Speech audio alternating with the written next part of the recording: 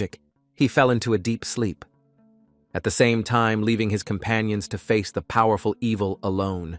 And since he fell asleep, 300 years have passed. But the restored peace and calm everyday life was just an illusion. And now the whole world was shrouded in darkness and black magic, which brought fear to everyone, turning cities into gloomy havens and displacing hope. The year the boy turned 13, an unusual guest knocked on the door of the magic tower, where he diligently studied books and magic. A hero with snow-white hair and bright golden eyes, she had heard rumors of a young genius who appeared only once every century, and she ironically doubted that such talent could be hidden in such a small child. The guy looked at her and ignored her. He continued to look for the book he needed, not paying attention to the girl. But she continued to say something in his ear, thereby distracting him from reading and causing internal irritation with her persistence. The guy, not paying much attention to her surprise, answered calmly that he was neither a genius nor a child, but simply had the name Lin. The answer surprised her greatly. She could not believe that Lin was really the same, the young 4-star archmage in the history of the Empire. This answer caused the girl to feel a slight pity, and she followed him like a playful puppy, not hiding her admiration. The heroine girl was genuinely funny and a little cheeky. She teased the guy, calling him a little child, despite his status. It was hard for her to call Lin a genius magician when he still needed to have his diapers changed, but the girl invited him to join her party, joking that if he joined, she would change his diapers every day. Another stupid joke drove the guy crazy. He filled his hand with fire and released a fireball straight at the girl. She was thrown back several meters right under the bookshelves. The girl got scared and started saying that she was only joking. Then all the books from the shelves fell on her head, covering her from head to toe, as if the tower itself had decided to punish her for her inappropriate words. Lin smiled for the first time in all the time he spent with the girl. He was glad that she finally closed her mouth and stopped chatting. But when she saw the guy's smile, she immediately woke up. She was glad that she made him smile at least for a moment and show real emotions. When Lin saw that the girl had an iron hand instead of a normal hand, he then became interested in her. They shook hands and she introduced herself. Her name was Esther. She was a warrior of the fake Heavenly Church of the Dragon of Light. A warrior is a fake, which meant that she improved her body with various modifications, spells, magic. But because of this, such heroes did not have long to live. Esther asked Lin to help her defeat the abyss that was spreading from the South Pole. In other words, she invited him to join her group of heroes. At that time, her group already included 2 famous people. The first was the famous archer of the Caius Empire, and the second was the priestess of the fire dragon from the Dragon Republic, Frida. But Lin did not want to agree because he was still young and did not want to die.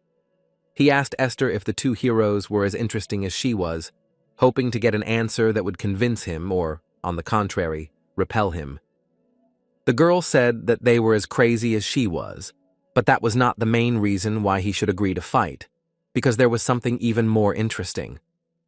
It was peace, which was the most important thing for the entire planet and for all people: security, peace, and life without fear. The word peace caused a strange resonance in Lin, who studied magic in the tower after being rescued from the slums, since his main goal was to become the highest-ranking magician in the Empire, a 7-star magician. He had heard rumors that if a person reached the 7th star, he would be able to see the truth of the world, but he wanted to reach that dimension where no one had ever stepped. Living by reading books about magic for the rest of his life was fine, but to reach the 7th star, he needed to know about the world outside the magic tower. However, aimless travel seemed too tiring to the guy, and he wondered whether he needed it, or whether it would be better to stay where everything was clear. And then came the clumsy heroine who offered him to save the world. Despite all the absurdity of her words, sincerity could be felt in her gaze. As it turned out, this offer was enough to pull the guy out into the outside world, where real dangers and unfamiliar roads awaited him. Even though he didn't have a burning sense of justice to save the world, he accepted her offer out of simple curiosity. After which he packed his things and set out with his new team on a long journey full of unknown battles and amazing encounters. He and the archer Kays were drinking drinks in the forest. It was surprising to the guy that Kays always drank alcohol. But as it turned out, he was mute, and without drink, his accuracy dropped catastrophically, as if it helped him feel the magical rhythm. And the priestess Frida was an inveterate smoker. She believed that, as a priestess of the fire dragons, she should at least be able to cast a breathing spell. With each exhalation, black smoke filled Lin's face, and she just laughed at it like a child. But nevertheless, they were both masters of their craft, and even their oddities did not prevent them from being dangerous in battle. A huge, one-eyed creature with horns and huge fangs rose above the forest, destroying everything in its path. This was the first joint battle of the new allies. It was time to test their strength and coherence in battle. They immediately attacked his eye. Since he was alone, by disarming him, they would get a good advantage and a chance to survive. And so it happened. The green monster immediately fell back, holding his bloody eye. And finishing off Lin with his magic, the yellow magic beam easily destroyed the huge creature. The team was strong. The terrible monsters they encountered on their way were easily destroyed. And also the minions of the abyss, advancing to the north, were unable to resist their teamwork in any way. Esther often joked about the guy, even during battles. She told him not to fall in love with her, even if she was very charming. She invited him to go on a journey with him when they finished their business. And she joked that she was jealous of him and afraid that another girl would deceive him. But the guy was already used to her stupid jokes and didn't pay any attention at all. And so, 5 whole years of their journey passed. They became a whole team that no one could resist. But when their journey to save the world from the abyss came to an end, signs of erosion appeared on Lin's body. This was the result of him being attacked by enemies for 5 years. And before the final battle with the abyss, he died, consumed by the poison that poisoned his soul. His life was ending. The guys could not save him in any way. They tried, but everything was in vain and to no avail. The curse was so strong that Frida could not remove it, even using higher-order magic. Lin didn't want to die, and remembered a certain method that could possibly help if done in time. He made a tiny flap of the Lord's filter, the spell of immortality carved into his heart. This magic, which led his body into a sleeping state and was supposed to heal him, but no one knew how long it would take for the revival, but this was the only remaining option. His body began to become covered in ice, more and more with each passing second as the magic worked within him. He grabbed Esther and said that he would definitely return, and asked her to defeat evil. She, with tears in her eyes, promised to win, and no matter what, they would meet again. They shook hands, and his body was already almost completely covered in ice. Esther said that she would be with him until he woke up, and the 4 of them would go see the world like in their best times. After her promises, his body was completely covered in ice, leaving only a white block of ice on the ground. His consciousness was drawn into the cold grip of death, a feeling of buoyancy and emptiness, like sinking into a swamp. The thought was that he still couldn't see the truth from the 7th star magic system that he was aiming for, and also that he was unable to fulfill the mission for the world together with his team, to whom he had become so attached over the years. The joint journey across the vast world ended in front of the army of the abyss, rushing forward with screams, and all that appeared before him was darkness, endless and viscous, swallowing up his feelings and body. When he was tired of struggling in the darkness, suddenly there was a glimmer, his eyelids fluttered, and a warm wind hit his face. Behind him stood a red-haired woman with a kind face and a worried look, who called him Rain and asked if he was okay. She was his mother, although he himself did not know that he had a mother, because the boy thought that he was an orphan from birth. Then they came out to a square, where there were a lot of people. The guy had no idea where he was and what was going on. When they approached the hero's square in front of the Vatican, the mother was surprised that the boy for some reason looked long and attentively at one of the ancient statues. There stood a statue, weathered and cracked with time, but still retaining its majestic power. He recognized them all at once because the images frozen in stone belonged to the very friends with whom he laughed, overcame dangers, and lived as one family. The heroine with the sword Rista stood proudly. The archer's smile was just as mischievous, and the calm figure of the priestess Frida radiated wisdom and warmth. And finally, he saw himself, a young man with eyes full of determination, hope, and inexpressible sadness, as if looking through the centuries. On the pedestal under their feet was carved an epitaph, the years of life, 4 lines that left no room for doubt that they were all long gone. He froze in surprise and anxiously asked his mother what year it was, as if afraid to hear the answer. She was alarmed by his strange words, but she still answered that it was now 1418, as if it were obvious. He couldn't believe what he heard, because in his experience the events of the past had happened quite recently, as if just a few days ago. He began to doubt whether he had really been reborn, or whether his memory, like a shadow, had been implanted into someone else's body without warning. It seemed impossible to him that Esther's laughter, Kay's drunken jokes, and Frida's aroma of tobacco could remain in the distant past. He wondered if they could have won their last great battle and changed the course of history. But he soon realized that this question was in vain, because the monument stood here as a sign of victory and as confirmation that the peaceful sky did not lie. The mother was surprised that he was saying rather obvious things, and said that if you climbed the Vatican Tower, you could see the frozen remains of Lord Lin. He realized that he was most likely in some other body then. The mother sadly told that Lady Hester remained with Lin until the very end, and only then her heart stopped, as a symbol of devotion. But for some reason he laughed, despite all the heaviness and tragedy of the story he was telling, as if something inside him responded differently. His mother frowned even more, saying that there was nothing funny about it, and asked what exactly made him laugh so much. And Rain simply remembered how Esther had once promised him that she would stay with him until the very end, and now he realized that she had kept her word. His fingers trembled as he touched the cold, time-eaten stone, trying to grasp the elusive reality. Tears flowed from his eyes without asking permission. He understood that he was the only one who did not fulfill his promise. He didn't know what his comrades thought of him, but he was a historical figure. The emperor himself personally erected a monument to him, and many towers of magicians and families of magicians considered him a saint. But the past 300 years have left him with only magic and memories of traveling to many places. And also the faces of his comrades, who always smiled brightly in his memories. They became legends, not memories. Esther once said that moments only become memories when they are shared with someone. This means that the guy's memories weren't memories yet, since he didn't tell anyone about them, and until he dies and meets them, they will remain unshared. And he had to go this way alone, as if someone had cursed him to live forever among the sounds of his own echo. Meanwhile, while he was deep in his thoughts, his mother quietly came up and placed a cup of hot tea next to him. But he still did not know what place he had been assigned in this world, and what exactly was the task for which he had been returned.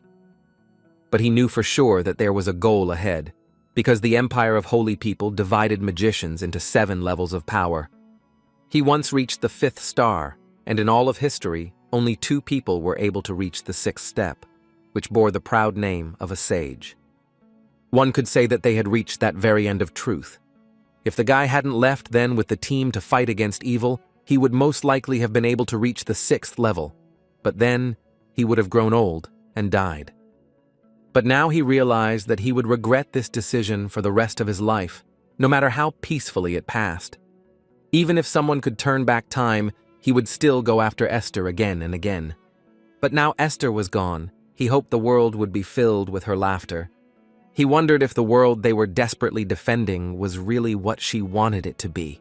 The boy realized that he had to become a 7-star magician, because if he reached the end of magic, he would be able to see the true face of the world. Standing in front of the statue, he made an inner promise to himself to try his best to one day break free from the sadness and boundless emptiness that had engulfed him. The images came suddenly, like a spring shower, among them Esther, laughing and calling him to look at the blossoming trees. Frida, teasing and caring, said with a slight smile that such moments are truly romantic and remembered forever. Kay's was reserved and kind, always silent at the right moment, while Lin invariably grumbled. All the members of the group were strange in their own way, but that was precisely the beauty of their travels, which he greatly appreciated. He spoke their names carefully, as if touching glass, and silently prayed that even a silent voice would reach them wherever they were.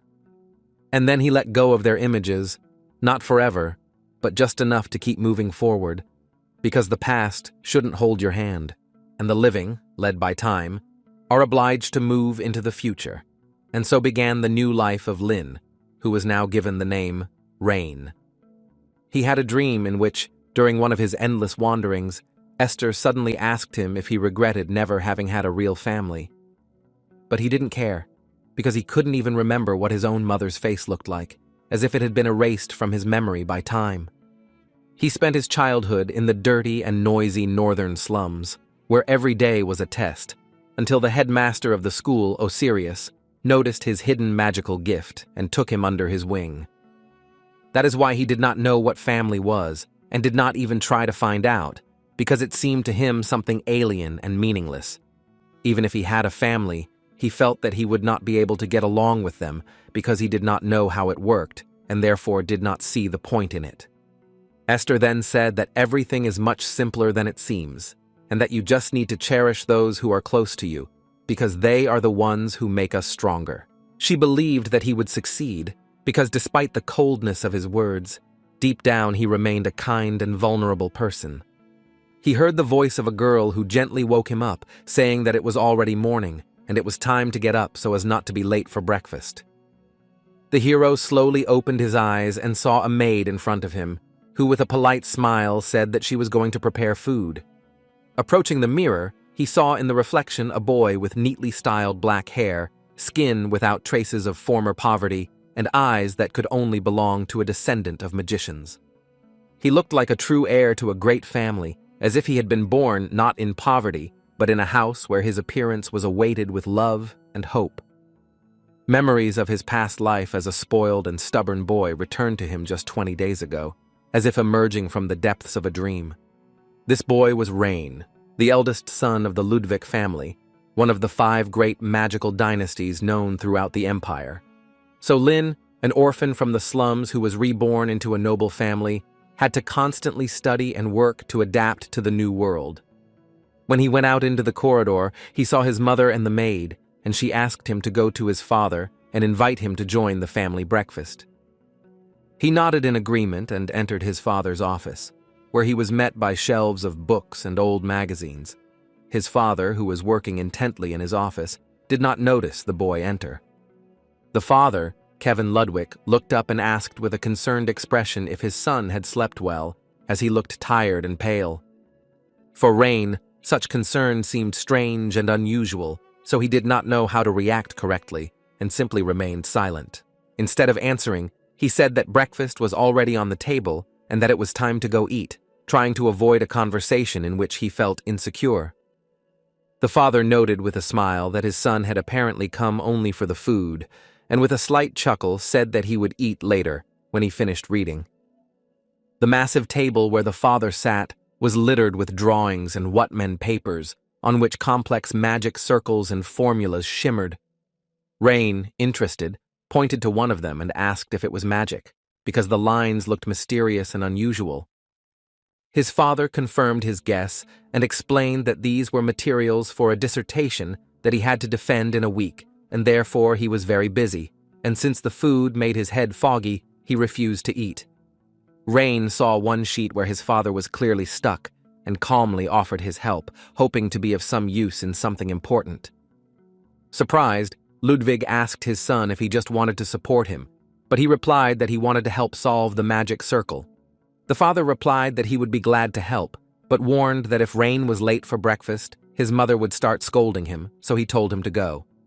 The father didn't even notice how his son came closer and was already studying the diagram, deftly scanning the runes with his gaze with such ease as if he was doing it not for the first time.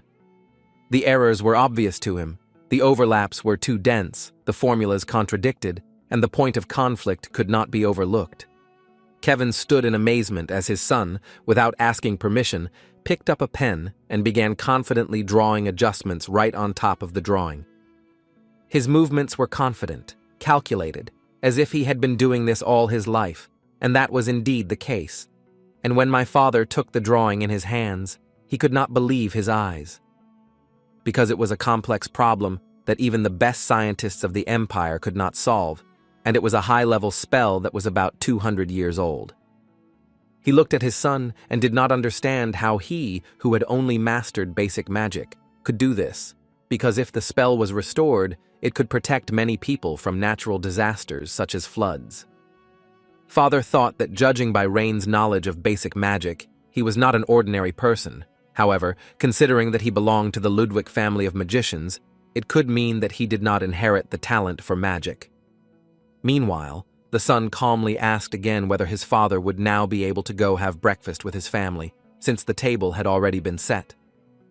Kevin hugged his son and said that of course he could. Raina's family was small, consisting of a mother, father, and younger sister, who only got together on special occasions. The little girl who looked through the door was his sister, whose name was Sari. She had iridescent black hair that was like silk and red eyes. She was quite a cute girl who inherited the traits of the Ludwig family, just like Rain.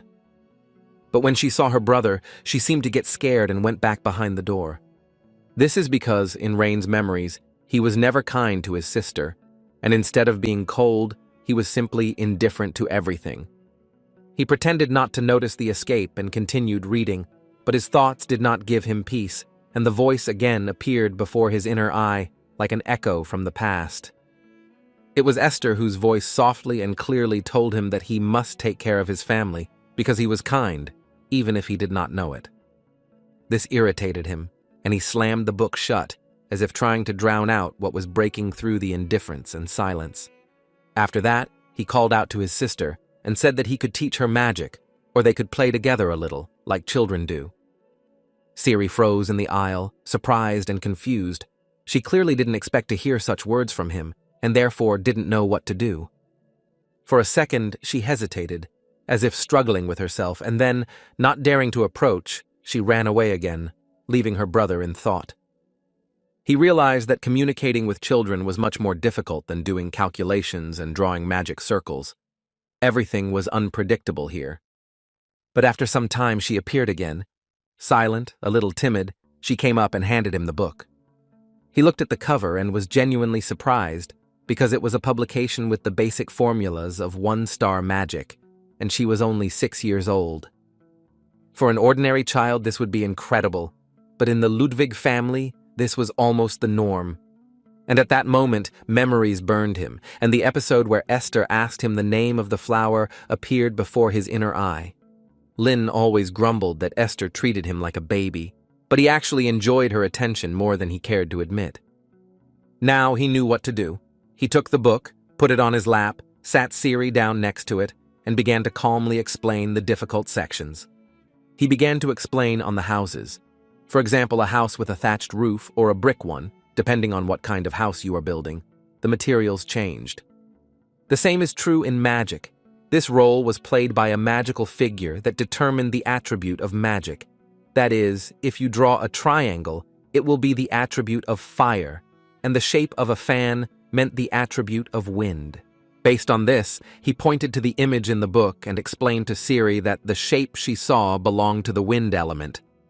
The next important step was runes, ancient symbols that played the role of words in magic and determined what the effect would be. He spoke about how the combination of the circle shape and the rune determined the outcome, such as fire being contained or wind being carried away. But it didn't end there. Magic wasn't just a combination of shapes and symbols. It had mathematics, equations, formulas, calculations, logic, and that's where Siri stumbled. When he said the word mathematics, she frowned, and when he repeated it, she tilted her head in surprise, but continued to listen to her brother with interest. The maids and butlers looked at each other and exchanged light smiles as they watched the touching scene of the brother and sister studying. One of the maids whispered that Master Rain had changed a lot after he returned from Heroes Square. When the parents entered the library, they found the children dozing side by side on the desk, tired but peaceful. The mother, barely able to contain her emotions, covering her mouth with her hand and wiping away the tears that appeared from the unexpected tenderness of the moment, suggested capturing this moment in a painting. Father said that by the time the artist arrived, the children would wake up, especially since Sari was very shy. Kevin walked closer and noticed the items on the table, which included books, feathers, and magic circles hastily drawn by a child's hand, and he immediately realized that Rain was teaching Siri. He quietly said that Rain had changed since he returned from the square, and now there was some kind of inner strength in him. His mother noticed that even his speech had become more mature, and she worriedly asked if this was due to the influence of the abyss. Cabellon dismissed it with a grin, saying that it was more of a family thing, and recalled how he himself had once experienced a similar feeling. He said that when he was a student and had a 3rd level, he had the honor of meeting the great mage Lin, a 5th level. He admitted that at that moment he felt ashamed, because he himself was only a 3rd level mage at that time, and he bragged about it, but he himself stood in front of a legend, and perhaps Rain's son had similar thoughts. When the mother asked again if Rin's body was really frozen, the father confirmed, adding that it looked almost alive. And he admired how he maintained his appearance through ice magic. She asked him with interest to tell her more stories, but he shook his head with slight sadness, as if to say that everything had already been told long ago. But suddenly he seemed to remember something important, that the ice contained Lady Esther's magic, and only Lord Lin and Lady Esther could awaken it. Kevin suspected that there was a letter that Esther had left for Lin, who might one day be able to read it. Father told Mother that Rain might not just be a genius, but someone who could one day reach the level of a sage. He shared that this morning Rain had solved a magical scheme that he had been working on unsuccessfully for almost a year. She was surprised to realize that it was this event that prompted Kevin to go to breakfast, although he usually did not get distracted from business. The father realized that it was time to teach his son the family magic. The Ludwig family has been famous since ancient times as thieving mages, as their strength lay in the ability to copy magic, and Rain can become the same. Kevin honestly admitted that he is not sure how much he will be able to teach, but he is ready to pass on everything possible. When his wife asked if it was really that much, he nodded and replied that it was exactly that, and even more than she thought, but he had an idea how to do it. Under the spring sky, tulips stretched to the horizon, forming a blooming ocean of light and peace. It was a place called Cias Tulica, where a 1/3 of the land belonged to the Ludwig family, where meanwhile Rhine, with grass in his mouth, lay on his back, looking at the sky. But suddenly he sat up, as if an important thought had struck him. He muttered that if he wanted to develop, then he needed to set medium-term and long-term goals for himself, especially if this was the path to truth. After all, to become a 7-star magician, one had to do a lot, and no matter how young he was, there was no time to waste. But first he decided he needed to call a guide, and Rain laid out the paper on the grass. But suddenly his sister came up to him from behind and asked what he was doing. He sighed, looking at her irritably, because from the day he became kind to her, she did not leave her side, and told her that he was going to call the guide. And he suggested to her that if she wanted, he could do the same for her, and of course the sister happily agreed. While she was happy, Rain was pleased, but at the same time, he thought that her speech was a little awkward for a 6-year-old child. He began to explain that the shape of the circle was a polygon, and the runes he used signified foundation and movement, and each rune carried a meaning, and the combination of all 4 created a special effect that was only available to rare magicians. This magic belonged to the 4th level, which only a few people could achieve, and it was considered almost the pinnacle of mastery. In that country, only 10 people possessed it. As the energy entered the circle, a flash of power illuminated the paper, and a magical reaction caused crackling and sparks to fly through the air. He felt his body heat up, and his nose suddenly started bleeding. It seemed like something had gone wrong. When he took out his hand, the flash disappeared. He realized that he had not yet coped with such power. And it was lucky that there was a spell from Hyde. If there had been combat magic, everything could have ended much more critically. As he held his nose and winced, the light in the circle began to thicken and form a figure that resembled a winged creature. Rain called him Rudian. Sister extended her hand in admiration, and the butterfly landed lightly on her finger, fluttering its light wings. Rudian could evaluate the user's abilities and determine potential magical power, and then guide the user to what he needs to learn and practice more. The rune Ju in the guide spell reported on the basic magical power, and the rune Yu on the use of magic. In short, the best runes for training were collected. It might seem simple, but it had 4-star magic. He asked his sister if she liked the result, and she, beaming with happiness, nodded with joyful sincerity. He gently told her to go and study on her own so that she wouldn't get in the way, but inside he felt a warm pride. When the butterfly flew off her finger, Siri laughed and ran after it, not hiding her delight and childish awe. And Rain frowned, seeing that his magic level was lower than that of an ordinary beginner, and his magic line left much to be desired. Things were no better with his physical strength. He felt that this body was still far from the level he had achieved in his past life. This was what was causing concern, since even to raise magical endurance to a basic level required months of training. But the latter rune suddenly reacted, and the system prompted that he could access techniques related to the blood limit. He realized that Rain's body was not complete trash.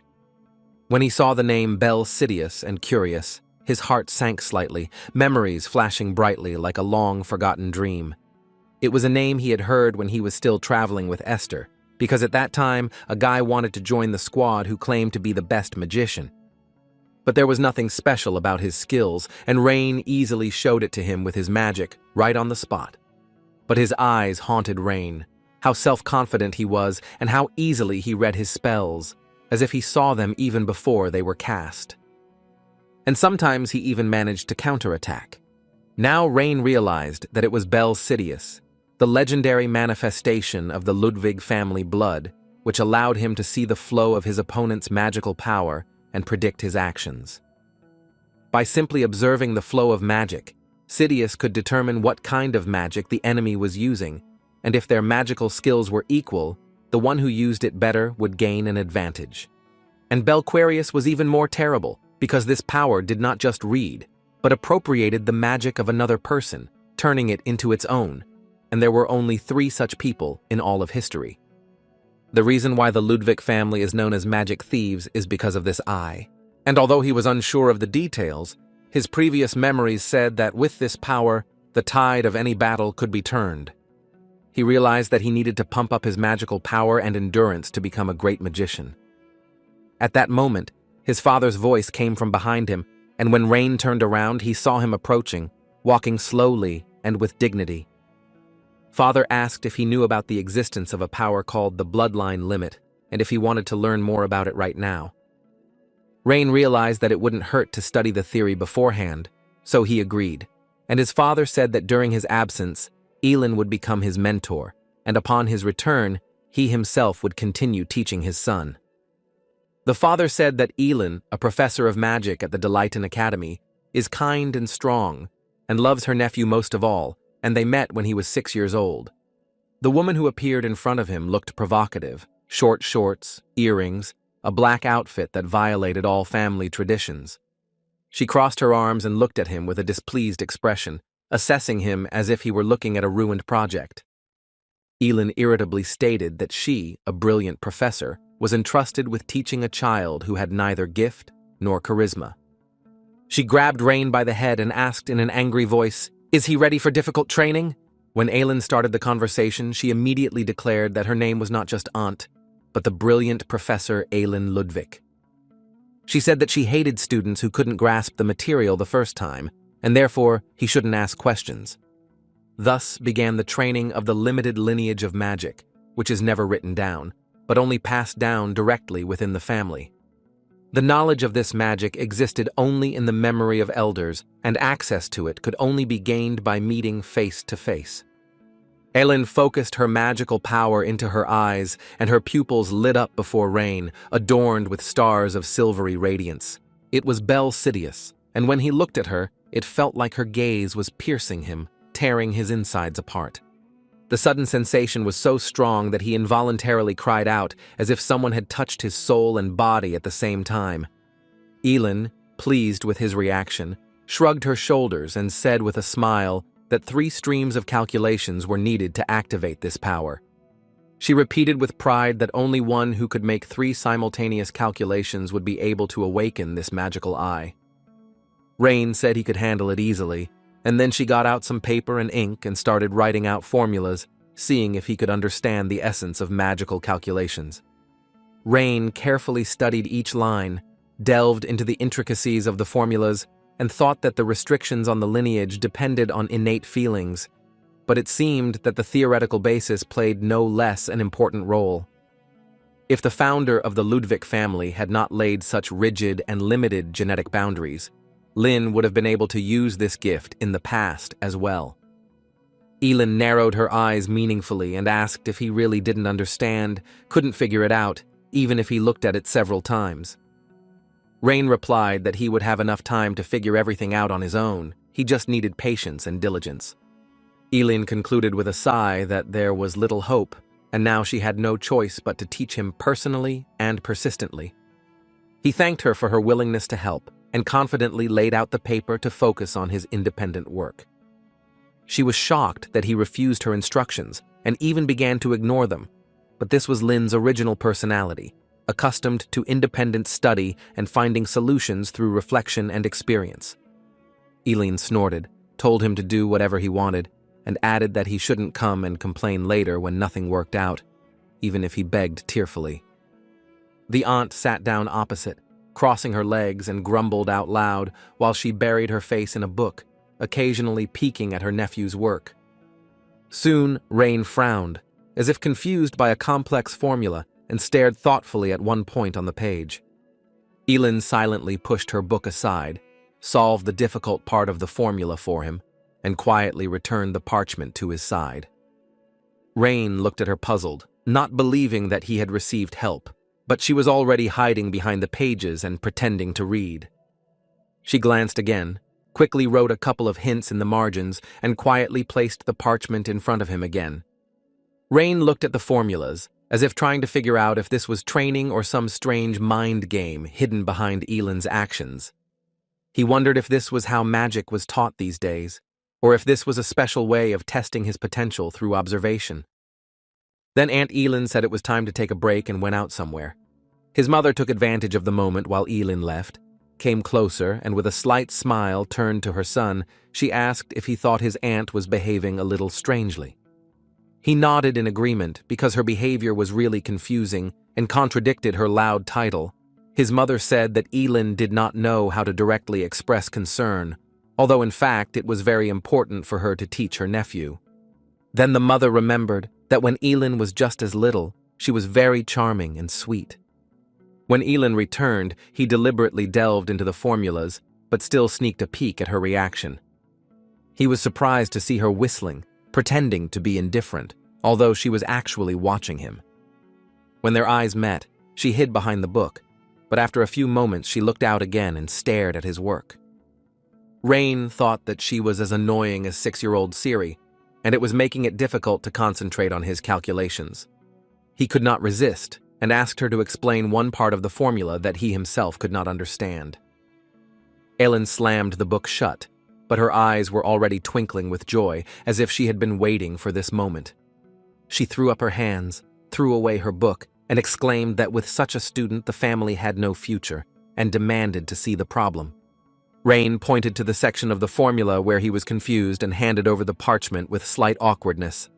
Aunt quickly explained how to solve the example, showing a simple method and rolling her eyes at the obviousness of the answer. He apologized, but he felt a thirst for knowledge growing in him, despite his awkwardness, and Elin again said that he still had many gaps, and was surprised at what he did before he was 9 years old. The guy pointed to the new formula and asked what it meant, and didn't wait for Elin to get angry. She sighed and said that she had no choice, and now she would have to teach him this too. Elin clicked her tongue, warned that this was the last time, but still leaned over to explain. He asked again about the other part, not hiding his smile, and already knew that she would answer anyway. This was Elin in the role of a mentor, noisy, stubborn, but sincerely passionate about learning. And although her methods were strange, with her help, he learned much faster than he could have expected. On the 10th day of training, Rain felt a strange burning sensation, as if a light had penetrated into the very depths of his eyes. He grabbed his head, feeling how the pulsating energy was growing, and his vision was turning scarlet. A red light filled his field of vision, and his pupils began to pulsate, as if receiving an unknown force. It felt as if all the blood in his body was rushing to his head. The eyes were engraved with the mark of death, and a stream of numbers rushed before him. All the information about everything in the universe entered his brain in the form of formulas. Is this really what it is like to be the creator of the world? Rain tried to use simple magic, and the formulas themselves emerged in his mind, perfectly constructed, and he realized that he was able to understand magic on a deep level, as if he had become part of its essence. Now he knew how that other mage in the past had understood and parried his spells without effort. He was shocked to realize the scale of what was happening and wondered how far he could go. Everything around began to be perceived as complex numerical formulas describing existence itself. He looked up to see Elin staring at him as if she couldn't believe her eyes. Aunt muttered words full of amazement, not understanding how he had managed to achieve this in 10 days. Elin did not understand how her nephew was able to master Belsidius so quickly. Personally, after receiving a special education, it took her 7 whole years to master this magic, and she was told that it would take 70 whole years. And the guy was able to use several spells at the same time in just 10 days, from scratch, without knowing anything. She thought that with such abilities at a young age, he would be able to compete with Lin, who was called the Master of Simultaneous Summoning, of course if Rain is not Lin. When the academy classes ended, Kevin returned to the mansion and thoughtfully repeated his sister's words that Belsidius was mastered in 10 days. It sounded so incredible that his mind refused to accept it.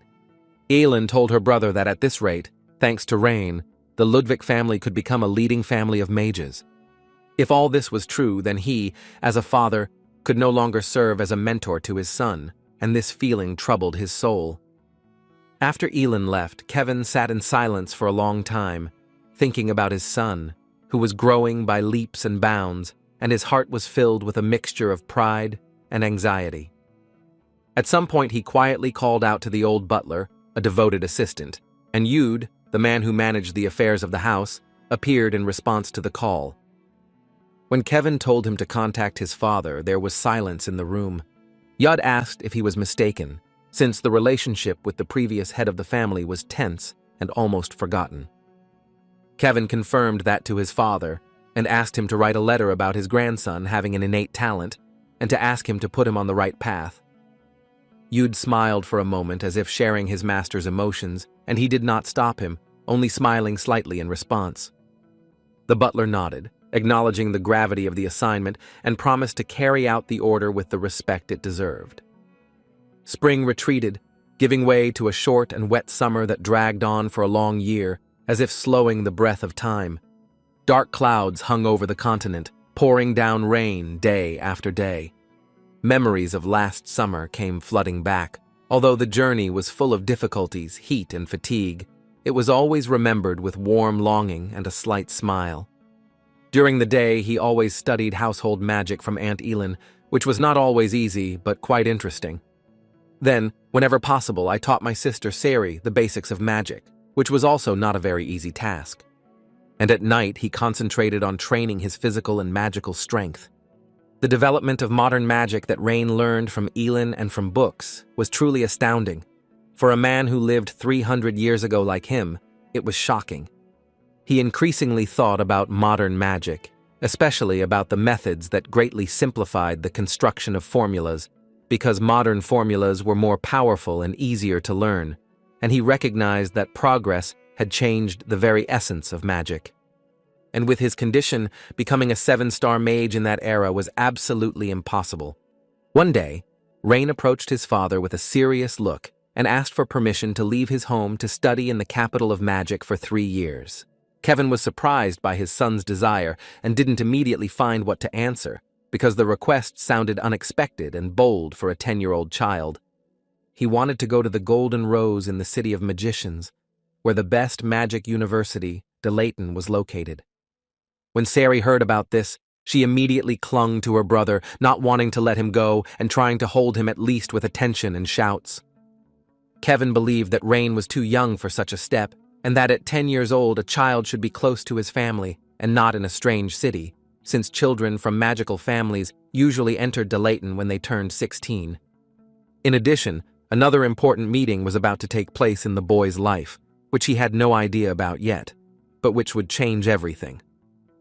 Kevin took out a letter with his personal seal and placed it on the table, making it clear that his decision was not only out of concern, but also a plan. The letter came from Rain's grandfather, one of the greatest magicians and the former head of the entire family. Elin, seeing the letter, stopped eating and froze with a fork in her hand, amazed that the great magician had made himself known again after so many years. Scalzi Ludwig was not just a relative, but a master of Bel Curious, a rare spell that only a select few could wield. A surprised Rain listened attentively, not immediately realizing the significance of his grandfather's offer of personal training. His father smiled softly and said that training would begin immediately after the end of summer, which meant that Rain's path was determined from that very minute. As the long summer ended, the autumn sky blossomed with bright colors, painting everything around with a soft light and giving the streets an atmosphere of coziness. The carriage crossed the borders and arrived in the city where a new chapter in the boy's life was beginning. The city greeted the travelers with luxury and grandeur. Each of its quarters shone with its own light, as if reflecting the magical palette of the world. His father took Rain to the Academy of Magic, where Scalzi Ludwig taught, and the boy looked at the high towers with interest. Entering his grandfather's office, he saw a typical magician's room, books, drawings, and in front of the window stood he, his grandfather, the master of a rare spell. The old man looked at him intently, realizing that the boy had not come simply to study, but was seeking to awaken Bel Curious, one of the highest gifts of the family. Usually magicians use written circles and formulas, but the real art is the ability to do it mentally, on the fly, which is exactly what grandfather did. The old man used magic, and from the pressure all the books began to fall from the shelves and the walls began to shake. Rain couldn't understand what to do. Grandfather seemed to be ready to attack with magic with 3 red triangles. Despite his doubts, Rain concentrated and raised his palm, starting a chain of calculations and subjugating the space around him. As the flow of magic passed through his vessels, a wind rose in the room, the furniture creaked, and the air trembled with tension. Scalzi froze, feeling goosebumps run through his body as he realized that a rare power was being revealed to him. The magic circle disappeared without activating, but it was not stopped, it was erased even before the energy was released. The old man realized that the boy had contained the magic himself, and now before him stood not just a child, but a natural-born master. And this was the same magic of Bel Curious, which could control visible magic at will. He saw the boy smiling, enjoying not the power, but the very opportunity to learn and discover the facets of strength. Grandfather said that mastering Bel Curious was not the final point, since in order to use it correctly, the master must understand the essence of magic.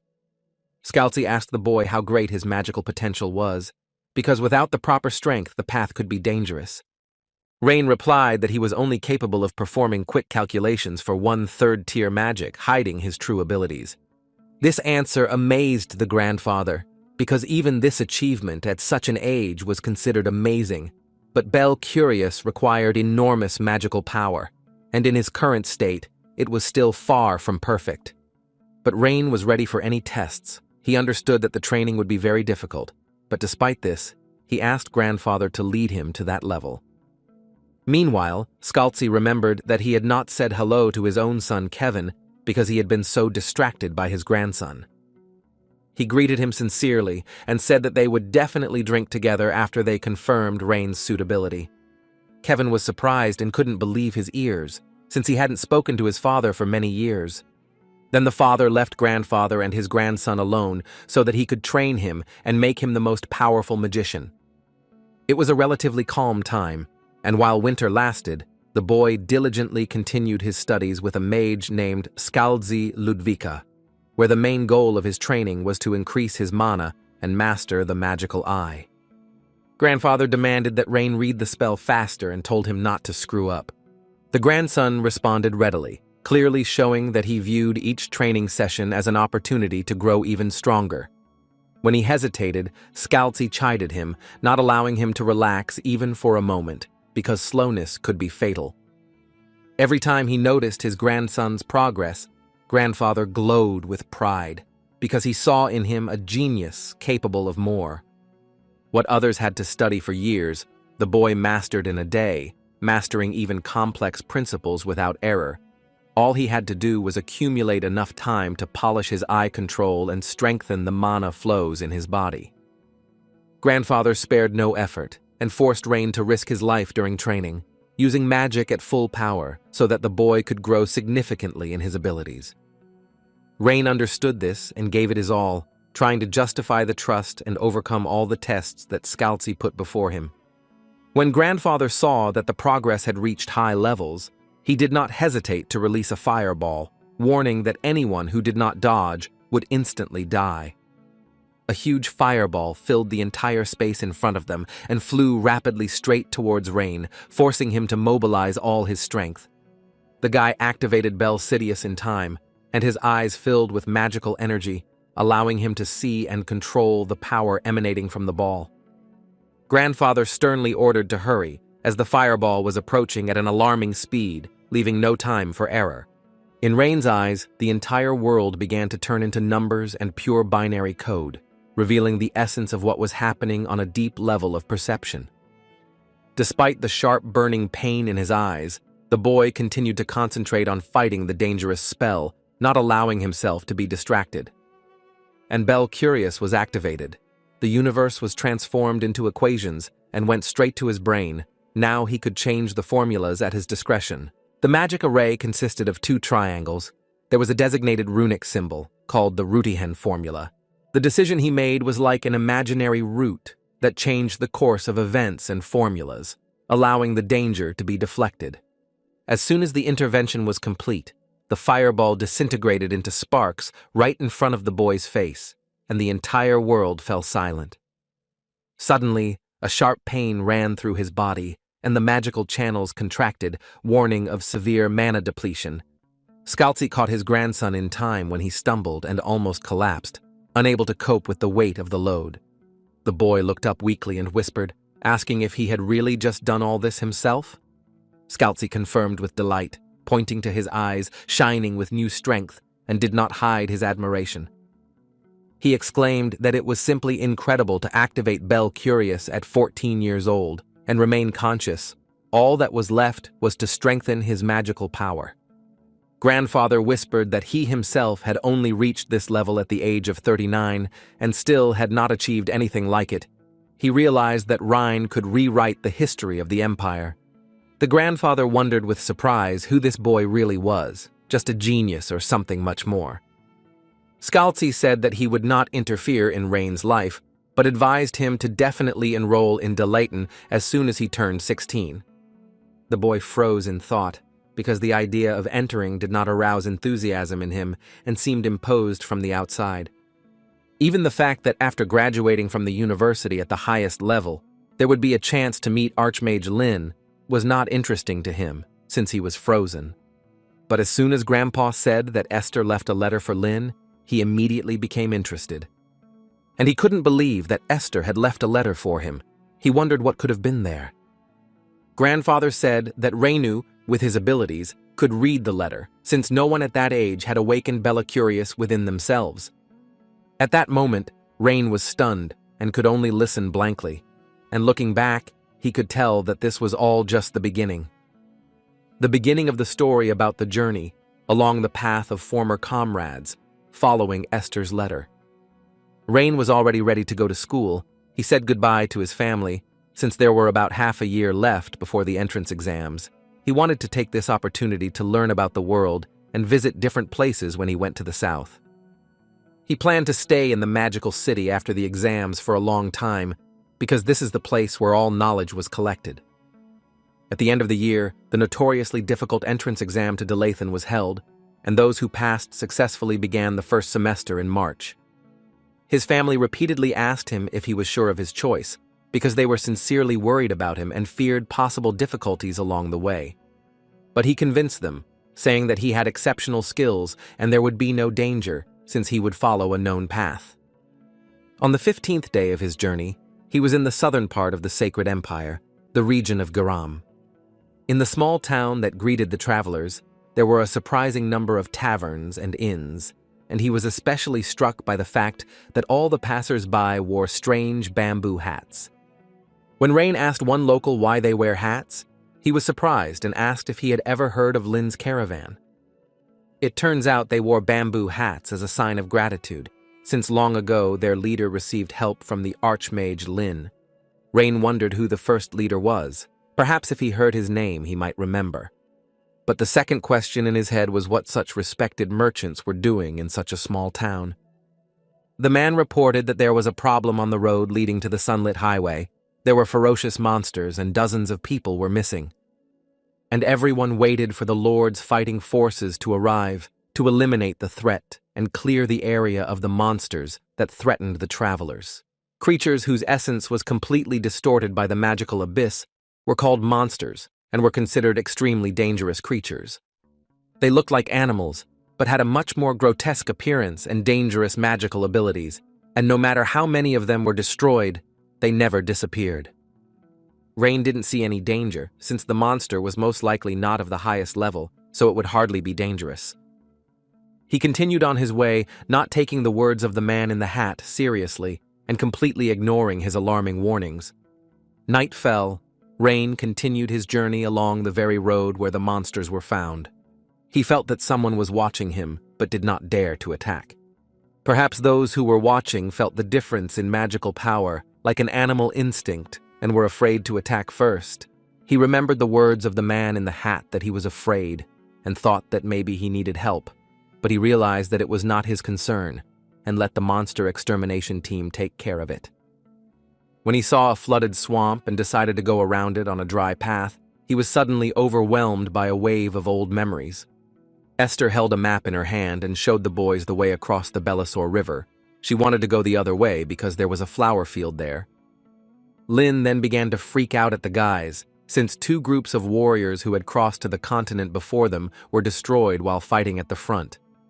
And because of this, the front line stalled, and they barely held on, waiting for help from the other heroes, and Esther was talking about the flower field, and this irritated Lin, because he understood that not all team members realized the seriousness of the situation. Frida at some point agreed with him, saying that she too felt the tension, and added that they really should hurry. Kays mused that they simply didn't have time to eliminate all the monsters, as they were spreading across the continent without stopping.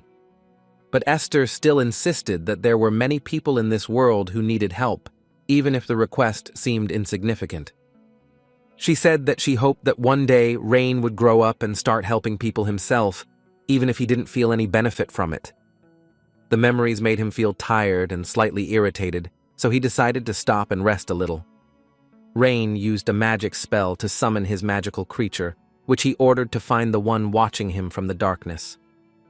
While the servant carried out the order, he sat quietly and rested, relaxing his body and mentally preparing for the upcoming meeting with the unknown.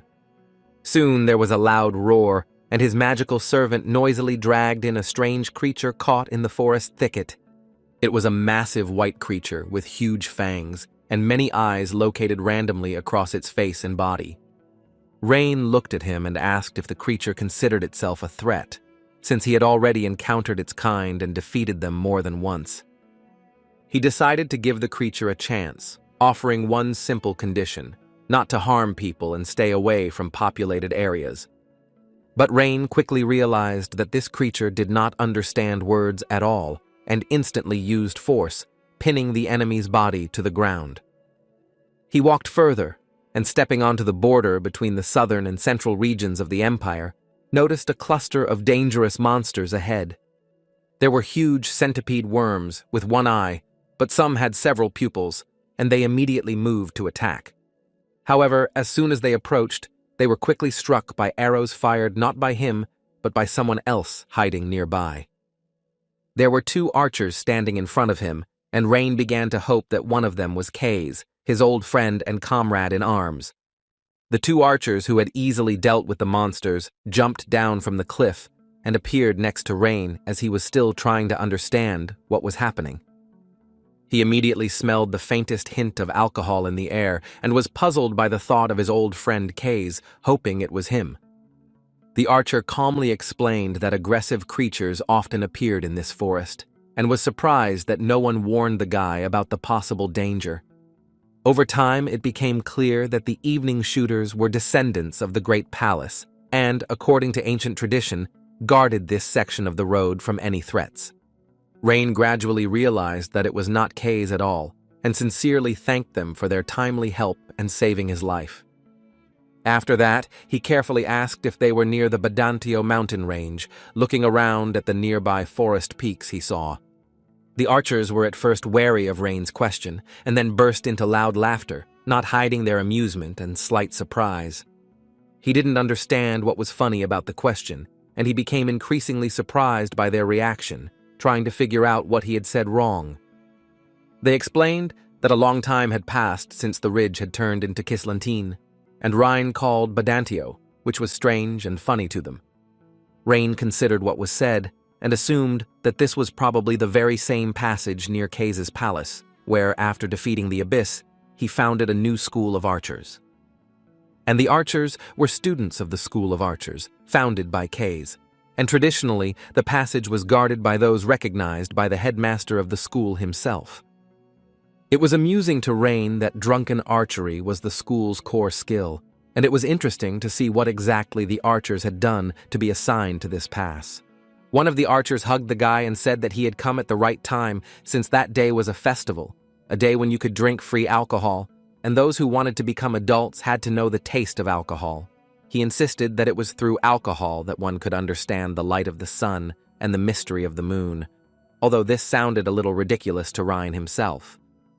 Another archer sternly reminded her partner that their duty was not over yet and asked him not to be distracted from guarding that place. But he couldn't leave a child like Rain alone. He grabbed him and ran to the entrance of the village so that the boy would get there safely. They walked along a hidden path because of the fallen leaves. Usually the school students cleaned up the leaves, but that year so many had fallen that they had to clean them up endlessly. Then they almost reached the end of the path. The archer said that if you climbed the wooden stairs, you could get to the training hall. If you went straight ahead along the path, you could get to the village itself, where the festival was taking place and local residents gathered. Rain stopped suddenly when he noticed a stone monument in the middle of the forest, standing alone among the fallen leaves. He came closer, and when he was able to read the inscription, his body seemed to freeze, and an unpleasant feeling flared up in his chest. He instinctively clutched his chest, realizing that in front of him was a memorial to some great hero, and something inside him clenched. An archer nearby suggested making a wish, which surprised Rain because he did not understand the meaning of such a custom in this place, and the guy asked why it was worth making wishes here, because everything around looked deserted and forgotten. The archer was surprised in response, although he realized that perhaps Rain did not know history because he was still too young. He explained that this was not just a monument, but a real tomb of the Kaze palace, where many prayed for protection and help. Rain didn't believe the student's words and asked him not to joke like that. He made it clear that there was no point in him joking since Kaze was a hero, and ordinary people could not put a tomb in the middle of a mountain. The archer was surprised that the guy didn't know the history of the tomb. He asked if he even knew the Archmage Lin, whom everyone knew, and Kaze was his comrade. And Kaze believed that Lin would return, even after death. And Kaze said that if the grave was in the village, Lin would not have come, because he was embarrassed, so he asked to be buried on the mountain, where it was empty. He clearly remembered being angry at him for the smell of alcohol, pushing him away when he tried to joke and ruffle his hair. Rain saw how Kaze taught him the basics of magic in the past, patiently explaining even the simple principles because he believed in him. It flashed through his mind whether Kaze knew then that their farewell would be their last, and that they would never see each other again. He looked at the tomb with a heavy heart, unable to look away, as if expecting his comrade to suddenly appear from behind the trees. After all, Kay's promised to return to meet him. It was as if something had snapped inside him, and his mind clung to the word promised, which echoed in his head over and over again. Rain simply turned and ran away, not looking where he was going, not paying attention to the trees or the ground beneath his feet. He ran like a madman, screaming at the top of his voice, and tears streamed down his cheeks and would not stop. When the boy tripped over a root, he fell heavily right into a pile of autumn leaves, hiding his face in their cool dryness. Rain lay in the leaves, feeling how everything inside him was constricted with pain, and he did not find the strength to even move. He did not stop screaming, as if he wanted to drive out all the pain, all the memories that were tearing his heart from the inside. The guy sat down on the edge of a cliff near the mountain and again plunged into thoughts and memories that haunted him. The thoughts were that I needed to return to Kay's grave and say goodbye to him properly.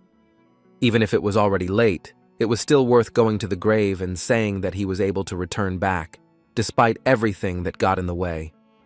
And say that he is sorry and ask for forgiveness for everything that was done wrong, hoping that his words will be heard. When he lay down on the stone, he saw a bird flying smoothly in the sky, reminding him of something warm and distant. Rain recalled how Kay's could easily find birds in the dark thanks to his keen eyesight and innate intuition. He still didn't understand how he managed to aim when he was almost always in a drunken state, far from lucid. But the truth was that Kay's couldn't even hit the targets if he was too sober and too focused. The archer also could not speak because he had no tongue, but at night he snored with such a sound that no one could sleep. He saw the moment when they last met, and the memory seemed to flare up in his chest like fire. Rain screamed in pain, his voice breaking against the backdrop of crying faces he could never forget. He heard that crying again and screamed louder, as if he wanted to shout down his own melancholy and helplessness.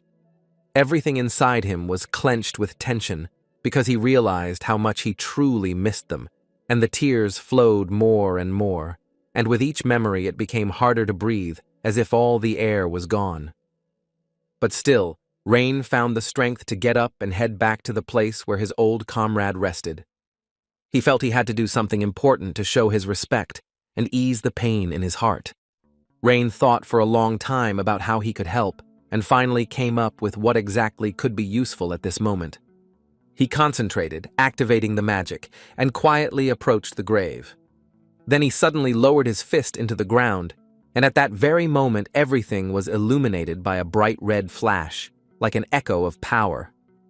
Every leaf and even the smallest piece of debris would flash and disappear into thin air as if they had never been there. Rain stood silently and watched as the fire cleansed everything around, leaving behind only warmth and the rustling sound of ashes. Now Kay's grave shone with purity, without a single unnecessary trace, as if nature itself had bowed its head in respect.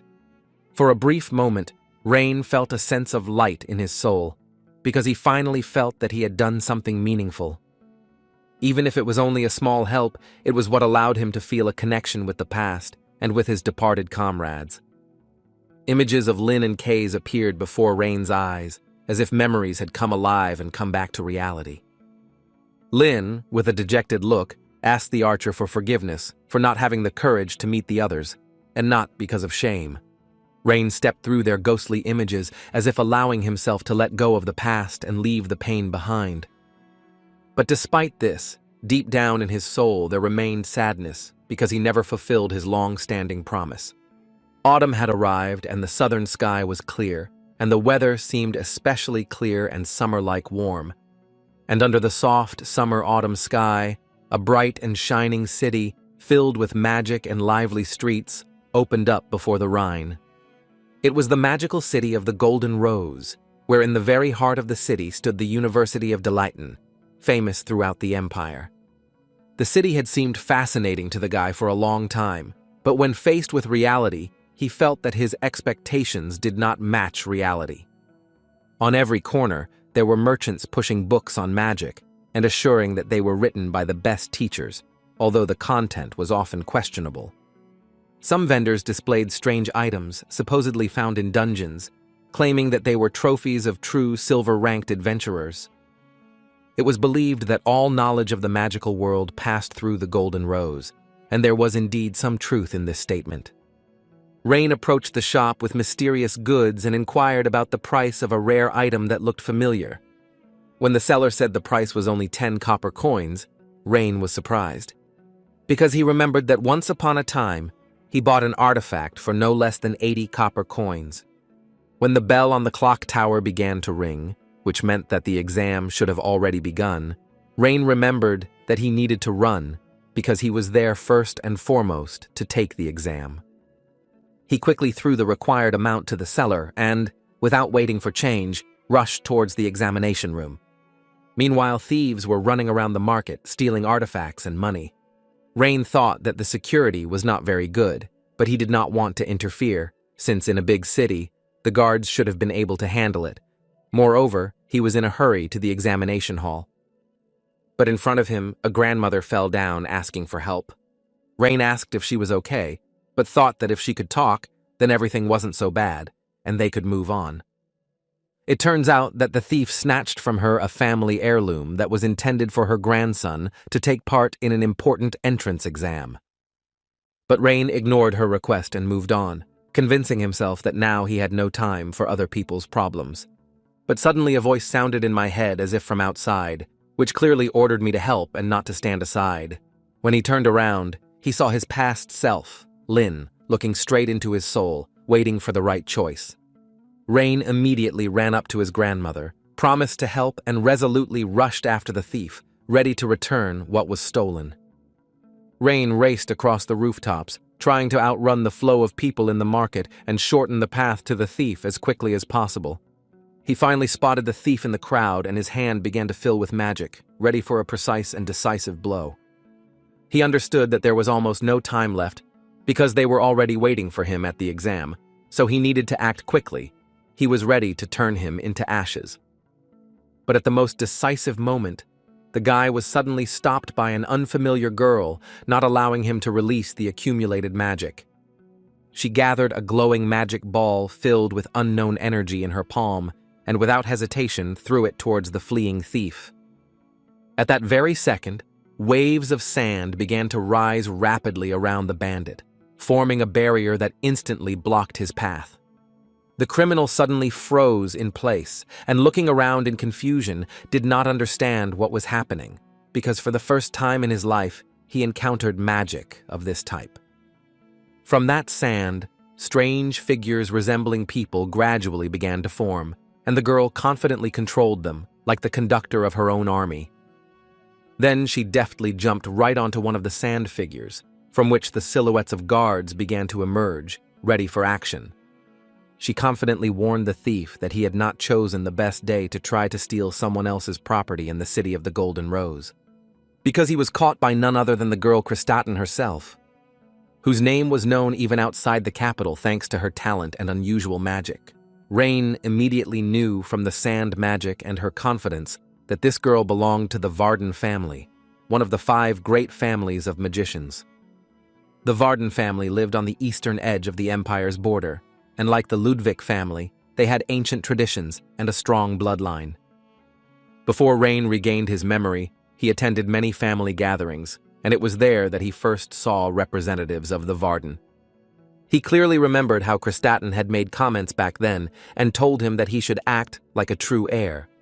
And every time he encountered her, she would be smart and lecture him, so he would jokingly call her a nerd. The guy was a little surprised to see that Kristaten was already wearing an official uniform since they were the same age. It turned out that the thief also possessed magic and was not going to give up, engaging in active resistance with her. The magical duel was so powerful that passers-by in the market were thrown aside by flashes and energy strikes.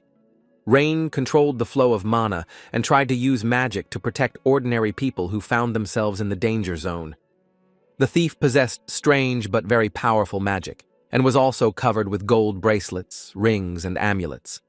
Kristaten quickly realized that she was not facing an ordinary thief, but someone much stronger, and decided to use a more powerful spell, 2-star magic. The yellow magic circle began to expand and glow, painting the area in a bright color and showing her intentions.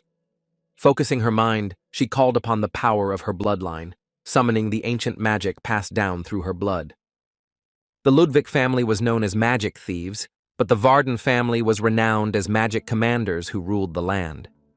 A giant sand golem, several times taller than a man, with eyes glowing with a destructive red light, burst out from underground. The golem, obediently awaiting the order, directed its flaming eyes straight at the thief, preparing to carry out the will of its creator.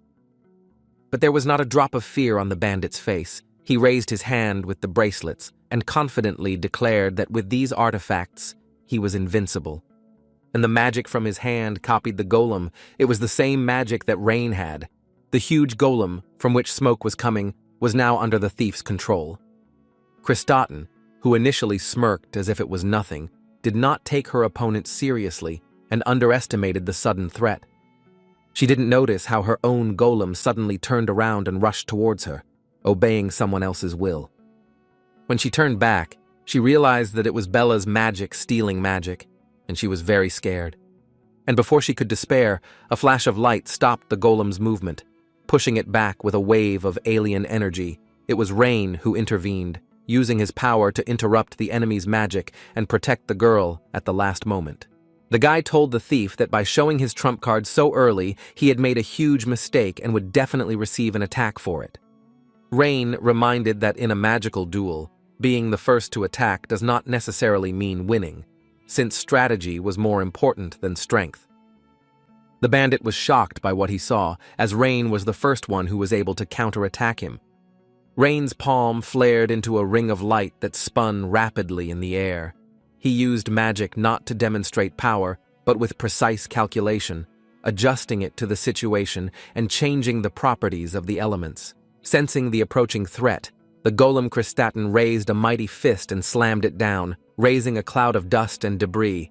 This was the form of Rain's magic circle called the Circle. And the engraved rune gave the water the ability to spread quickly.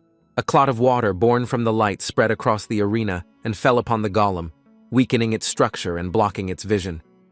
Kristaten, who was soaking wet under this downpour, asked the guy if he was really a water elemental mage. And she involuntarily tensed up, realizing that even the simple element of water could become a powerful weapon against the element of earth. Although such magic could not deal a decisive blow since he did not fall from one-star magic, it significantly reduced the golem's defense and changed the conditions of the battle. The thief began to mock and laugh again, but now from both of them. Suddenly, the golem's massive fist thundered straight towards Kristaten and Rain, destroying everything in its path. Rain reacted instantly and created a shield of water magic to contain the attack and protect himself and the girl. But the power of one spell was not enough, and the pressure of the blow broke through the defense, forcing him to retreat. The girl next to him watched what was happening with alarm, assuring him that water would not be able to withstand such a force. Rain continued to fight despite the mounting pressure and refused to give up, even when the situation seemed hopeless. The sand golem's huge fist finally broke through the defense and rushed with all its might towards the frightened girl's face. Rain grabbed her arm at the last moment and pushed her aside, taking her away from the approaching fatal blow. Having missed, the golem lost its balance and began to rapidly sink into the water. Rain instantly knew that the time had come to act decisively and use everything he had without wasting a second. He remembered that a thief who stole the magic of others lost the ability to use his own, and that was the key to victory. He activated the one-star spell in just a few seconds. All the calculations in Rain's head were completed, and the magic formula took its final form, ready for immediate use. The magic circle took the form of a double square, inside which 2 runes lit up, signifying law and path, symbolizing order and movement. This magic gave the earth element the properties of binding and reverse flow, and the entire formula was based on calculation. The light scattered as the magic circle shattered in his hand, and vines began to quickly grow from the cracks in the marble slabs. The vines, precisely controlled by the will of the magician, dug into the weakened legs of the golem and began to rise up, blocking his every movement. The creature shuddered in rage, but all its strength crumbled before the precise calculation and strategic use of elemental magic. The thief tried to subdue the golem again, but his attempts were unsuccessful. His body could only make dull sounds, being completely immobilized. The last vine burst out from under the thief's feet, instantly entwined his body and completely limited any possibility of resistance. He desperately tried to break free, but he couldn't even move. Rain walked up to him and tore off all the artifacts from the thief's hands. They looked quite curious. The thief shouted that the artifact was his property, but Rain knew very well that it was stolen from his grandmother. When the guy looked closer at the artifact, he saw 2 magic circles engraved. This meant that the thief could steal up to 2-star magic, thanks to Bel Sidious.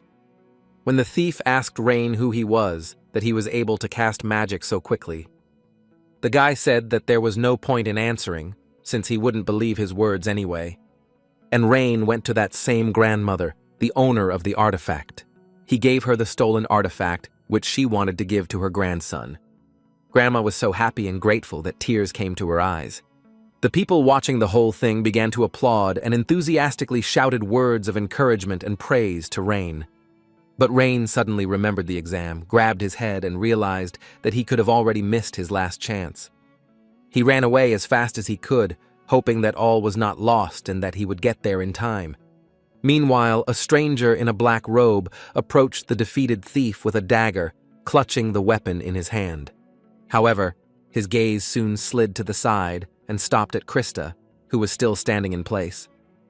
The woman turned out to be Professor Carolyn, who looked at Krista appraisingly and informed her that she had made a mistake.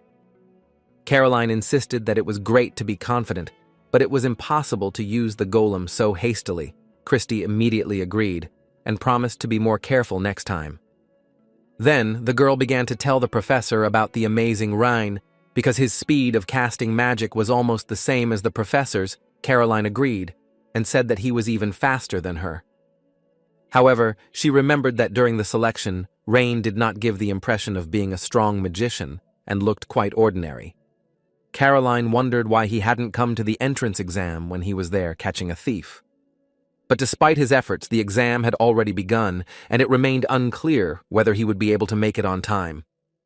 Rain continued to run, not stopping for a moment, as if his fate depended on it. Krista, who was also supposed to take the exam, sighed in disappointment as she realized she was late. She approached Professor Caroline and asked if she could be given another chance, since they were helping people. In her opinion, if someone should be punished, it should not be those who bring benefit to others. Krista stated with conviction that even thieves make the world more interesting by adding events to the ordinary. She believed that it would be beneficial for the school to have students as out of the ordinary as Rain. Caroline agreed with her words because it was indeed true. The professor came into her office and took out information about the students who had applied and looked for Rain on the list. When she found information about him, she read that he had no experience in participating in magical competitions and also did not have significant achievements in other areas. Caroline thought that the genius prodigy that everyone was talking about could be a disaster sent to the Ludwig family from heaven. But when she read that he had been grandfather Scalzi Ludwig's assistant for 3 years, she was a little surprised. But the fact that Rain was his relative did not mean that he could do anything.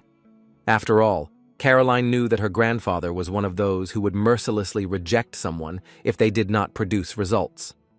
But it was strange to her that Rain was just an assistant, and he was called a genius prodigy in the 8 great schools. She wanted to find out and asked her assistant to make an appointment with the rector, because there was something that needed to be discussed regarding an individual appointment.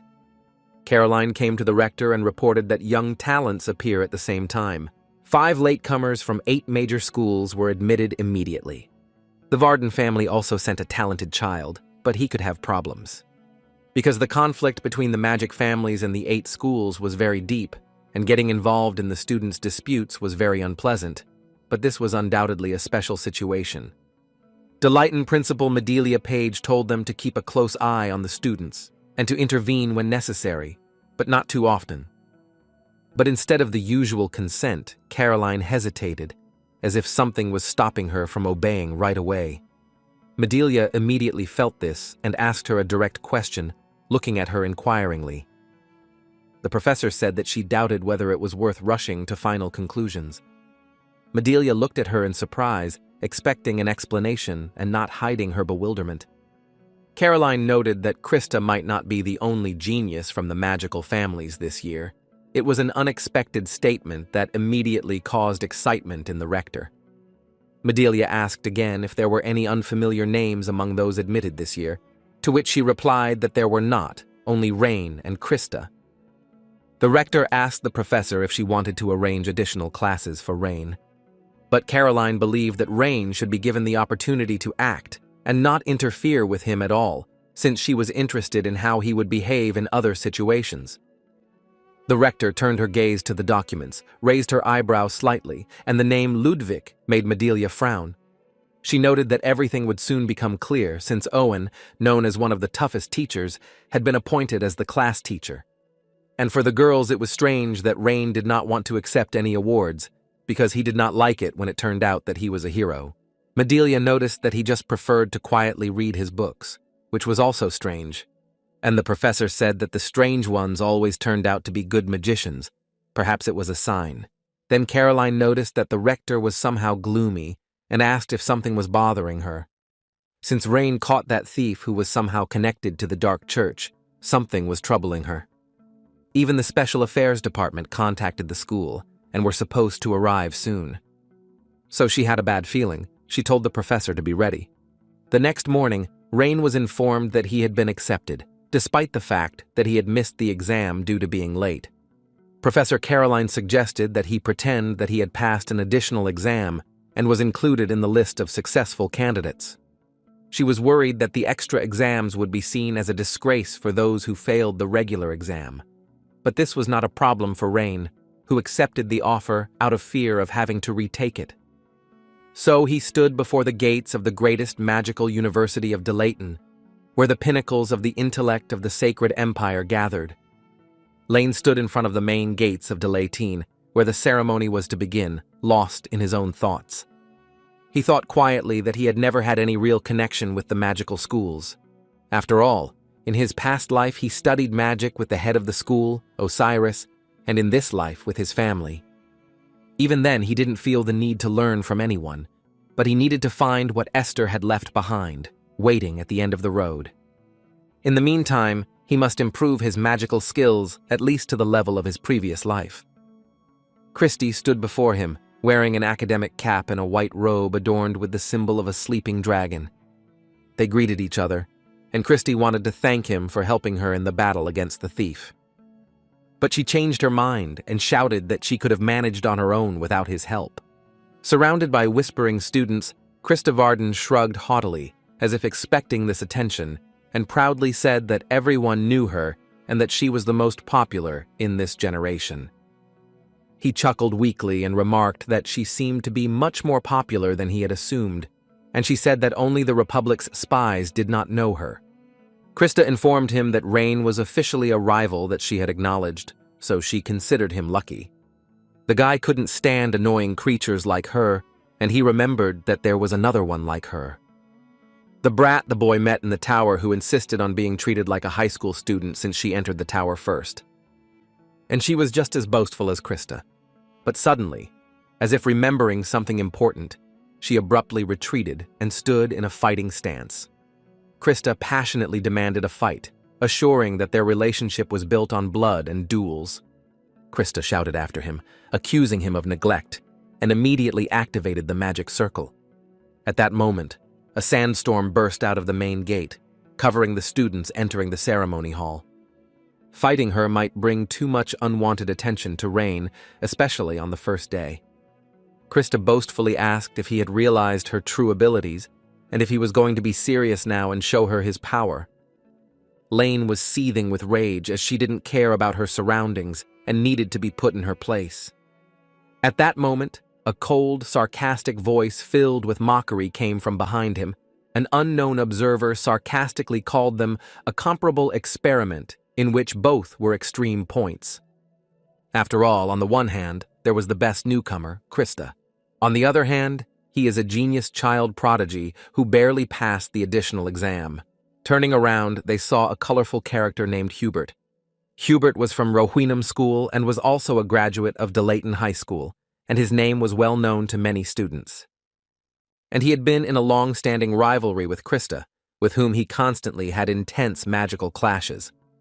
Hubert told the boys to continue the conflict between the students because for him it was a great way to brighten up a boring day. But Krista said the quality of the audience was too low and she was downright unhappy, even though the hint was clearly aimed at him. And it would be unfortunate for the girl if Hubert fell into her magic and flew away somewhere far away. She said that he should be grateful to her for her attention.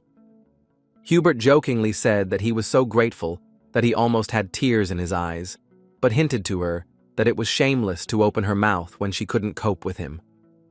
Krista was not afraid of him at all, and confidently told him to show everything he was really capable of, so as not to be unfounded. Hubert grinned as he looked at the girl and said that her proud nature had not changed at all, and by continuing to live like this, she was disgracing her family, and he felt sorry for her. Then Hubert finally paid attention to Rain, because before that he had been so insignificant to him that he had not even noticed his presence. He asked Rain why the genius young master who entered through the additional test was staring at him like there was something on his face or his words had hurt him. But Rain had only one question. Who was he to act so self-confident and talk as if everyone around him owed him something? And the guy asked if he knew how to use magic at all, because if Hubert was going to fight him, he had to be good at casting spells. Hubert had not expected such confidence from Rain, and the boy's words struck him as shocking, and he wondered if this impudent newcomer was taking on too much. After these words, the audience watching what was happening fell silent, because they felt a real cold in the air. Everyone knew who Hubert was, because he was a recognized genius who took second place in the most prestigious high school. When Hubert clenched his fist in disbelief, Krista couldn't help but laugh loudly, pointing at him. She mockingly said that he should be ashamed, because he got involved with a person he didn't even know and already lost. Hubert got angry at her words but did not have time to answer, because an assistant approached them. She sternly ordered them to enter the hall, because the opening ceremony was already beginning, and Krista, as a representative, had to be ready. Krista gave Lane a finger as if she wanted to pierce him with her gaze, and promised that next time she wouldn't miss the chance to defeat him. Her words caused a murmur among the students, as no one expected that Krista considered Rain her rival. Some people doubted it, because they seemed to have nothing in common, and they compared who was stronger, since Rain was Director Scalzi's assistant. And Rivarden students simply looked at each other and went into the main hall, quietly smiling and not commenting on anything, because they did not believe in Rain's power. The host announced the beginning of the 1388th Delayton entrance ceremony and asked all first-year students to stand up from their seats. While the opening speeches and organizational formalities were going on, Rain could barely hold back a yawn, bored with what was happening, and waited for the tsardom to end quickly. The rest of the students looked much more animated, many of them beaming discreetly with pride at having entered the Empire's main magic school. But the atmosphere in the hall changed dramatically when the host announced that the university president would now give a welcoming speech. There was a clear rhythmic sound of boots, and all heads turned towards the stage, sensing the approach of a special person. The leather robe swayed smoothly with each confident step. The woman who appeared was so beautiful that the first-year students froze, amazed by her appearance and impressive presence. It was Madelia Page, a woman with light purple hair who was said to be the strongest mage in the Empire at the present time. She was a descendant of Amitsa Page, the founder of magic, and the head of one of the oldest magical families known throughout the Empire. For many generations, members of her family have held the post of president of Delayton and headed the Magic League. When Rain saw this hair color, he immediately remembered Ulan Page, whom he knew from the Lin era. This hair was genetics. Madelia greeted all the freshmen and introduced herself as the president of the university, addressing everyone without exception. She congratulated the 233 first-year students gathered there on their admission, but warned that half of them would not survive until their second year and would either be held back or expelled. This news caused surprise and alarm, and the faces of many of the students became paler than they had been at the beginning of the ceremony. She then explained that of those who remained, only a portion would be able to move on to senior courses, and less than 30 people would receive a diploma, because Delayton was not just an educational institution, but a forge that tested the strength and potential of each person. The audience froze in shock, because almost no one expected to hear such harsh words on the day of the inauguration. She compared students to rough stones that must be polished and tested to become jewels, and those who fall behind in the competition will not even be eligible to receive a diploma. Suddenly, she raised her hand and pointed directly at all the students, as if to emphasize that this concerned each of them personally. Sternly and decisively, she ordered them to polish themselves until they became stones with their own unique shine. These words sounded not like a request or advice, but like a strict and categorical order that did not allow for objections. The ones who reacted the most strongly were those who scored the most points, including Hubert, who just chuckled. Delayton lived by the principle of eternal competition, and anyone who could not keep up the pace automatically lost the right to finish. Rain liked this system because it didn't take into account birth or rank, but only valued true skill. At the end of her speech, Medelia wished them to meet in 3 years, not as students, but as real magicians. She turned and calmly walked down from the platform, leaving behind only the rustle of her cloak and the echoing sound of her footsteps. The audience applauded, unable to contain their excitement and tension. Medelia's speech was perfect. Rain chuckled and clapped his hands lazily, feeling a strange excitement, as if something had finally become interesting. He thought that perhaps university life would not be as boring as he had expected at the very beginning. Meanwhile, Professor Caroline and Teacher Owen were watching what was happening on the balcony. The woman liked the energy of the ceremony and the students, but Owen noted that their energy had to match their abilities. Teacher Owen expected high-level students, but he saw in them only stupid people with manure in their heads. Caroline didn't understand what he meant at first, but he repeated that all students were doomed to fail. After the entrance ceremony, Rain received handouts for the study assignments and headed to the Hall of the Sleeping Dragon, which was reserved for first-year students. The snow-white building resembled a lying dragon, which symbolized the worship of these creatures as the pinnacle of magical evolution. Walking along the corridor filled with spring light, Rain reached the required classroom, checking the name indicated on the brochure. He silently opened the back door and looked around the room, which was simple in structure but elegant in decoration. The smooth rows of desks with elegantly curved chairs and fluttering curtains created a sense of peace mixed with the sense of blooming spring.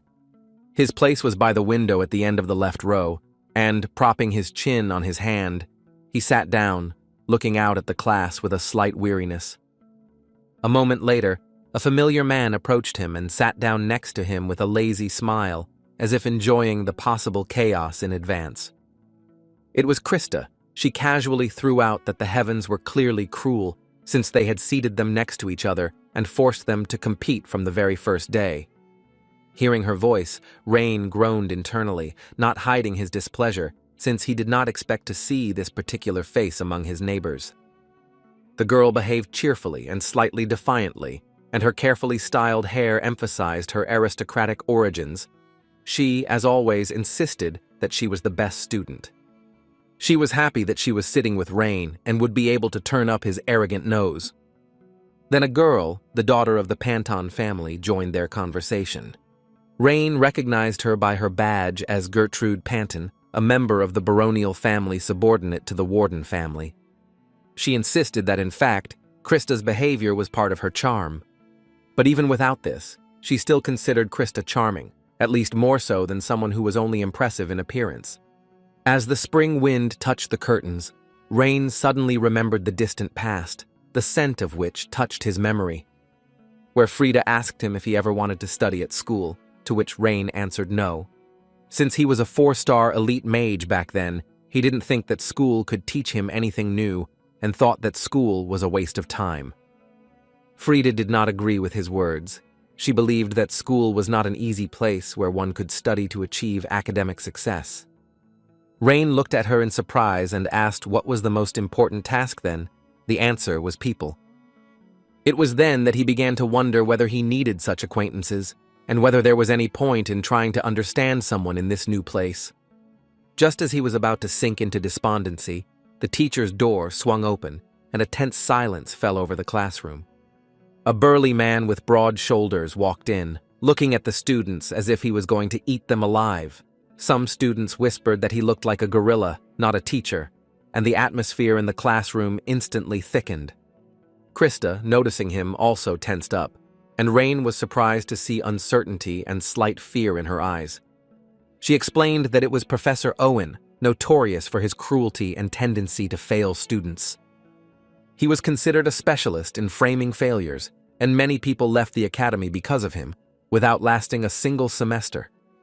Owen looked around the audience with a hard look, expressing his incredible disappointment that these were the people he would have to teach. The teacher tossed chalk and believed that the students had only manure instead of brains. And when one of the students did not listen to him but looked away and was distracted, the chalk immediately flew into the student's neck. Everyone sat up straight, and a wave of silence mixed with oppressive tension and fear swept through the classroom. Owen continued, arguing that they were deluded if they thought they had achieved anything simply by entering Delathe. The teacher ridiculed the notions of court service and luxurious living, saying that such hopes had no place here. He promised to call them masters if they suddenly showed at least some real results worthy of respect. But for now, they were monkeys to him, barely growing fur, and they still had a whole mountain of things to learn. When he asked if there was anyone from the 8 great schools among them, Hubert and 3 others raised their hands. The professor sighed heavily, blaming these students for their poor performance and the fact that they could no longer be corrected. So Owen didn't expect any contribution from them and asked them to just not interfere. He then asked if there were any descendants of magical families here, and Rain and Krista raised their hands. Owen grimaced and called them disgusting. He thought they were acting all know-it-all and arrogant without having experienced any difficulties. The professor joked and told them to go home, first learn to change their clothes on their own, and then come back. He humiliated almost everyone with astonishing impudence, and Rain caught himself thinking that he had never heard such language even at the front. Owen reminded them that over the next year his task would be to turn these students, whom he considered lower than monkeys, into at least somewhat useful magicians. Not a single student said a word, but Owen could easily see the fear lurking in every look, and he warned that anyone who failed would be thrown out. He asked if they were really silent from fear, and received a unanimous "no, sir" from the red-haired student. The teacher said that since they were not afraid, they would immediately receive the assignment. Everyone had to form teams of 2 for the test, and the last team will be eliminated, without the right to retake the test. The word exception rushed through the ranks, causing excitement, as if it could actually happen right now. Some believed his words, while others thought that he just wanted to scare them. Owen turned to the board, where he immediately began drawing a magic circle, adding ancient runes to it. Lane noticed that the structure of the circle resembled a mathematical problem that could be solved in different ways. The time limit was only 20 minutes, and Owen promised to kick out those who failed or were the last to do so. When the students did not respond immediately, he exploded in anger, ordering them to begin immediately and to pair up.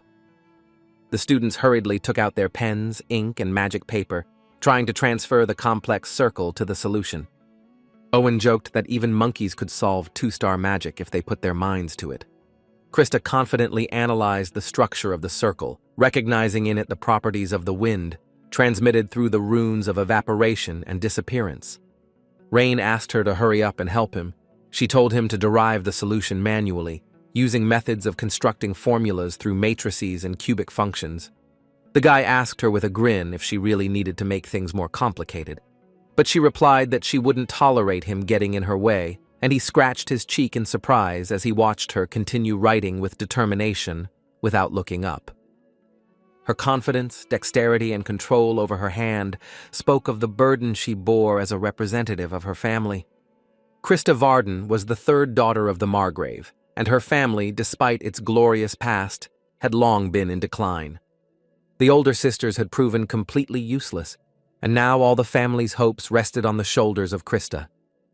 It was in these circumstances that Krista was born and grew up, knowing that her future was the future of her entire family. She clearly stated that only her efforts could restore the honor of the family and the magic circle was almost complete. Meanwhile, Rain was trying to find a solution, and she was angry with him. Then, without taking her eyes off the formulas, Krista asked if he had found the answer function, and Rain immediately relayed the solution. And suddenly, unexpectedly, a spring wind burst through the window and made the curtains flutter sharply under the pressure of the flow. The wind blowing towards Krista and Rain's desk was so strong that the paper began to bend, losing its stability. It looked like someone did it on purpose, using magic. There was a sharp scratching sound, and a sudden jerk tore apart the magic circle, leaving only one empty space. Krista froze with a surprised expression on her face as she looked at the ruined work, and couldn't help but breathe raggedly.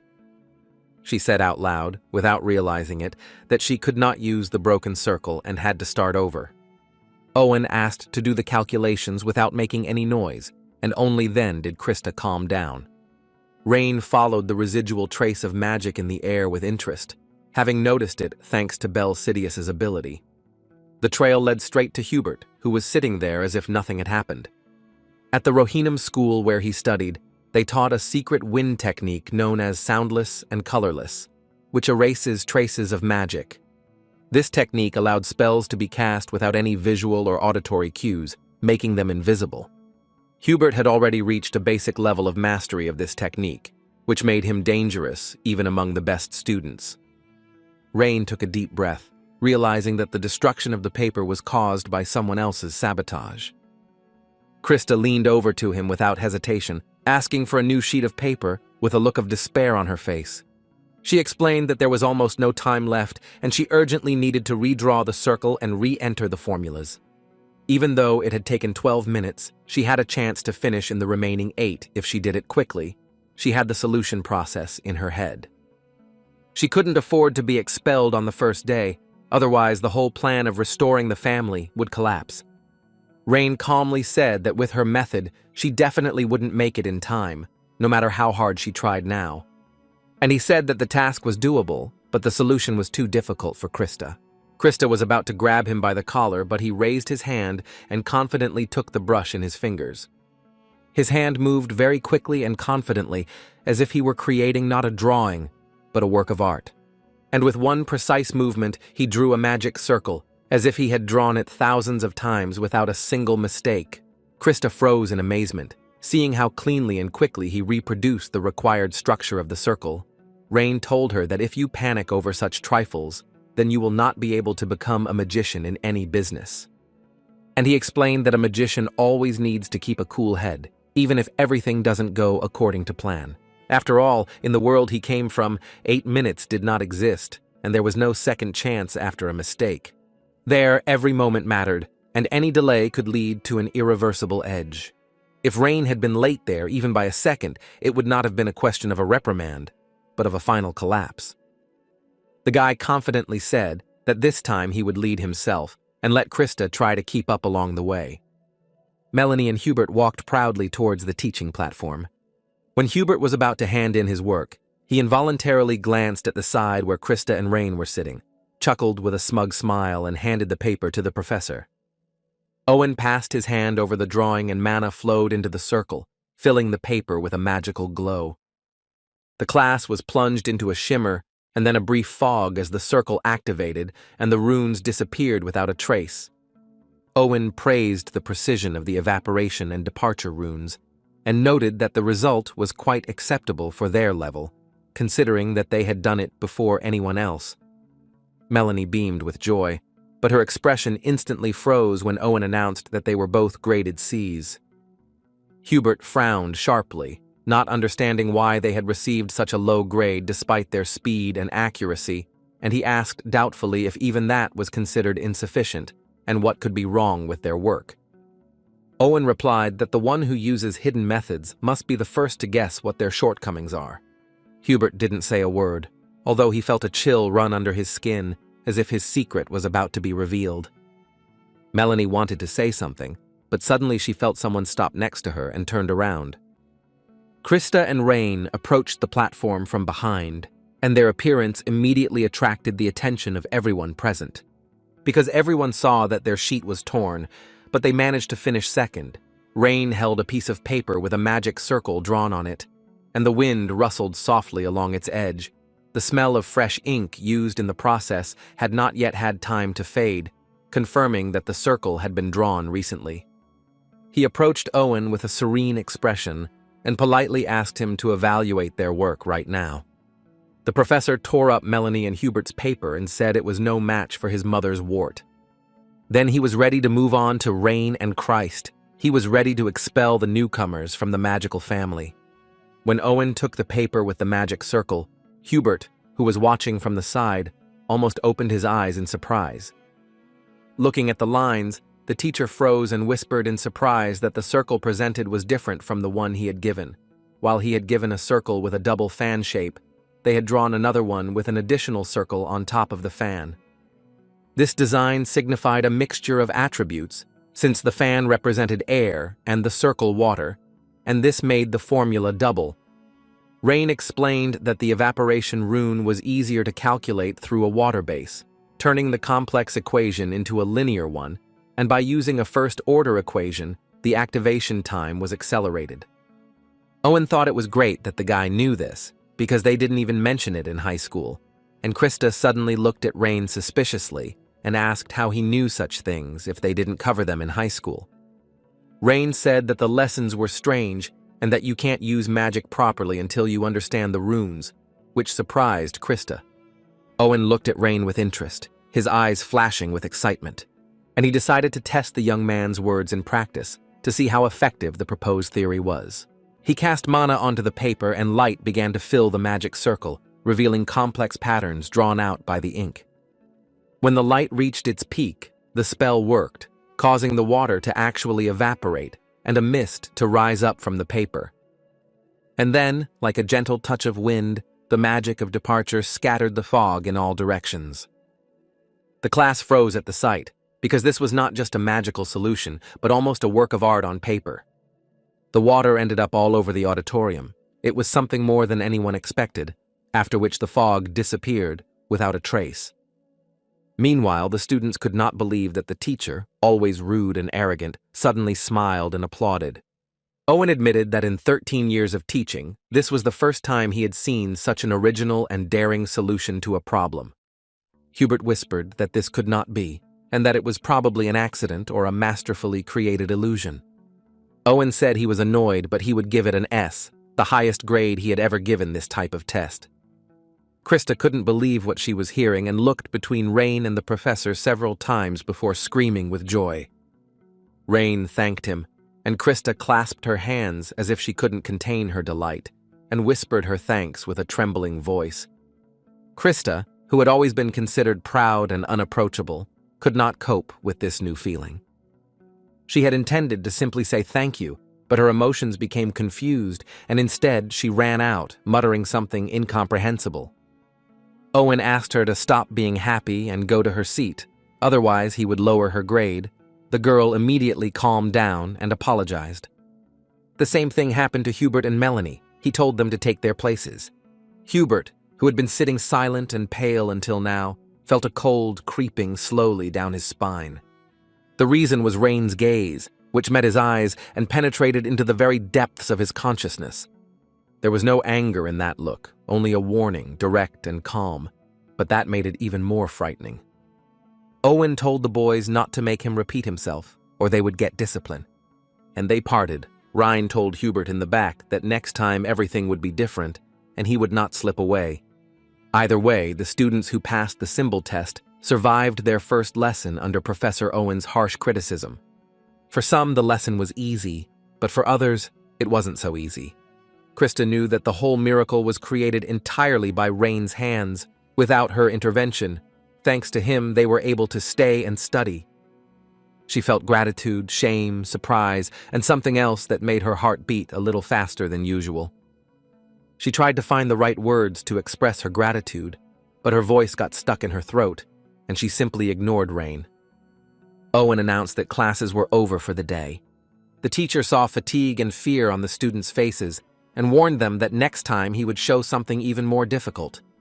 And those who fail will be left behind. He asked them to hammer the lesson into their heads as if their lives depended on it. And finally, After completing all the classes, Krista gathered her pride into a fist and took a step forward. She said thank you, but her voice was very quiet and Rain couldn't hear it. He asked her to repeat it again. When she addressed him by name and their eyes met, her face instantly flushed crimson. She asked him not to mock her and not to make her repeat it. Krista, who had always been considered proud and unapproachable, could not cope with this new feeling for herself. She was going to express a simple thank you, but her emotions were confused. And instead of thanking her, she said that she would return the favor next time, and that they were still rivals.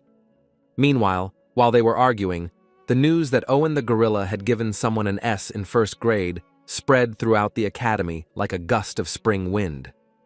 One smirked and remarked that Hubert, that smug guy, had finally gotten his humiliation, while the other said that Krista had probably done it all herself, and it was no wonder that the result was like this.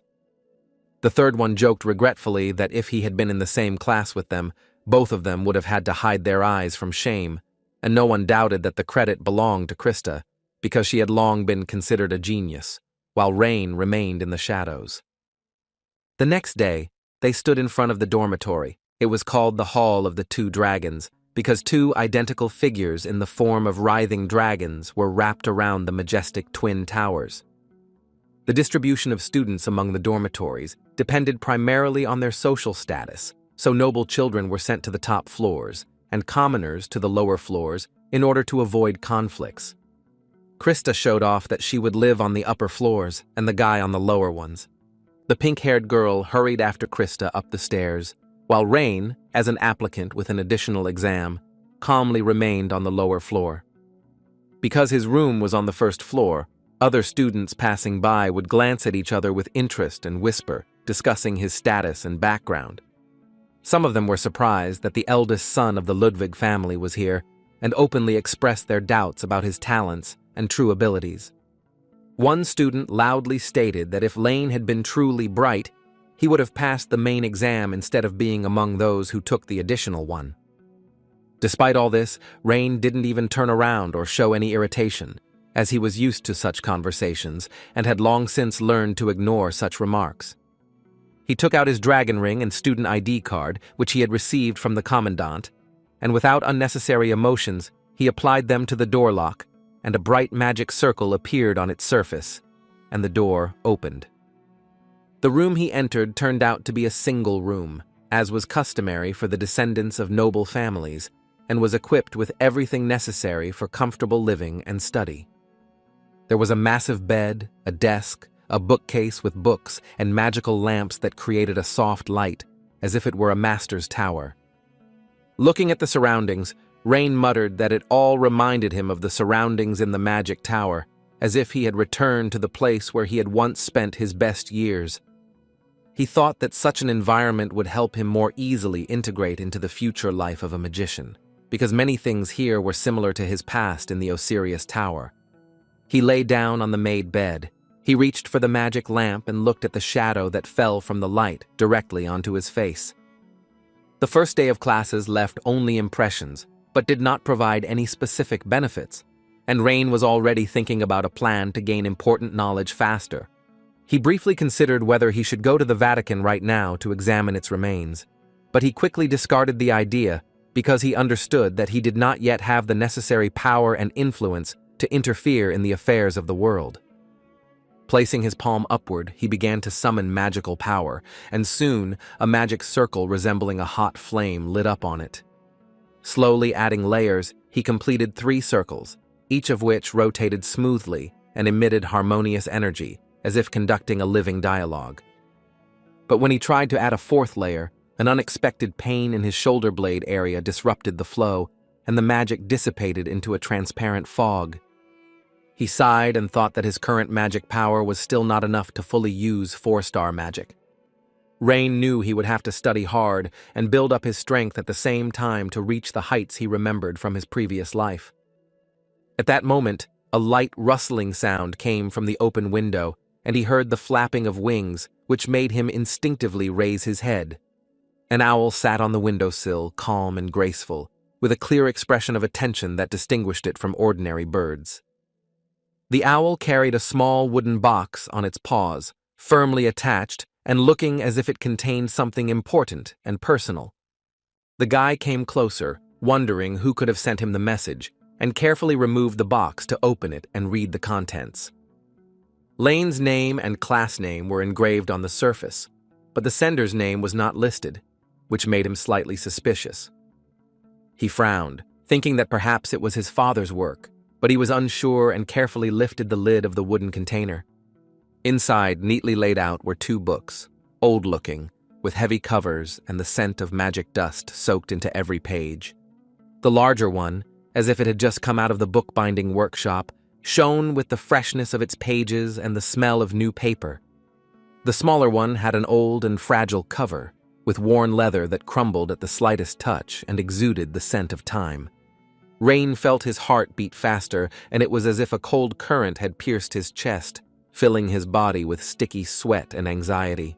It was the same diary that he always carried with him. He remembered how at the last moment before parting, he gave it to Esther, hoping that she would preserve at least part of his essence in it.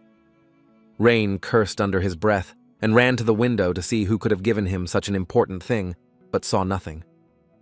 There was no trace of the owl outside the window, as if it had never been there, and only the wind fluttered the curtains, creating an oppressive silence. The guy thought, maybe someone knows his identity? In addition to the academic buildings and dormitories, the academy provided special magical grounds where students could train safely and effectively. To fully master magic, modern equipment was required, but if there were no tools like magical targets, then practicing accuracy became almost impossible, especially for beginners. The girl with the pigtail watched the stopwatch and reminded her ally, Krista Warden, sweating from the effort, of the time. In the training arena before her stood 5 sand soldiers, each attacking moving magical targets with frightening precision. Gertrude looked at her with concern and asked if something was wrong, because she seemed especially tense today. But Krista waved it off, not wanting to share her thoughts, although her movements were more abrupt than usual, and this did not escape notice. With only 5 seconds left, Gertrude noticed a hint of mischief in his voice and mentioned Rain's name again. Contrary to expectations, Krista did not lose her head in these last seconds, but on the contrary, with particular precision, destroyed all the remaining targets, because she was irritated by the fact that she had to see Rain's irritated face. After the training, the sand soldiers simultaneously threw their spears and disappeared, and Krista, without looking back, turned to her friend, who thought that it was probably true that Rain had helped her during the exam. She was surprised because the Rain Ludwig she had met as a child at a family gathering was completely different. Finding himself in the central hall, filled with students with books and in meditation, Hubert heard a scream that broke the relative silence of the floor.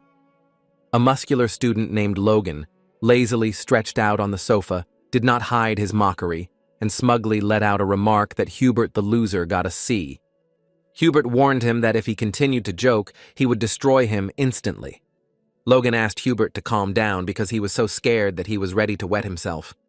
He reminded her with a grin that even Krista had gotten an A, but she carried sandbags like a normal student. One of the students asked again what the bags were, and then Logan began asking who Krista's mysterious partner was. When he spoke about Rhine, there was a sarcasm in his voice, as if he wanted to provoke a reaction and start a squabble with Hubert. Within the magically charged atmosphere, the tension became palpable, and electrical flashes began to appear in the air. Before the conflict could escalate into a duel, a cold and commanding voice was heard, stopping them as if on command. A girl with bright red hair and gray eyes, from which a cold confidence emanated, appeared in the doorway. Logan abruptly changed his tone and with feigned ease assured that it was just a joke, and he didn't mean anything serious. Even as a member of a prestigious school, he internally acknowledged Lillian's superiority and did not dare to contradict her. Her reserved but impeccable appearance immediately attracted attention, but at the academy they spoke of her not for her beauty, but for her strength. She was a graduate student at Rivendell School. Logan smirked and invited Lillian to join the discussion on how to eliminate Krista and the mysterious student next to her. But Lillian only calmly rebuked him, saying that he had not advanced in knowledge, precisely because he was chasing after nonsense. Even under her criticism, Logan continued to smile, not hiding his admiration, while Hubert only snorted contemptuously. He stated that Logan had better stay away from his people, otherwise the consequences might be unexpected for him. After these words, he angrily pulled the rest of his magic back into his body and slammed the door of the room behind him in irritation. Finding himself alone, he hit the wall to calm the storm of emotions raging in his chest and preventing him from thinking clearly. Hubert remembered the exam results again and whispered Rain's name under his breath, wondering how he could have done it. He thought about how he had been a teaching assistant to the former Archmage for 3 years, which seemed impossible for such a student. To hold such a position, one had to explain formulas and theories better than many of the Academy's teachers. The more he thought about it, the more difficult it became to find an answer to the question of who this mysterious freshman really was. Meanwhile, Rain was reading the book that was given to him in his room on the bed. In the book, the first part told about Lin's life, and the second part told about the magic and fighting styles that he used. Rain found it incomprehensible what happened then. He was interested in how someone managed to find out about his identity, and why, if they knew, they did not contact him.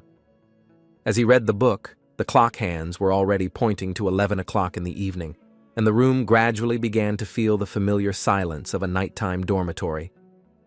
This was the time when the rules required the lights to be turned off and entry into the dormitory was prohibited unless the student had applied for an extension in advance.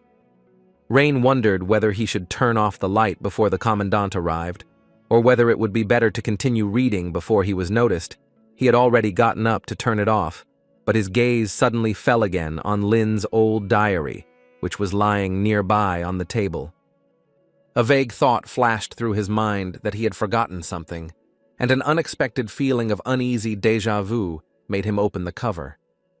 As soon as he turned the first page, a butterfly flew out of the diary with a thin burst of light, emitting blue magical sparks. Rain knew this spell.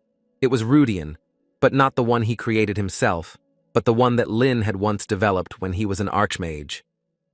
But what surprised him most was that the color of the butterfly became richer, darker, and deeper than in his memories of the past. He involuntarily shuddered, because the magic created 3 centuries ago was still active and did not crumble as it should have. As Rudian gently landed on his hand, the magical particles lined up in the air with blue light, forming incomprehensible symbols. A message appeared stating that it was now possible to inherit research on unique magic, with the current progress rate of 37%. Unlike normal spells, this magic could not be transferred to others, as it depended on the personality and perception of the magician. The equation was described by a fluctuation of probabilities, where the coordinates of magic changed depending on the internal formula. These were the 12 runes that Lin had created during the war, and Rain was sure that all of them had failed back then. But now, seeing the 37% progress, he felt that perhaps it had not all been in vain, as he had previously thought. He looked at Rudian with doubt, because he knew from memory that this was only 4-star magic, and not something more serious. Never before had magic of this level been able to detect progression to 6-star rank, and this was suspicious. But if all this information was true, then his current situation opened up a completely new path and new opportunities for him. He suddenly chuckled quietly, remembering how he dreamed of seeing the truth at least at the end of his life, sacrificing everything for the sake of one glance. But if now the path was already illuminated and progress was measurable, then in this life, everything could have been different, easier, and more productive. Now he didn't have to save his strength for a sudden battle. He didn't have to sacrifice everything for an unformed idea.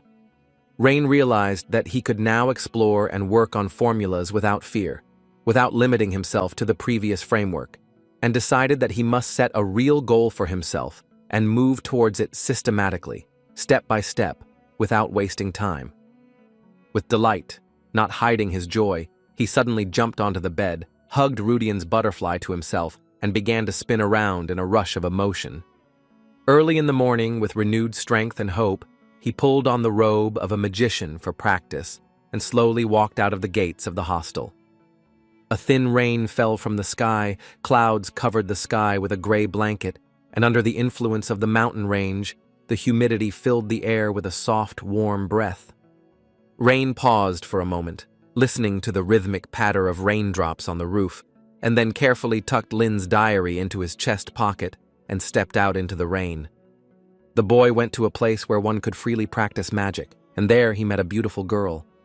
It was the head man who led him to the battlefield. She told him that the battlefield was for those who wanted to practice magic freely, without holding themselves back in power or scale.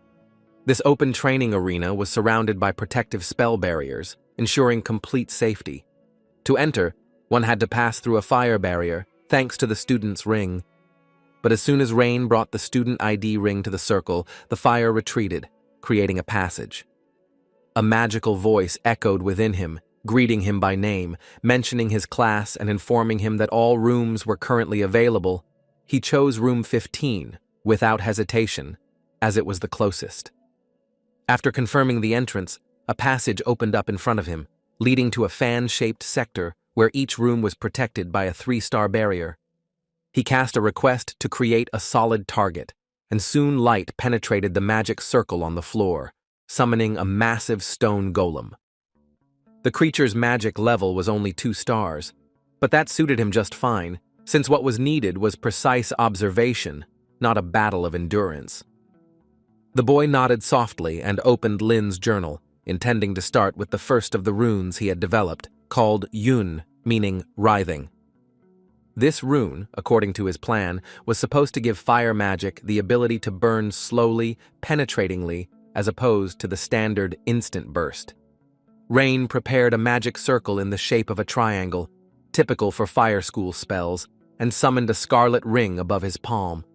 He began to engrave the Yun rune into the center of the magic circle, but the magic dissipated, turning into glowing particles before completion. Rain concluded that the star spell alone was not enough to hold the rune, and decided to increase the flow of energy through deep breathing. Feeling the magical energy gathering in his shoulder blades, he straightened his palm, and a flash of lightning illuminated the space in front of him. A triangular magic circle appeared, then a second and a third, until they all began to rotate, gradually weaving the Yun rune into themselves. The guy realized that all his magic was now concentrated in these 3 circles, and although it was ineffective, the result could still be considered an experiment. He began calculating equations using matrix mechanics as a basis and allowed his magic to violate normal physical principles. A stream of flame gushed from the palm, which did not explode, but twisted and stuck to the golem like living coals or fire insects. It seemed like the magic had failed, and Rain was about to get upset. But the fire continued to glow, soaking into the golem's body, slowly warming it from the inside. At this point, Hubert, who had come out for his morning training, stopped and began to watch what was happening with a barely noticeable mockery. He thought that since the spell only contained 1 rune, it couldn't be higher than the level of 1 star, which looked extremely weak. Hubert expected to see the usual fiery explosion, but in front of him, there was only a smoldering effect. As if Rain was practicing the most basic magic, he remembered the talk about the 3 years of experience of the professor's assistant, and began to think that perhaps all this was just an exaggeration. But as soon as he had taken only a few steps away, an unexpected result occurred that completely changed his mind.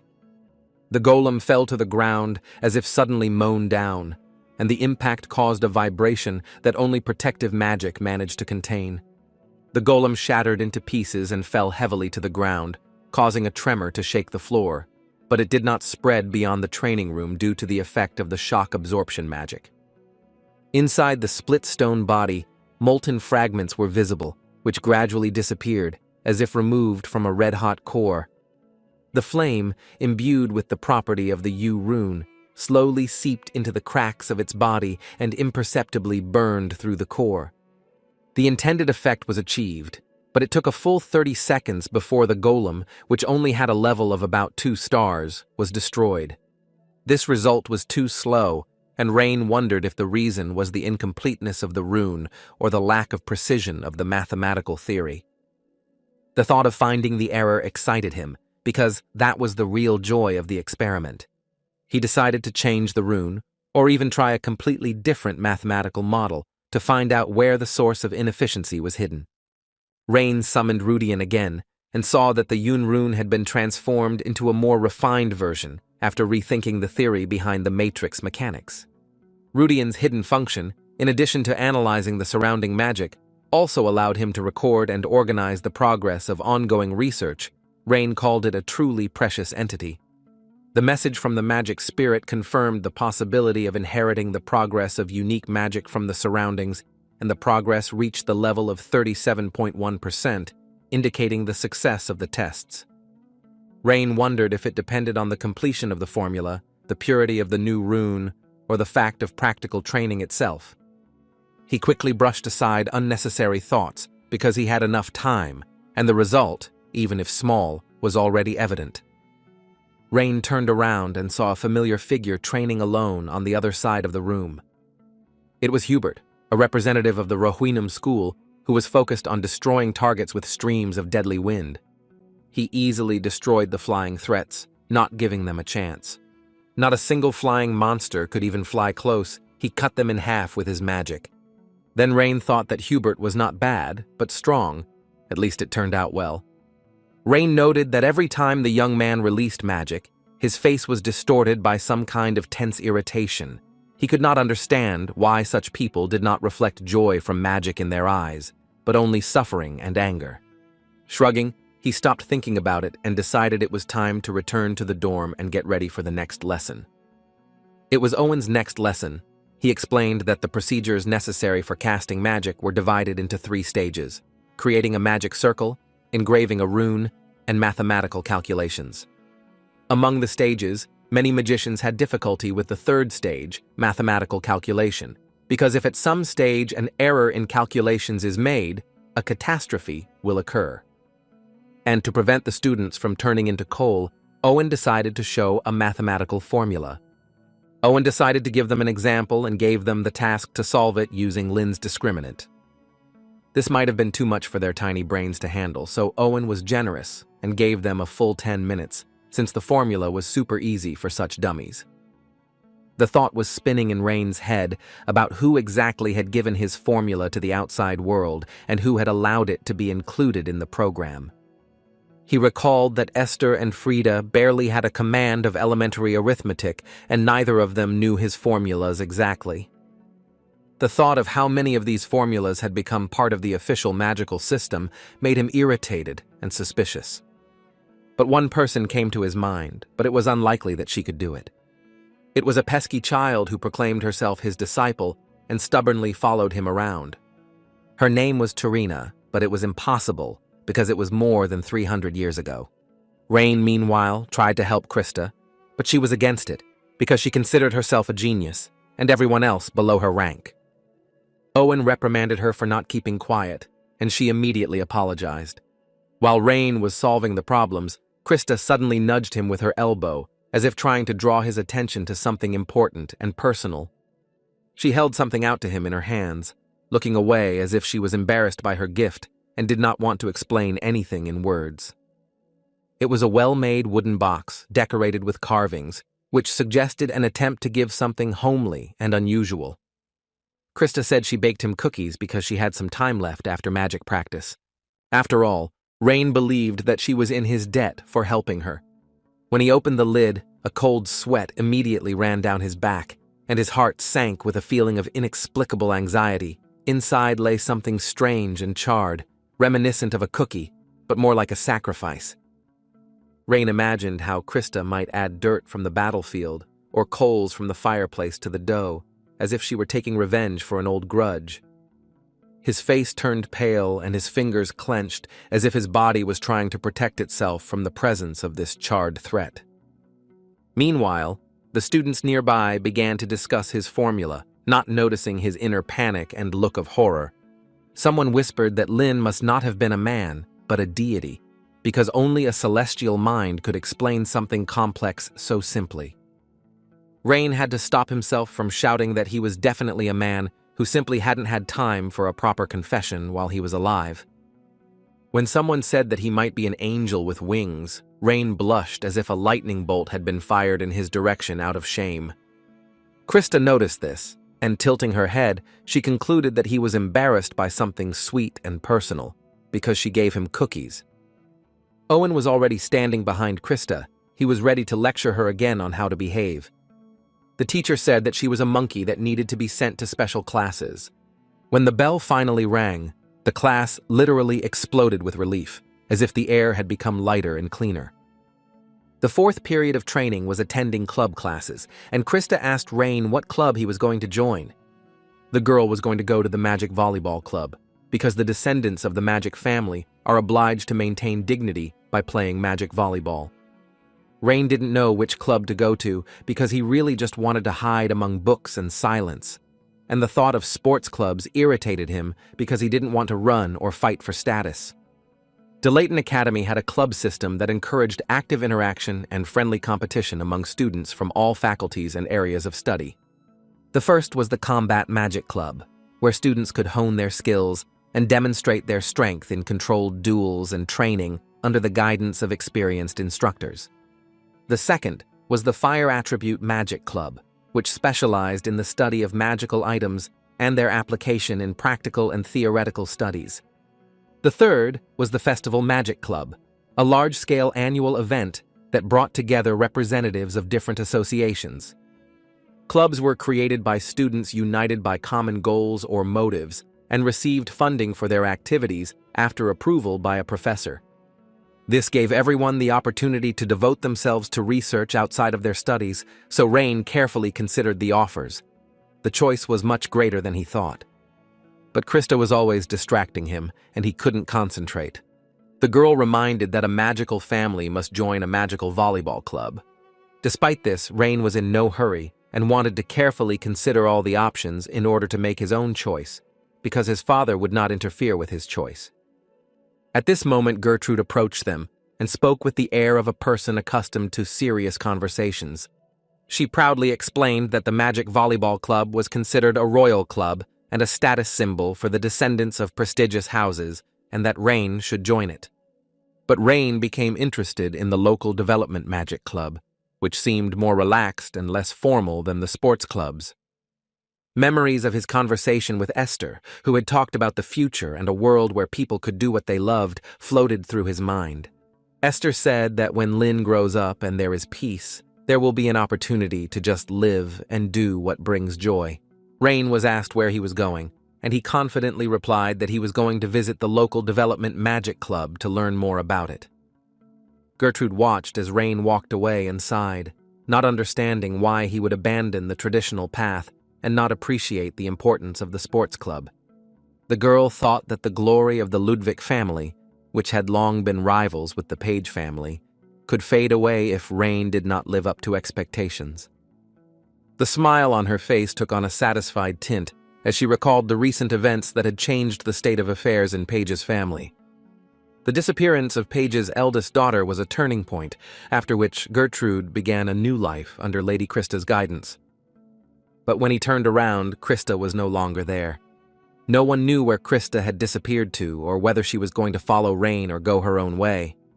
It turns out that Christy was following Rain, but she said that she wasn't following him, and she was just interested in what the local magical development club was like. The local development magic club was located on the 3rd floor of the West Wing. The door was ajar, and just as he was about to knock, he heard a sharp, piercing cry that made him start. The voice, thin and frightened, expressed indignation at the conditions of the club and the injustice of what was happening. A certain man claimed that the strong always become the masters, and that this was the main rule of the DeLayton Club, so the room was useful to him, and he asked to give it to him. Rain didn't recognize the voice and asked Krista who it was, to which she replied that it was Logan, a rising star at Chehak High. The Chehak school specialized in producing magicians with an emphasis on martial arts. The conversation suddenly turned to a challenge to a magical duel.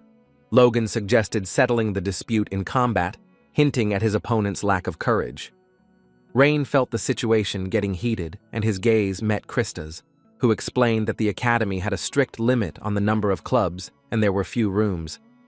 If someone wanted to create a new club but there were no places, they could try to take over another club by force or magic, which reflected the fierce competition within Delayton. The ideology of endless competition also extended to the clubs, where everyone sought to gain an advantage at any cost. Rain thought about it, wondering if this approach was too radical, but Krista assured him that there was nothing wrong with it, since this was how disputes were resolved in their world. Another man said that the 8 schools did not know the whole truth, since research and academic development were only a small part of what magic had to offer the world. And Logan said that magic had not yet been introduced into everyday areas of life, such as agriculture, construction, and helping those in need, although this is where its potential could be fully realized. If there was an effective system that allowed people to get real help through magic, many social problems, including poverty, would be solved. The club was founded precisely for the purpose of exploring such possibilities, and the founder was reluctant to hand over his work, as he understood how important and valuable it was to society. Eventually, it was decided to hold a magical duel to resolve the differences and determine who was truly worthy of leading and influencing the future of the club. The club leader, backed against the wall and with his glasses damaged, was stunned and tense, realizing the gravity of the situation and the responsibility that lay on him. Logan scoffed at the fact that even the club's most talented leader couldn't keep the situation under control. He insisted that the senior students were not producing results, and that it was stupid to believe in the pathetic research left behind by these worthless people.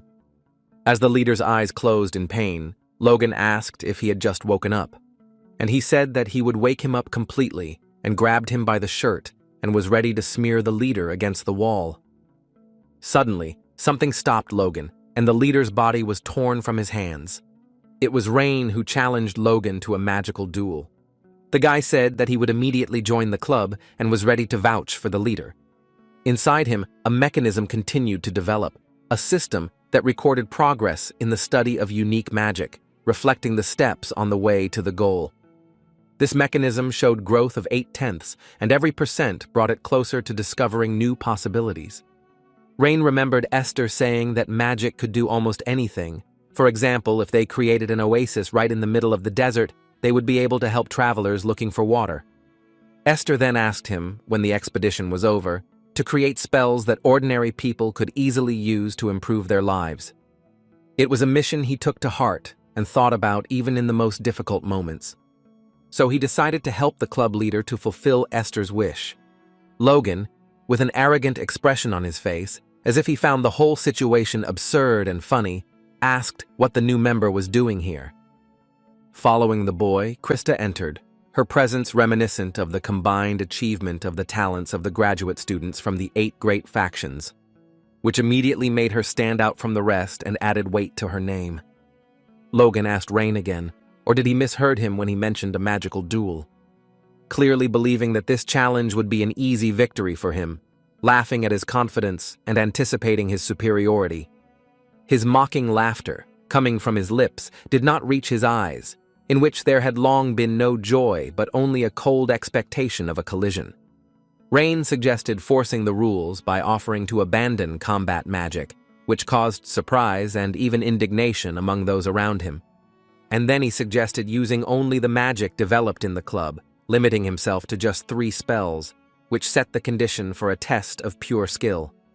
Logan, shocked and slightly incredulous, couldn't help but laugh, clutching his stomach. He reminded that the official admission takes 3 days, and thus the duel can only be between individuals and not represent the interests of the club as a whole.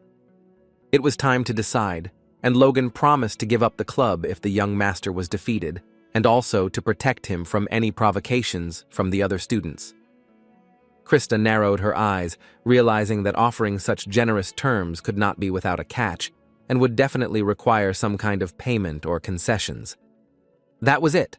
Logan's condition was that if he won, Rain had to apply for expulsion from Delayton.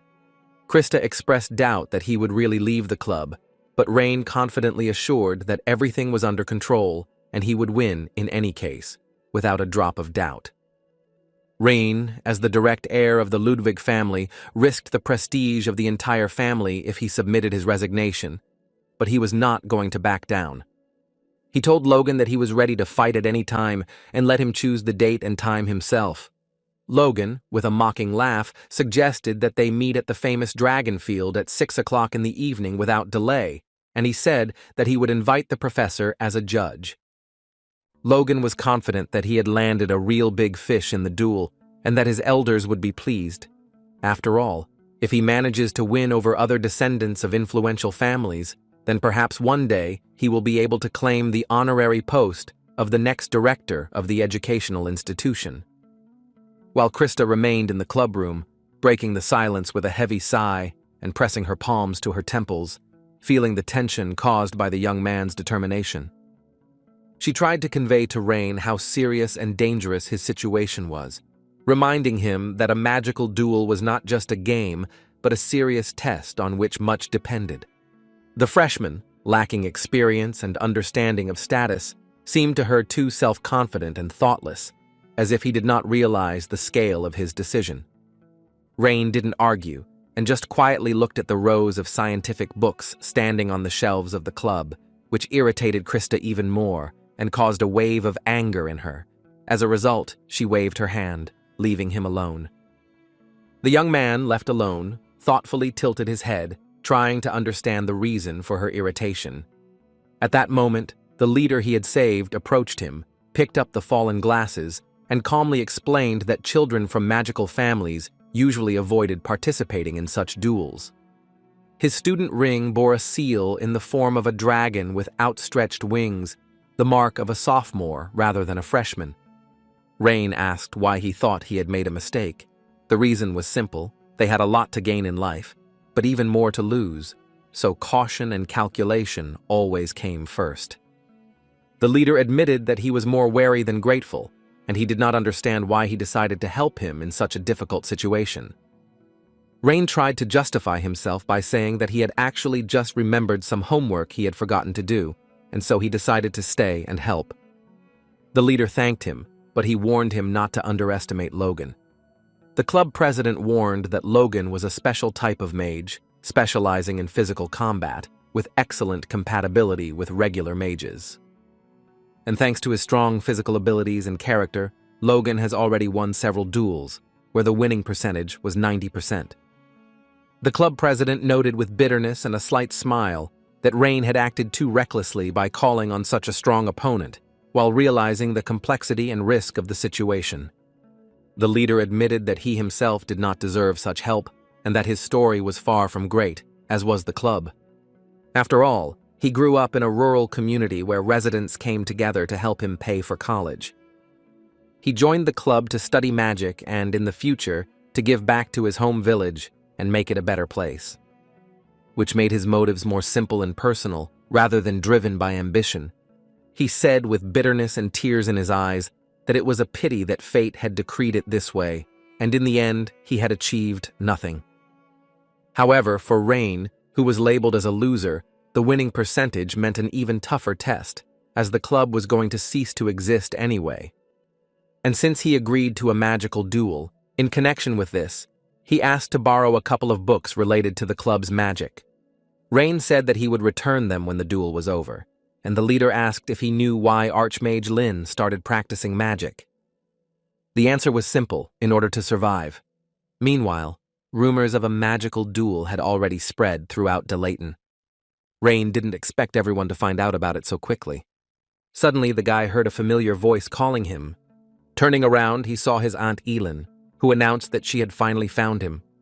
It wasn't entirely clear from the expression on Rain's face whether he was happy to see her. She walked up to him, wrapping one arm around his neck and pulling him close, while with the other, she delivered an unexpected blow to the top of his head, as if simultaneously expressing affection and severity. Elin said that she had been sleep-deprived lately, but thanks to Rain, she was now awake because she learned the news that the genius of the Ludwig family would be participating in a magical duel. She grabbed him by the neck again and said that he was a fool for agreeing to fight Logan from the 8 major schools. Because her little nephew had caused quite a stir, she wanted to get drunk on liqueur.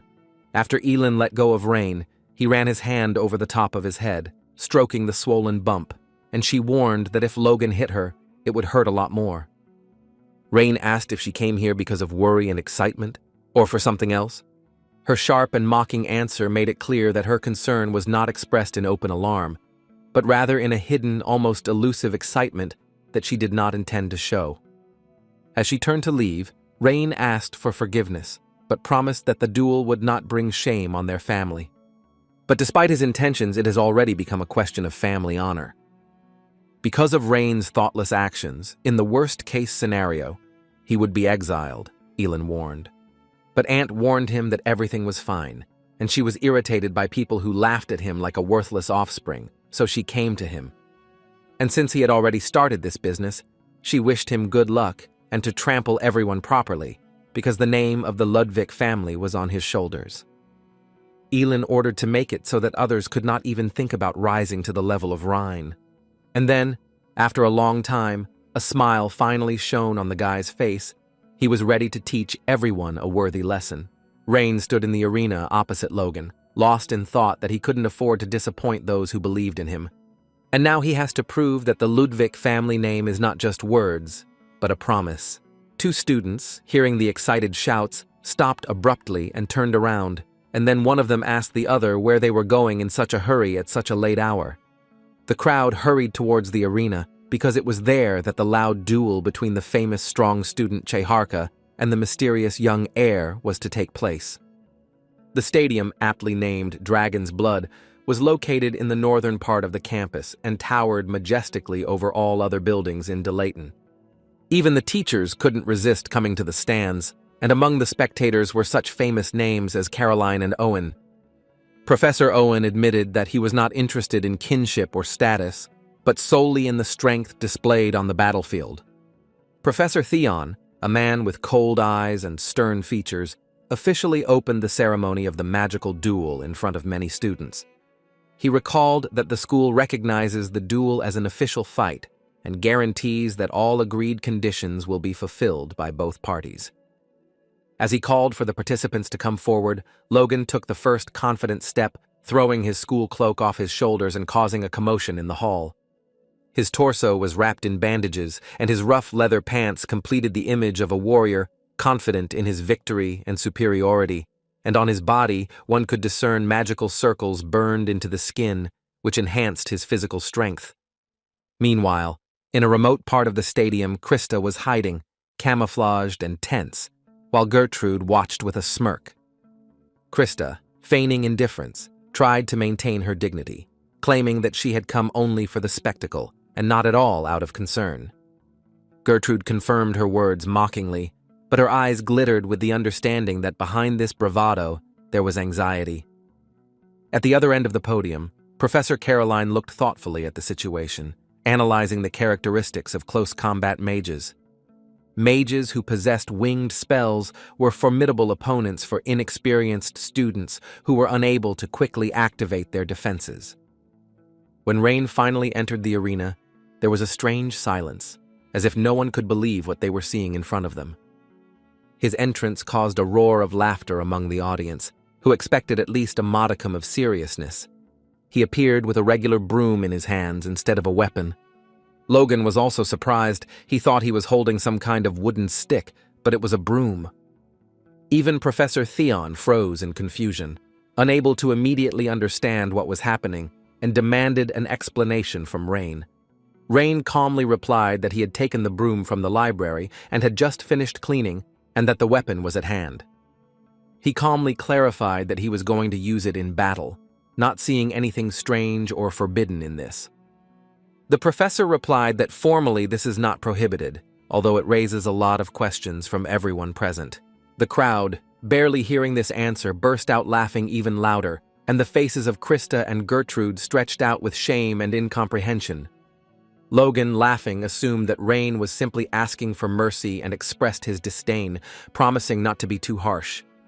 Rain sighed, scratched his head, and spoke like an older student who was unhappy with the way the youngsters were talking lately.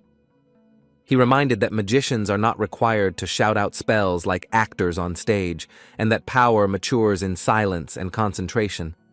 Logan wanted to explode with anger, but Professor Theon, seeing how the atmosphere was heating up, hastened to stop the conflict.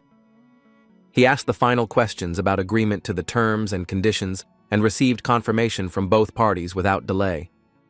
The conditions were strict. If Logan lost, he would join the club, and if Rain lost, he would leave the academy. They both confirmed that they would not challenge the judge's decision and that they were prepared to face the consequences of their actions. Theon activated a magical barrier and retreated, reminding the fighters that they had 10 seconds to prepare. At this time, in the faculty office, Assistant Ellen Ludwig tried to push the professor to go to the arena. Elin, with an air of indifference, said that she had nothing to look at and accused her assistant of simply wanting to relax in her absence. The spring breeze came through the open window, gently swaying Elin's black hair as she chuckled with her eyes closed, the words echoing in her memory that Rain could be the vessel of the sage, meaning he carried great power within him. She thought about how great his talent must be if even his stubborn father and brother could come to an agreement for his sake, and she quietly whispered that the outcome of this duel was predetermined from the very beginning, and there was absolutely no need to watch it. And Rhine was already ready to enter the great battle. Logan was also ready, as he was confident of his victory. Well, it's time to begin the legendary magic duel. Judge Theon announced the start of the battle, and the stands immediately became noisy. Logan loosened the bandage on his chest with a slight grin, revealing to everyone present the elegant magic circle drawn directly over his heart. He activated the Chihak School's body-enhancing technique, and each of the 3 rings contained glittering runes that flickered in rhythm with his pulse, as if ancient symbols had come to life in time with his breathing. Gertrude Panton, watching from the stands, let out a small sigh of tension, realizing that Logan was trying to finish it all in one go. As Logan touched the circle, mana flared and seemed to gush out, illuminating his chest with a glow that spread throughout his entire body. Hubert, who was observing, believed that a small error in such a technique could lead to broken bones or ruptured internal organs. And Professor Caroline watched with restraint as the streams of mana pierced Logan's veins, raising a vortex around him. It was no surprise to her that Logan was considered one of the great graduates of the Chihak School. Jing-type magic quickly filled every muscle and bone, giving Logan strength and flexibility beyond normal. Despite its outward power, Jing's magic had a price, because the slightest mistake could harm the owner of this improved body. Like a storm swirling around Logan, his body pulsed with energy, his hair fluttering under the pressure of mana. He confidently declared that he would finish the fight in 10 seconds, and the next second he moved like an arrow that had been shot off, and his jump left deep marks on the smooth floor because he had used the power of mana. The crowd gasped because the speed was frightening, and no one expected that someone could move so quickly. Folding his body and giving his body momentum, he delivered a straight blow, reinforced by all the techniques and knowledge of the Chihak School. Each movement was accompanied by bursts of mana embedded into the blows, which could not only attack, but also explode the target. This blow was aimed straight at Rhine, with the expectation of an instant victory, since it was impossible to react quickly against such a force. But in the next split second, something incredible happened. Something gently touched Logan's solar plexus and interrupted everything. The force of the blow, the momentum, and the spin were all gone, as if all the energy he had put into the attack had turned against him. The powerful blow seemed to shatter the bones in Logan's body, and then his body flew high into the air, just from some broom. Krista and Gertrude couldn't believe their eyes. They were in complete shock. Professor Owen even opened his mouth in surprise when he saw Logan fly into the air, as if the blow had hit right at his center of gravity. The attention of everyone present instantly moved to the broom in Rain's hands, where blue mana was glowing, enveloping the tree, the legendary staff technique created by the mage. Lynn suddenly appeared right in front of them, causing shock to the teachers. This technique was a symbol of respect for the heroine Esther, who believed that magicians should also be able to defend themselves in close combat. Even Professor Caroline couldn't hide her surprise, because Osirius's technique was considered exceptional and was guarded for decades. To use such skill, even in a simplified form, meant having outstanding mana control and technical training. An ordinary broom in the hands of an inexperienced student should have scattered from contact with a body covered in magical reinforcement, but the guy seemed to have strengthened its strength with magic and gained strong control. But Rain twirled the broom with ease, throwing it behind his back as if it were not a weapon, but a part of his daily life. The crowd, seeing this, exploded with screams, not believing their eyes, because the blow was clearly beyond even Logan's strength. Logan, without losing his composure, forced his body to flip in the air, slamming his feet into the ground to stop. A long mark on the marble confirmed the force of the blow, and Logan was thrown back almost 5 steps without the opportunity for an immediate response. He pressed his hand to his solar plexus, checking to see if anything was broken, and for the first time, a look of uncertainty appeared on his face. His body, covered in protective magic, cracked as if the strengthening technique had been overcome by a precise strike to the energy point. As he tried to understand what had happened, Rain's voice sounded lazy and sleepy, like a mocking wind on a summer afternoon. He reminded that 10 seconds had already passed and the fight was still not over, and this was beginning to tire and irritate him. Logan couldn't come to his senses. He couldn't understand how his body had broken from the broom, a useless noble brat. With a smirk, Rain warned that he didn't like to drag things out for too long and was going to finish everything in the remaining 6 seconds. He advised Logan to grit his teeth, because now everything was going to get much more painful and much faster than anyone expected. Despite the acute pain, Logan struggled to his feet, his whole body expressing his determination to continue the fight to the end. He told Rain not to show off since his one blow didn't mean anything. Logan gritted his teeth, furious that his plan had only worked for a second, and slammed his foot into the ground, causing a loud thud. The marble shattered, and even the air above the arena trembled with resonance as he activated his true power. The impact threw Rain several meters into the air, but he remained in control of the situation. Every piece of ground was cracked and crushed, as if a giant hammer had struck the arena, leaving traces of destruction. The crowd of spectators, captivated by the action, gasped in tension as they realized that Logan had gone into full attack. With a heel turn, he threw the marble fragments forward, creating a curtain of rubble that obscured his movements. Rain tried to deflect the flying rocks with his simple wooden mop, keeping his balance and not losing his momentum. Due to the high density of the fragments, Rain could barely make out Logan's figure, but he continued to watch for the slightest fluctuations. A large shard of earth, slipping through the curtain of dust like a shadow, suddenly appeared behind him and struck out with a blow full of fury and concentrated mana. But Rain, as if he had foreseen everything in advance, slightly turned his body, and the mop took the blow on the edge of the reinforced shaft. The clash between the wooden mop and the fist coated with enhancing mana sent a loud clang of energy through the arena. The force of the blow still pushed Rain back, and his feet cut 2 furrows in the ground all the way to the edge of the arena, but his face remained calm and his breathing even, as if he was simply retreating according to a pre-planned scenario. Logan growled in frustration and struck again, putting into each blow the pent-up anger and resentment he had accumulated for the previous humiliation. The whirlwind of attacks hit Rain with such force that a huge explosion deafened the spectators and made the stands tremble from the unexpected impact. In the huge plume of smoke that rose above the arena after the explosion, only one blurry shadow was visible, the silhouette of which was difficult to recognize, even with a strained gaze. Logan's feet suddenly felt stuck where he stood, as if the ground itself had closed in around them and wouldn't let him move any further. The floor beneath him turned into a viscous, muddy substance like mud and froze his every movement. Logan couldn't understand what was going on, but he had heard that such a magical substance was used to plow fields. He didn't attach much importance to it, because he was sure that it was just a simple, 1-star spell that couldn't interfere with him. From above, Rain's voice could be heard standing on a mountain of earth that had risen up after the marble had been destroyed, and he said that it was a spell that created a temporary dam during a flood, and it was a 2-star spell.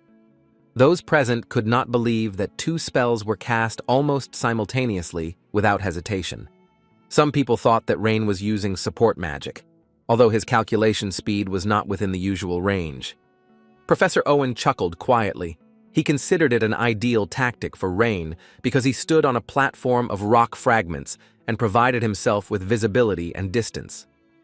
Owen was impressed by his strategy of neutralizing Logan's close combat skills, and how Rain anticipated the attack and turned the ground into mud, binding his legs, and moreover, was able to cast the two necessary spells almost simultaneously. Caroline narrowed her eyes, finding it impossible to carry out such a plan without lightning-fast calculations and mana control. Rain took the broom in his hands and threw it towards Logan, saying that now it would all end. This unexpected act attracted the attention of the entire arena and caused an instant silence, paralyzing even those who did not usually follow the fights. Krista and Hubert jumped up from their seats in disbelief, not understanding why Rain was attacking from such an unsafe distance. But Logan, clenching his fist, began to concentrate all his mana in one place, preparing the final blow. He gathered the energy from the core and dantian, strengthened to the limit, and time slowed down for him. He saw the broom approaching from above, saw Rain's face, and already knew how he would break the weapon and strike. The blow pierced the broom, shattering it into pieces, and seemed to have already made Rain tense up, anticipating the end of this magical clash. And then Logan's fist shot forward at maximum speed, aimed straight at the guy, with the intention of finally turning the tide of the fight. Rain stood frozen in place, not moving a single step, just like the entire audience, who were watching this scene with bated breath and anxiety in their chests. Logan was sure that he had hit the target, because his calculations could not fail, and at that moment, he mentally celebrated the victory. But the fist, contrary to expectations, hung in the air, and his body did not move, as if time had frozen and everything had lost its meaning.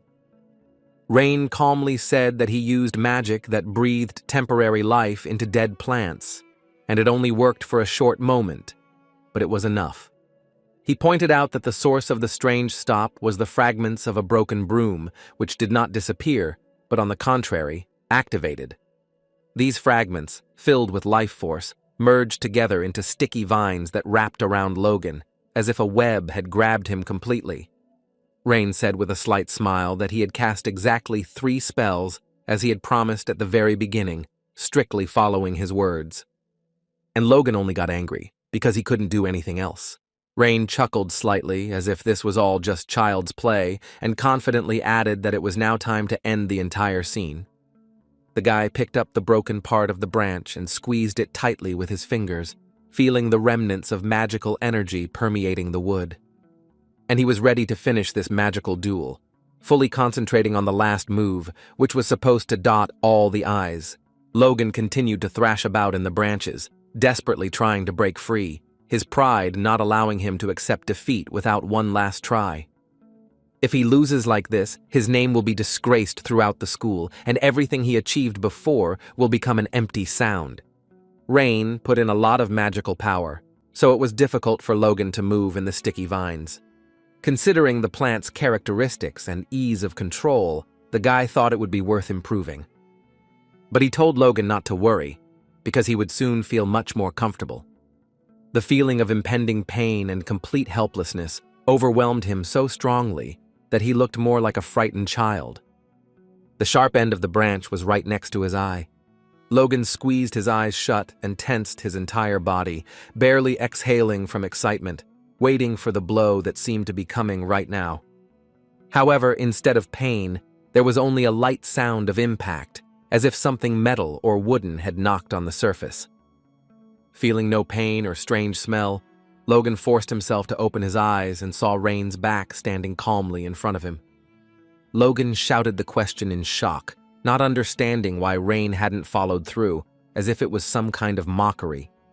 The guy responded calmly, saying that the fight was already over, and there was no point in continuing what had already ended naturally. And he asked Logan to shut his mouth since he lost. Rain asked, or did Logan understand what it was like to get hit hard? And he asked him from that moment to stop doing bad things and live a good life. His words, spoken simply and without pressure, for some reason resonated in Logan's soul, as if awakening something long forgotten in him. Logan remembered how he spent his entire life in a harsh place, where every mistake was punished, and no one spared the weak. In this world of magic, strength was everything, and the weak disappeared, regardless of gender, age, or merit, and no one doubted this rule. A voice from the past, filled with anger and disappointment, surfaced in his memory, as if reviving difficult scenes from his youth. He heard the familiar reproaches that if he couldn't cope, he wasn't worthy of being called a magician, and again he felt that old heaviness in his chest. But Rain's words sounded different, calm and simple, reminding that a magical duel is not the end of life, but just a test. When the roots were completely destroyed, the guy thought that they had lasted for quite a long time, so it seemed like it was magic with enough practical application. Then he remembered that a magical duel only ended when one side surrendered or suffered complete collapse. So he caught Logan in midair and delivered a powerful blow to the chin. Rain did not consider this an attack, since the outcome of the fight had already been decided earlier. The students who were watching everything that was happening were shocked by this ending, because they did not expect that everything would end exactly like this, because just recently Rain spoke of mercy and suddenly attacked. Meanwhile, Logan lay motionless on the broken ground. Professor Theon, who had been silently watching all this, finally removed the protective barrier and officially announced the name of the winner to the entire hall. Rhine Ludwig's name echoed throughout the arena, and the students all let out a collective breath, realizing that they had just witnessed something exceptional. No one could believe that the same young master, who had previously been the subject of only ridicule, was able to defeat Logan with such ease, and the crowd began to animatedly discuss what was happening. Gertrude blinked hard, trying to process what she saw, and Krista nodded, as if she knew this was how it would go. Owen and Caroline were also shocked, not expecting the newcomer Rain to win. Meanwhile, Rain saw someone at the gate to the arena. It was the president of the club. He ran forward without hiding his emotions and bowed before Rain with tears in his eyes, gratefully whispering words of appreciation. Rain muttered that it shouldn't be called grace and scratched his head, asking them to just do their jobs and create useful magic. And then Rain asked how he could repay the kindness done by the club leader, who had no idea what he was talking about. The guy explained that kindness was a spell that he used because he borrowed them from the club, and in all the spells he felt the instinct of the club leader, although it was not perfect. Rain said that the efforts of the elders were not in vain, and that they would continue to create more magic for local development. He gave the leader confidence and said that he would definitely succeed, and he beamed with a smile. The feigned indifference behind which sincere concern was hidden struck even the most indifferent observers, and Rain's departure was accompanied by respectful silence. But he wondered what Esther would say in that case. But the thoughts immediately went away, because he was not Esther, but still he was interested in whether he managed to save his face. The students excitedly discussed how Rain was able to defeat Logan, not believing in such a possibility, and whispering among themselves in surprise. One of them said that he saw everything with his own eyes, and that the guys from the prestigious Magic Academy spoke about the incredible power of Rain, who ended the duel with the help of powerful black magic. Voices came through the moonlit window, saying that it was now clear that this guy was not a worthless young master at all, but a talented user of black magic who was quickly gaining strength. In the infirmary of the main building of another magical academy, Logan was about to get out of bed. Then he touched his bandaged forehead, feeling a slight pain, reminding him of the recent fight. Professor Owen stood over him and asked Logan what it was like to tarnish the name of his school. Upon seeing the professor, Logan immediately straightened up and sat motionless, remembering the strict rules of the Chekak school, which was famous for its discipline, tougher than that of a soldier. Professor Owen demanded a report and confession about the magical duel. Logan said, "Good big brother." Owen instantly became angry, reminding Logan that he should now call him professor instead of big brother, emphasizing the formal nature of the relationship. Logan apologized and explained that it was all due to extreme fatigue that had accumulated after many difficult fights and intense training. Then the teacher advised him to have a good rest, since he himself had seen all the weight and tension of the difficult fight that had just ended. Logan feared for the school's reputation, fearing that the elders would take harsh measures against him for losing, since the T-Hark school did not forgive weakness. The professor called Logan's behavior a manifestation of genius that was unlucky, and reminded that praise does not make the school a personal property, and success requires perseverance. Logan felt a deep respect for his older brother, who was an example and support, despite his strictness and harshness. He tried to understand what exactly the professor meant when he spoke of the great Scalzi Ludwig, who was the greatest magician of the previous generation. Legend has it that Rain was this mage's assistant for 3 years, and despite his possible lack of academic credentials, his skills were impeccable. This caused Logan to resent the descendants of noble families who received education and opportunities through blood rather than talent. Owen advised his brother to establish contact with Rain, since apparently he was a real genius, with whom it was better not to argue, and he became a figure to be reckoned with, because one day he would become a big shot in the world of magicians. But Logan didn't want to agree, because he considered Rain a disgrace, and that he would definitely defeat him next time. Owen considered her brother a blind and stupid ram, because Logan was beaten in close combat, and was a loser in the arena, that even Rain beat him. The teacher insisted that Logan had been watching Rain more than anyone else, and had sensed him, so let him do whatever he thought was necessary. And as he was leaving, he told him not to forget to fulfill his promise, since he had lost in a fair fight. After the professor left, Logan looked at the door for a long time and sighed with relief, realizing the gravity of his situation and the trials ahead.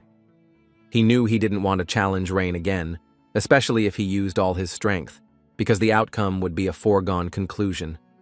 Despite everything, Logan repeated to himself that he was not afraid, but simply stopped resisting at the request of his older brother, maintaining his pride. 15 minutes before the magical duel with Logan, Rain was in the central library of Delighton, as it contained huge collections of historical books and biographies, as well as many other publications. He thought about the fact that Lynn's diary was delivered to him, and it was strange for him. Rain approached the librarian and asked where he could go to find some books. The girl showed him 2 books. One was about the life and achievements of the palace archer Kays, and the second was about the priestess of the fire dragon Frida. Rain immediately smiled when he saw the book covers. A summer day 300 years ago came into his mind when Frida suddenly decided to make a strange bet. She cheerfully suggested betting on whose biography would be thicker, confident of her victory, and he then sighed in irritation, considering it stupid, because he did not care about the rating compiled by a person, but he could not resist her cheeky smile. Frida covered her mouth with her hand and mockingly accused him of fearing the legendary shrine. Just as he was about to parry, Esther, who was practicing her sword swings at that very moment, intervened in the conversation. She, without looking up from her workout, said that she was betting on Lynn, causing a brief moment of silence among everyone. Frida snorted and called it unfair because she always praised Lynn, but Esther's eyes were not defiant, but sadly distant. Lynn asked her why she was sure he would have the most pages in the biography, trying to understand her thoughts and motives. Esther evaded the answer, giving various reasons and explanations, after which she quickly left the conversation, as if avoiding the topic. Then she finally told that since she had limitations in her lineage, she could not live long. Kays, being the eldest in the group, also had a limited lifespan, and Frida was not much different in this regard, which sadly affected their fates. Lynn was the youngest among them, so it was logical to assume that he would live the longest and leave the richest biography for future generations. That is why his life path had to be the most voluminous and meaningful in order to preserve the memory of him for many years. Esther then joked that of course no one knew what the future held, but she hoped they would see Lynn's biography. He had no idea then that he would be the first to disappear from their squad, leaving behind only empty pages and unspoken words. Looking at the books of his comrades, he whispered to himself that he had lost that old bet and would no longer be able to pay off his debt to Frida. He opened both volumes to compare their thicknesses and noted with irony that the victory had gone not to Frida, but to Kays, at least in this respect. And he was amused to learn that Kays's book was a little thicker, perhaps because it was published by the imperial house. Inside, it was written that Kays was known as a holy archer who founded the school of the drunken archer, which emphasized archery while intoxicated. And through this, he trained many students. And then Rain was surprised because he read that he married a noble lady 20 years younger than him and even had descendants.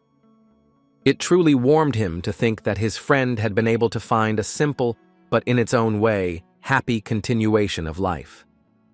Kays' story seemed straightforward and even bright, but Frida's biography seemed much more mysterious from the first pages. Opening the book and leafing through a few pages, he noticed something strange that immediately caused internal unrest. There were no records after 1168, which was unclear.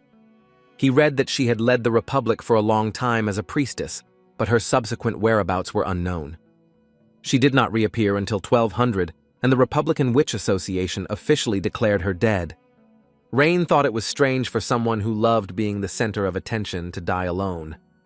However, he did not immediately reject this version, because he knew that time can change even the most striking and eccentric personalities. He closed the book and was about to leave the library when suddenly a feeling arose within him that he was missing something important.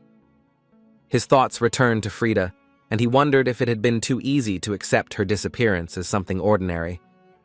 He knew Frida like no one else, and therefore he could not believe that she simply disappeared without a trace, as if she had dissolved into thin air. He wondered if Frida had changed towards the end of her life, or if there was something more behind her disappearance. Perhaps someone had made her disappear. Rain continued to think that the priestess who saved the world had disappeared, perhaps due to someone's actions. The guy wondered if her personality had changed in recent years, and he realized that the book he had read was not suitable because it had little information. He wondered whether he should not look for more complete and reliable books from the Republic, where other important information about the past might be stored. Looking up from his thoughts, he noticed the librarian handing him another book, clearly finding it useful for his research interests and purposes. The girl understood that Rain wanted to know more about Esther's group, so she decided to help him find additional materials for study and expansion of knowledge. At first, Rain wanted to refuse, but when he saw the cover, he froze, because in front of him was the book of the Ash Shaman about Terrain, the student of Lin and Frida. An image of a girl with blue hair running through a field full of flowers, lively and mischievous, far from the image of a temple servant, came to mind. Rain was slightly surprised by this memory, and the librarian noticed his shock, asking if everything was okay and if he needed help choosing literature. The guy replied that everything was fine, thanked her for recommending the book, and began reading the first pages of the new edition with interest. He could not understand how such a seemingly simple and young girl could become a shaman. After all, shamans who controlled spirits belonged to the highest class of witches and possessed rare and powerful abilities. Was he curious, or did Terrain manage to become more successful than Frida? Terraina became Frida's successor, and what's more, her life lasted from 1994 to 1413, which seemed impossible for an ordinary person. Rain was shocked. If the dates were true, she had been alive since he was a baby and had possibly been watching over him from the very beginning. He couldn't believe that a person could live so long, given the information about Frida, so he decided that he still needed to find the book from the Republic. His fingers trembled as he turned the first page, but at that moment the sound of bells rang out throughout the university. Normally he would have ignored it, but he had a magical duel with Logan and couldn't afford to be late. Although this duel was not entirely his business, he still promised to take part, and so he realized that the time had come to go to the battlefield. He approached the librarian, asking if he could hold the book temporarily, since the reservation service was not yet available to first-year students. The librarian agreed with slight hesitation, promising to put the book aside until someone else showed interest in it. Rain promised to be back within 15 minutes, turned around, and headed towards the north end of campus, towards the fighting arena where he had fought Logan. After winning the magical duel against Logan, Rain rushed back to the library. When he entered, he saw that the librarian Karen looked very agitated and was apparently looking for something. The girl asked Rain if he hadn't taken the book with him. It turned out that the book he left behind before leaving had disappeared, despite the fact that he knew for sure that he had not taken it with him. The library system excluded the possibility of taking books out without registration, since in such a case, a magical alarm would be triggered. However, the book disappeared without a trace, as if it had dissolved into thin air, which made the situation even more suspicious. The girl felt an internal awkwardness and took the blame on herself. She usually remained calm, but now she looked shocked, but still politely apologized and promised to deal with the disappearance. What was especially strange was that the books by Kays and Frida remained in their places, but only Torina's biography disappeared, as if someone had specially chosen it. Realizing that the problem could drag on, he suggested simply purchasing a new copy. However, the librarian continued to insist that it was his fault and he should report the incident to the library management. But Rain considered such measures excessive, believing that disciplinary proceedings would not lead to anything useful and would only drag out the case, and he also understood that it would be almost impossible to find such a voluminous and specialized biography in a regular store. For the boy, this was not so much a favor to the librarian as a sign of respect for the memory that the missing book had revived, and he asked the librarian to register the loss and order a new copy, promising to cover all expenses upon receipt of the receipt. Despite the resistance, the librarian eventually relented and gratefully accepted the offer, bowing in acknowledgement. She sincerely thanked the guy, calling him Lord Rain. Returning to the dorm, he fell exhausted onto his bed and stared at the ceiling for a long time, trying to make sense of the growing chaos. He wondered whether he should perceive what was happening as a chain of accidents, or recognize in it a pattern and someone's will. Lately, he had heard the word "thank you" too often. For him, it was a waste of time, but he didn't feel bad, which was strange for him. He thought that it was probably the changes in his body. Then he thought, perhaps he became more free in life, but in any case, he believed that something needed to be done about this incident. Although he didn't like to complicate his life, the events that were unfolding increasingly resembled a carefully thought-out script. First, Lin's diary fell into his hands, which he entrusted to Esther. And then, just as he began to investigate the past of his companions, the Chronicle of Torina disappeared. He wondered if someone could have deliberately planted the diary, and then watched his actions from the shadows. The only one who could have known that much about him was Torina. But the thought seemed illogical. Firstly, she had long since left this world, and even if we assume the opposite, it made no sense for her to act so secretly. He went through everyone he knew in his mind, but almost all of his former comrades had already left, leaving behind only empty names.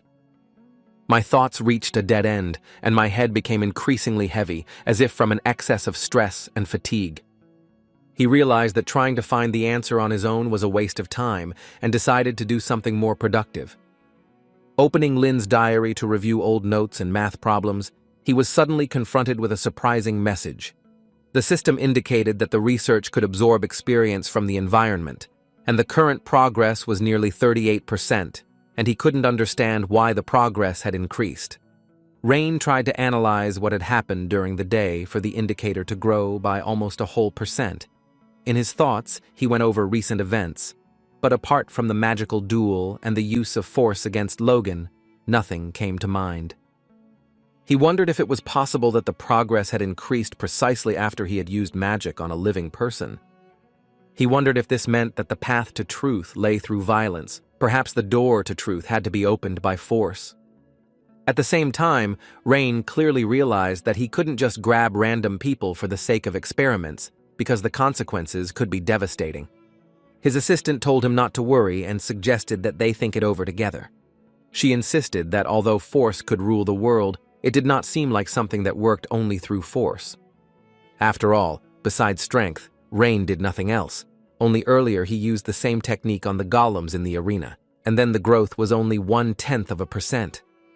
But after the fight with Logan, who was a living being, it increased by only 0.8%. At that time, there were no other clues, so it remained to test this theory. But using magic against living beings inside the school could be problematic, so he thought maybe he should try being an adventurer.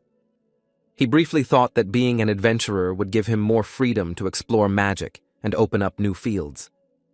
After all, he didn't need any awards or recognition, only the opportunity to improve magic and discover patterns in its structure. After the Magic War, Rain began a new life, which came with some annoying and unwelcome consequences that turned out to be side effects of his recent victory. An ordinary morning and the way to class became the reason for intrusive conversations when students, especially girls, began to approach him with useless attempts to start a conversation. Some recalled meeting in dreams, others claimed to live next door to each other in the dorms, but they all talked too much, without waiting for an answer and not noticing the obvious irritation on Rain's face. He didn't want to make contact. He didn't want to hear names. He didn't want to remember faces. He knew that getting close to them was pointless and not part of his plans. When he said this out loud, the students' reaction was predictable. They did not take him seriously, considering everything he said to be a strange joke from a representative of a noble family.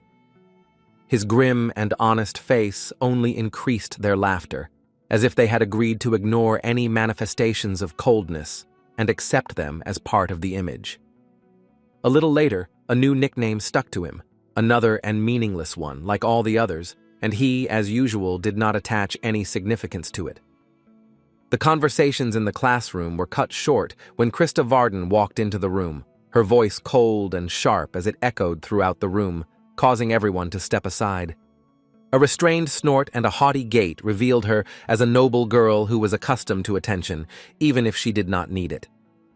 Gertrude Panton walked alongside him, radiating a playful mockery, and her quiet whispers directed towards Rain only increased the sense of a strange game unfolding before his eyes. Krista, passing by, demonstratively turned away, sat down next to him, and stared out the window, as if not noticing his presence, turning into a motionless stone statue. She did not say a word, but radiated a tense silence, like an offended queen whose silence must be understood without explanation. Rain, not known for his sensitivity to such moods, did not immediately understand what had caused this change of mood, but he did not try to guess. Krista finally broke the silence, crossing her arms haughtily and raising her chin as if giving instructions to invisible subjects. She said she was tired of watching him feign weakness, even though he had such skills.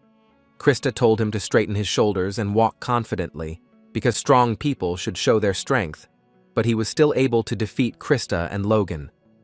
There was a challenge in her words, sincere and almost belligerent, as if she had finally recognized him not as scum, but as a worthy opponent whom she would not be ashamed to defeat.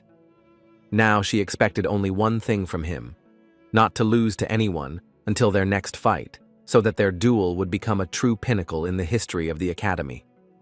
Her words sounded like an oath, spoken solemnly and sharply, and when she finished, the class fell silent for a moment. In response to her intense gaze, Rain remained calm, not hiding his eyes and showing neither surprise nor anger, only cold indifference. However, the drawn-out tension was broken suddenly and even absurdly when he reminded her of her first lesson with Professor Owen and the possible penalty for a forgotten textbook. Krista's reaction was so sharp that she immediately sat down and began rummaging through her things, and her feigned arrogance crumbled to dust. Gertrude couldn't resist and ran her hand over her forehead, realizing that all the pre-prepared theatricality had been ruined by one insignificant remark, because everyone knew that Krista had been rehearsing this phrase all day yesterday. After a busy week of classes and rune lessons, Rain prepared to meet Karen, the junior librarian assigned to the Central Library for the weekend. When he first entered there, he saw her worried face, which indicated some kind of problem. The girl told him that all books dedicated to terrain had been removed from sale. She even contacted all the publishing houses of the Empire, who reported that the books were no longer available and were not planned to be sold. She didn't know the exact reason, but it was said that the Golden Children, which was the heresy investigation body of the Light of the Dragon Church, suddenly put all books related to Terraina on the censorship list that year. Rain wondered what could have caused such a reaction after her death, since if there had been serious allegations, an investigation would have begun during her lifetime. Karen said that she read these books because they were required reading if you worked in the library. Moreover, the girl was a follower of the Archmage Lin and Frida, and Terena left behind as many great achievements as these two. Karen insisted that there was nothing suspicious in Terena's book, just a story, and since it was a biography, even if there had been dangerous content, it would have been filtered out by the censors. Rain realized that it was no longer possible to obtain a copy of the book in the usual way, and decided to turn to the black market, where rare and forbidden artifacts were sold. The black market could provide what was needed, but it was a risk, especially if the purchase was linked to the Ludwig family name. In order not to drag his family into a potential scandal, he decided to act alone and use his personal funds, but there was a new problem. He did not have the necessary amount. Karen offered to help, but her salary of 30 silver turtle coins was barely enough to survive, not to buy a book worth 3 gold. He had to admit that without his own income, he would not be able to advance, despite his noble birth and family title. The idea of a stable and secure life, which seemed guaranteed after reincarnation, suddenly crumbled before the simple question of where to get money. He considered many options, including street magic and teaching, but everything came down to licensing, reputation, and long terms. Among all the ideas, there was only one real possibility left: to risk one's life for the sake of profit and new magical knowledge.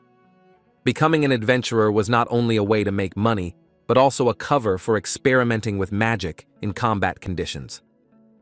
Karen didn't agree with him because how could Rain engage in adventures and low deeds, being from a great family?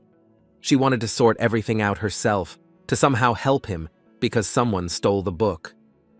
But Rain didn't want to involve her in the matter, and said that if everything went well, he would be able to earn the required amount, and this was the only way that came to his mind. The next morning, the head librarian began checking the list of books issued and noticed a familiar entry. The book on Terrain was listed as belonging to Rhein Ludwig, a first-year student who was not allowed to borrow books in the first semester. The head librarian frowned, remembering that access could only be granted by permission, and began to find out who was responsible. It quickly became clear that the person on duty that day was Karen, a girl who had only worked at the library for a few months. Doubts grew when other librarians reminded them that Karen was usually very careful and not prone to such mistakes, so they thought the boy might be begging. One of the senior staff members suggested that perhaps the book was given not to Rain, but to Professor Aylin, and the writing was simply illegible. And since everyone was talking about Raina then, because of her victory in the duel, she could have been mistaken by accident. The employee noted that Karen had been spending a lot of time with Rain lately, and perhaps was even in love, and when a person is in love, even bigger mistakes are made. In that case, they thought everything was fine, and after the meeting, they wanted to change the reader's name to Professor Elin Ludwig. They said there was romance in the life of an adventurer, but Rain knew it was just a high-risk job where lives were put on the line for money. The original concept of the profession seemed noble and honorable, but much has changed since the Adventurers Guild was founded 300 years ago.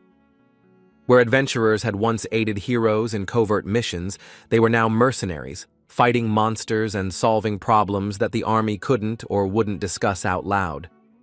The guild, which has grown to branches in every city, has become an integral part of the world's fighting power, defining it through levels and ranks. Over 300 years, adventurers have gained the status of trusted experts and have been divided into ranks based on strength and achievements. Rain felt mixed feelings as he entered the 3-story stone building of the Adventurers Association. In the morning, the lobby was filled with conversations of adventurers about the latest quests and dangerous monsters, such as rat spiders, whose prey promised decent rewards. After all, ever since the Red Dragon Legion left, the mountain range had become full of monsters, and for adventurers, it was a gold mine. For Rain, who remembered the name, information about rat spiders was valuable. In this world, knowledge was more valuable than gold. When it was his turn, a haggard secretary in uniform asked him to show his student card to register as an adventurer. She warned that the process would take no more than 10 minutes to verify personal data. The name on the ID card, Rhein Ludwig, surprised her, because he was a nobleman from a powerful family and not a simple commoner magician. She immediately stopped poking him and treated him with respect, but she didn't understand why he needed to register as an adventurer. He was asked to fill out a registration parchment which required him to indicate his magical rank, the spells he used, and other information that was especially important for nobles. And they warned that the association is not responsible for any possible problems that arise during the work. This agreement was created a century ago after a series of lawsuits, and is now binding on all members of noble families. After filling out all the documents, he was given a magical certificate. So far, it has been made of iron, but then the level will rise in turn: brass, silver, gold, platinum, and diamond. But not everyone received the iron level from the very beginning. Those who had combat experience before becoming an adventurer. Then the level in the association depended on other factors. The girl said that the certificate simply showed whether a person had the ability to carry out orders, and in general, it was necessary to pass exams to determine the level. After which, everything was clear to the guy, and the secretary wished him success, and suggested that the higher the level, the more and more difficult the work they would offer. Rain was pleased that he had a certificate that allowed him to receive a reward for exterminating monsters, because this way he would be able to enter dangerous areas and thereby increase his scope of activity. He had 44 silver coins in his hands, and his target was the spider rat he had heard about from other adventurers.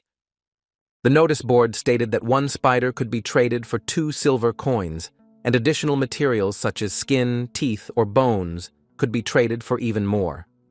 All that was left was to catch as many of them as possible, so he set off on his way to the Red Mountain. The foothills of Songgrubong, the nearest peak of the Red Mountains, became a bustling business district where trade was carried out by adventurers.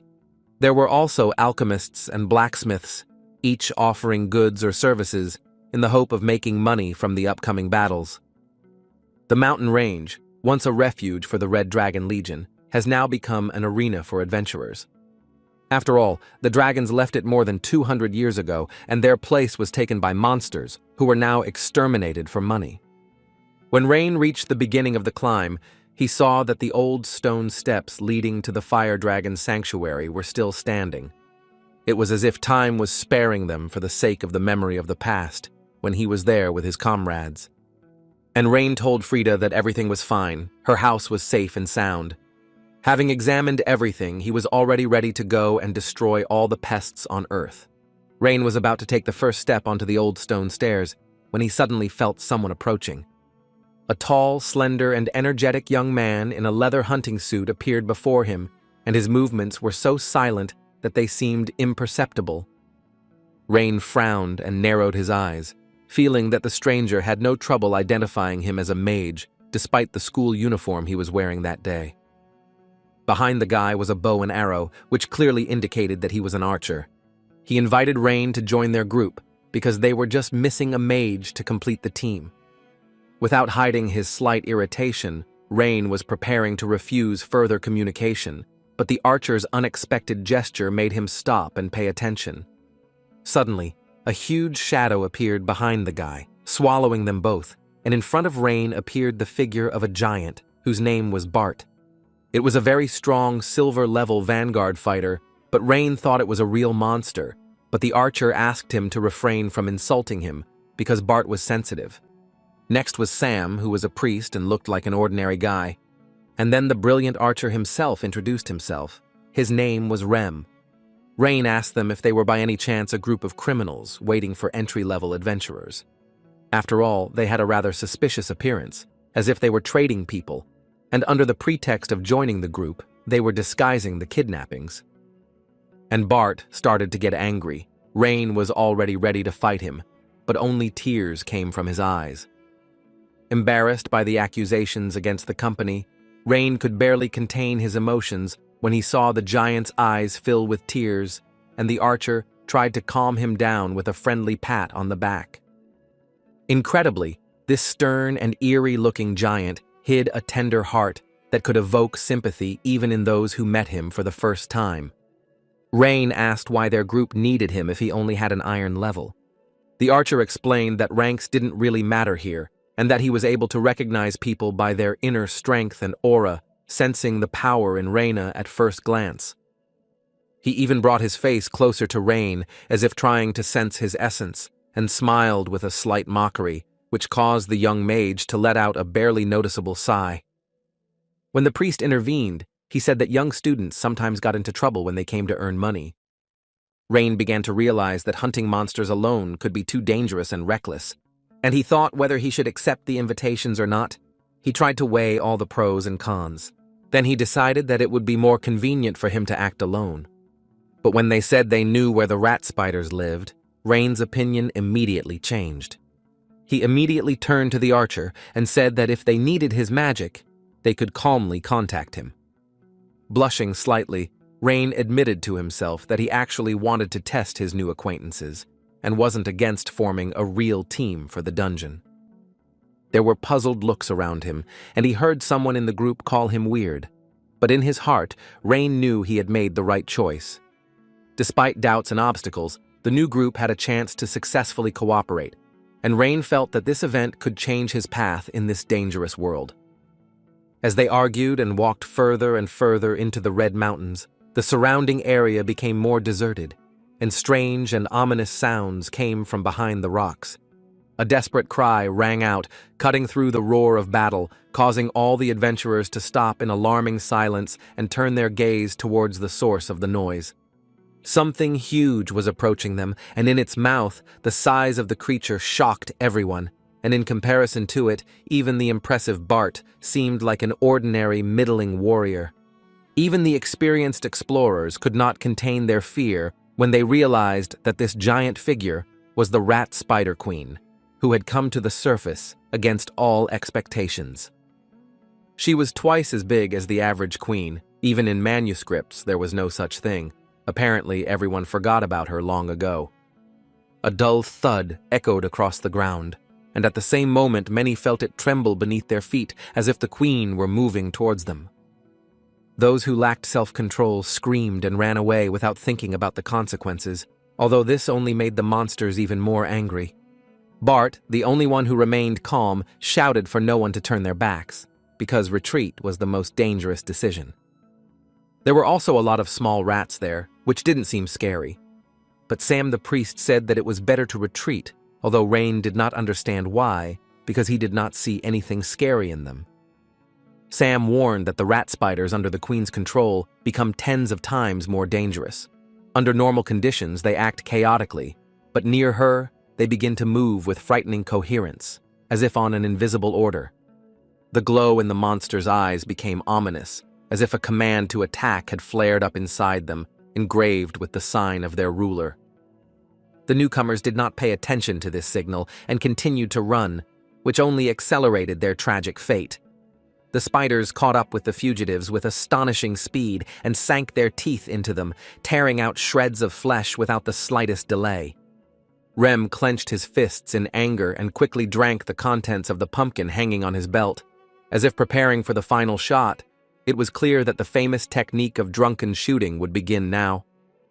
The idea behind this technique was that the more intoxicated the shooter was, the more powerful and accurate his shots would be in combat. But the method was risky as it could lead to nausea or complete loss of consciousness during the battle. However, Rem did not hesitate, and 3 arrows were immediately placed on the bowstring, launched at an insane speed in a variety of directions. Rem gave the commands and Sam rushed to the wounded to heal them, while Rain stayed close, protecting him from attacks. And then Rem put 5 arrows on the bowstring, took aim at the queen, and abruptly released the taut string. The arrows flew in a confusing pattern, but all hit the same spot on the monster's body, causing significant damage. Hit in the left eye, the queen roared, emitting a dull sound that made the leaves tremble and hearts clench. Hundreds of rat spiders immediately rushed towards Rem, as if they were part of her body, and their eyes burned with rage. Bart walked towards this wall of flesh, swinging his axe so hard that the ground shook from the force of his blow. With each swing, he cut a path through the ranks of monsters, and Rem's arrows followed him into the gaps, finishing off the survivors. Rain was shocked by the guy's teamwork. As a gap opened up in front of them, Bart gripped the axe with both hands, ran forward, and brought down a blow from the sky. The adventurers in the distance gasped at what they saw, amazed at how great the strength of Bart and their crew in general was. With a battle cry, he brought the axe down from above, aiming for the crown of the monstrous queen. The blow was enhanced by gravity and the weight of the weapon itself, and seemed likely to cut the monster in half. But instead of the expected crunch of armor and bones, the axe suddenly stopped, as if it had crashed into an invisible wall. The warrior's intuition immediately screamed alarm, and even Rain felt an icy chill run down his spine, foreshadowing trouble. He shouted for Bart to back off, and without thinking, Bart let go of the weapon and rolled to the side. At that very moment, a dark blue poison burst out of the cut on the queen's body, and a bubbling stream gushed downwards, corroding everything it touched. Bart's axe melted right before his eyes, and the grass beneath it turned black and withered. The wound on the monster's head, seemingly fatal, healed in a matter of moments. Rem, initially stunned, now looked at the queen with genuine surprise. The creature was able to successfully regenerate itself, and was already standing in front of Bart, ready to move into the attack. Rem immediately began shouting that they needed to retreat, since they were not strong enough to deal with the queen. The queen, without wasting a moment, darted forward, aiming at the unarmed Bart, like a hungry animal at its hunted prey. Grabbing the monster's mouth with his hands, Bart tried to hold it back, but the monstrous force pressed him into the ground more and more with each passing second. The creak of armor, the crack of bones, and a muffled groan escaped simultaneously as the metal gave way under the pressure, and his fingers clenched in agony. Rem continued to shoot, maneuvering among the enemies, but the arrows, stuck in the queen's body, did not bring any result. The queen seemed to stop noticing everything around her and focused only on one thing: finishing off the one who dared to challenge her. Rem couldn't get any closer because all the rat spiders were restricting his access to the queen and Bart. Rain's face turned pale, not only from the horror of what was happening, but also from the realization that he had encountered something similar before, and it could not be a coincidence. This cold, this foul stench emanating from the monster's blood, all this was a sign of ancient forbidden magic, which was not customary to speak about out loud. He could not help but recognize this poison because it corroded not the body, but the soul itself, destroying will and memory, leaving only emptiness. Because of him, Rain himself was forced to fall into a deep magical hibernation, sealing himself in time to contain the spread of the filth. And if this poison is here again, then perhaps there is a high-ranking black magician hiding nearby whose power allowed this queen to be strengthened. The thought that the remnants of the Black Church were still alive made his heart clench and his temples pound with anxiety. Sam asked for help, because he himself could not use attack magic, and besides Rain, there was no one who could fight back the queen. Rain didn't want to get involved, didn't want to fight, didn't want to face again what had already ruined his life. He asked sharply how much the queen might cost, because he understood that without a reason, he would not be able to explain his intervention. As soon as Sam said the amount, Rain gritted his teeth and his gaze darkened. 20 gold, like for 1,000 ordinary rat spiders, the money would be enough for a rare magic book. It was not heroism or nobility, for he intervened only for the sake of money, for his own benefit and the opportunity to gain power. And even if someone thinks otherwise, Rain knew the truth. He was doing this only for money, and there was no friendship here. However, somewhere deep in his mind, the smile of Bart and Rem, who urgently needed help, surfaced, and he felt irritated by this feeling. Rain went out to the rat spider queen and called her names to provoke her into an attack on him. After muttering the formula, Rain extended his hand forward, and a magic circle began to form from sparks and symbols, weaving into a fourth-level pattern. Rain released a magic circle straight towards the queen, putting all his remaining mana into it, and the space shook from the resonance of the formulas. The glittering pattern filled everything in front of him, expanding to its limit and flaring into a blinding yellow light that erased the darkness for a moment. Even the queen, despite her monstrous nature, instinctively recoiled, shielding her eyes with long, clawed fingers. While the monster was disoriented, Rain jumped up to his fallen comrades and pulled Bart, then Rem, away from the danger zone. He gestured to Sam to look after the wounded, handing over the care of his comrades to him, and then turned to the rest of the adventurers, demanding that they protect the healer. Realizing that he would not receive help to end the battle, he gathered his strength, accepting that he would fight the queen alone. The creature swayed, supported by its surviving limbs. One of its legs was burned to the base, but it showed no signs of pain. The body was already beginning to recover, the flesh was bubbling, the veins were stretching, and a primordial force was pulsating in the coal cult. Even without legs, the queen continued to radiate rage and fear. Her eyes glowed with an eerie light, and she herself was ready for a new attack. In that case, Rain decided to use third-level magic. Objectively speaking, Rain's physical talent for magic was noticeably lower than Lin's, both in terms of stamina and the level of mana available to him from birth. It was a pity that the noble origin of the mage was inferior to the innate gift of the orphan, because in practice it was the initial supply of mana that limited the path of growth the most. Rain had less than half the amount of mana in this body that Lin had at 16, so every spell required precise calculation and maximum concentration.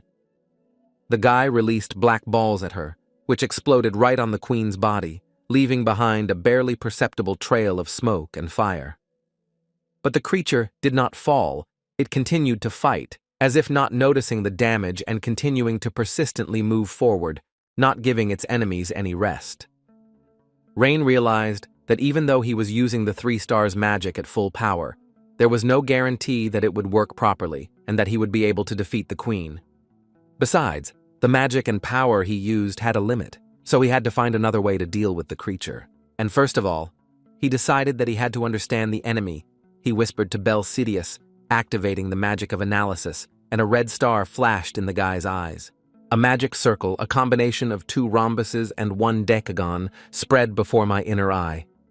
A chill ran down my spine as it became clear that the queen's spell was based on 3rd-level dark magic, and any attempt to interfere through Bel Sidious could cost him his consciousness or soul.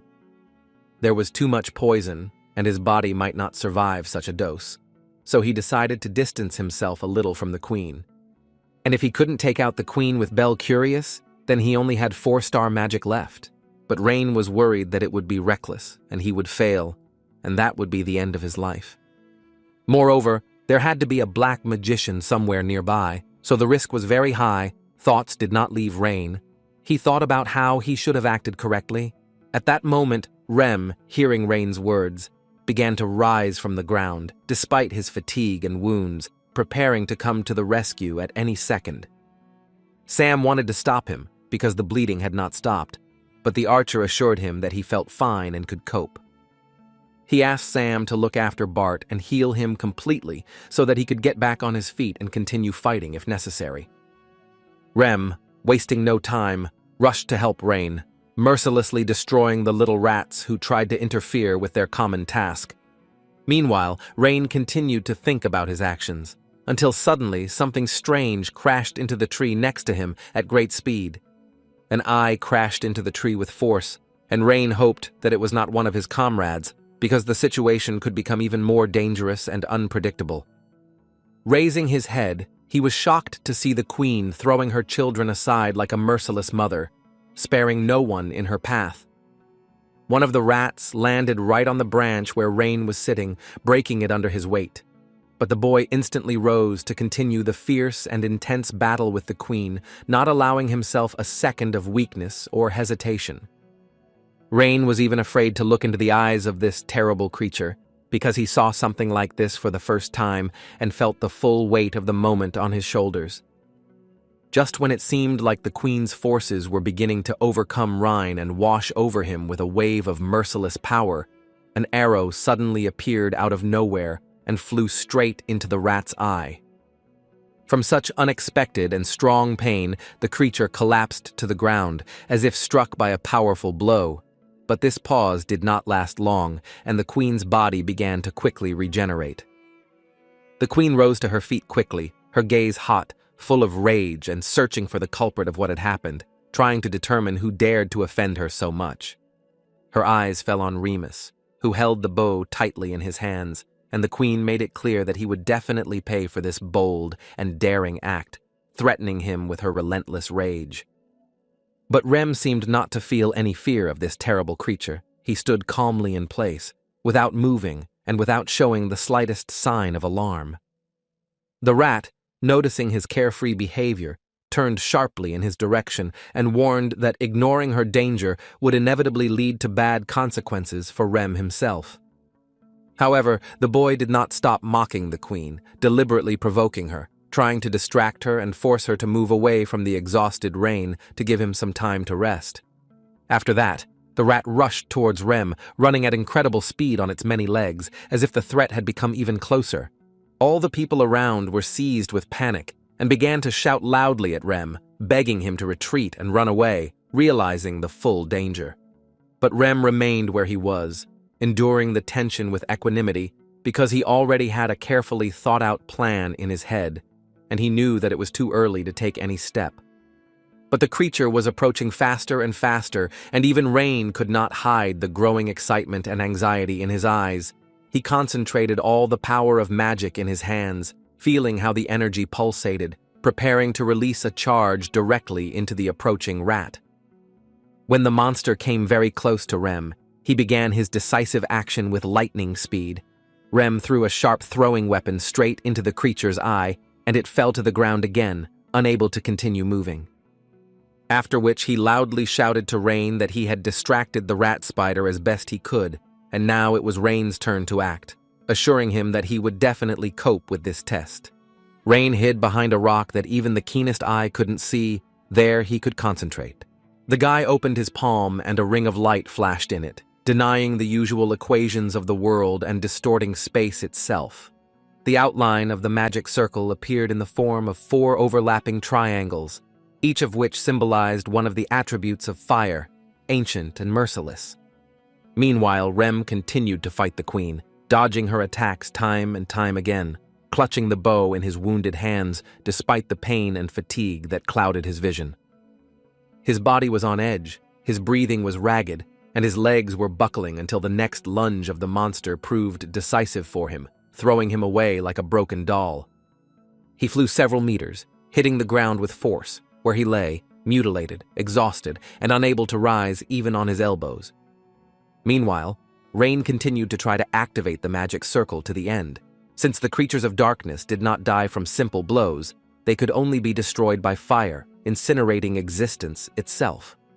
Rem lay there, covered in blood, unable to feel his legs or fingers, but a strange smile remained on his lips, as if he already knew that he had done everything he could, and that was enough. Rain, watching Rem writhe in pain, clenched his fists, feeling helpless, because he couldn't get closer and help him without interrupting the ritual. The rat spider queen slowly approached the fallen archer, raising her paw for the final blow, and a sense of impending doom hung in the air. But at the moment when the clawed limb fell down, Sam managed to run up and pull Rem aside, saving him in a split second from certain death. The blow of the paw tore through the ground, leaving a huge crater in the place where Rem had been lying a second ago, from which dust and fragments of stone poured out. The rest of the adventurers froze in stupefaction, not believing that someone dared to throw themselves under the queen's blow and manage to save someone. Rem raised his head with difficulty and looked in surprise at Sam, who, despite everything, was nearby and did not flinch before the monster. Sam grabbed him tightly by the collar and made it clear that he would not let him die here while he could do something. The priest quietly looked at everyone who was still alive and mentally promised that they would definitely return together so that they could then smile at each other without regrets. He focused on the wounded body, and warm healing magic began to shine in his palms, slowly filling Rem with strength. Rem, lying on the ground, barely audibly apologized for his reckless heroism and thought that when it was all over, he would definitely write everyone a letter of apology. While the guys were talking, they didn't even notice how this monster approached them. Meanwhile, Rain finally managed to. The runes engraved on his palm shone with 4 names: Yul, Pak, Ka, Khan, each of which carried the element of destruction, coverage, and binding. The bright light of the magic circle became blinding, burning more and more intensely until a storm of magic swirled around it, awakening the nature around it to pain. From the terrifying pressure of mana, the trees cracked and bent, as if they too sensed the approach of an unknown catastrophe. To activate the magic, he had to solve 14 polynomial functions and 7 rational expressions, converting each of them into mana. And then the magic erupted, sending a wave of flame into the sky that illuminated the entire forest for a second, casting shadows into the distance. The Ka element was the first to work. A thin beam separated and protected all the people, surrounding them with a barrier, and the flame rushed further to the target. The second element was Yule, a horned firestorm that pierced the sky, engulfing the entire space in a flaming ring up to the queen. The third one activated the Kyun rune, compressing the stream of fire into one point, directing all the power into the charred body of the queen, not allowing her to escape, and the calculations of the coordinates were completed. And the solution to the equation of great power was completed. The body of the queen was slowly burned to ashes, and the last one to explode was Pak, scattering sparks like rain, and the world lost its color for a moment, dissolving in white heat. The powerful explosion that followed broke the silence, and its echo rolled for a long time through the mountains, like the voice of an angry god. The queen's body, made of bones and chitin, was reduced to ashes, along with the darkness inside her, which disappeared without a trace. Ashes and flames scattered across the field, engulfing both the monsters and the remaining seekers, depriving them of their last strength and hope. The smell of burnt flesh and melted fat penetrated even to where Rain lay, completely exhausted and unable to rise. All the other adventurers were thrown back by a powerful blast wave, as if by an invisible hand, from the center of the blazing explosion. The firestorm burned everything around to the ground, turning trees, earth, and everything that touched its breath into ash. A huge storm of flame and smoke rose above the area, which could be seen for many kilometers, as if a whole nuclear bomb had exploded. Rem and Sam fell to the ground, as if they had let go of their last worries, realizing that the fight was over and they had survived for now. Raising their heads, they saw that there was nothing left of the queen, only standing ashes. There was silence among the surviving adventurers, broken only by whispers of incomprehension, for no one knew who had done this. Rain sat on the rock and thought how pathetic it all was, that he even smiled. After all, he remembered that in his past life he could use such magic 7 times in a row without any problems. Rain tried to stay conscious, but his strength was leaving him, and the world before his eyes was blurring more and more. When the queen died, the spider rats turned back into normal rats. Someone shouted that the rat spiders were escaping, and chaos erupted, breaking the silence as the seekers rushed after their prey. Rem looked at the ashes left behind by the queen, and could not understand how Rain had destroyed her with literally one shot. Then they remembered Bart, who lay powerless, and immediately rushed to help him. Sam tried to cure him, and in the end it worked, because Bart had a pretty strong physique, so it was easier for him. Bart woke up, apologized to Rem for not being able to help, and asked how he was. He said he got the help he needed, so everything was fine. But this fight will be a lesson for them, and they will know that queens regenerate very well, and such information was not even in the database of the Adventurers Association. When they looked around, no one saw Rain, and they worriedly tried to find him among the fog and rocks. Sam pointed to a secluded place near the cliff, where he allegedly saw Rain hide shortly before the activation of magic. They found him in that place, and he was shaking. Apparently his mana ran out, and Sam began to regenerate him. They didn't know exactly who did that fire magic, but they suspected it was Rain, since he was sitting there powerless, having used up all his magical power. Rem was surprised, because he did not understand why he had to hide behind the rock, because the queen was attacking from that side, and he did not need shelter, and his name would be on everyone's lips, like a legend. When he was unconscious, memories of the past suddenly returned, washed over him with special warmth, and made his heart clench. Lin then asked that his name not be included, as he did not wish to join the ranks of the team of heroes. The propagandist who arrived on behalf of the Empire could not understand why a man who had rejected glory stood before him.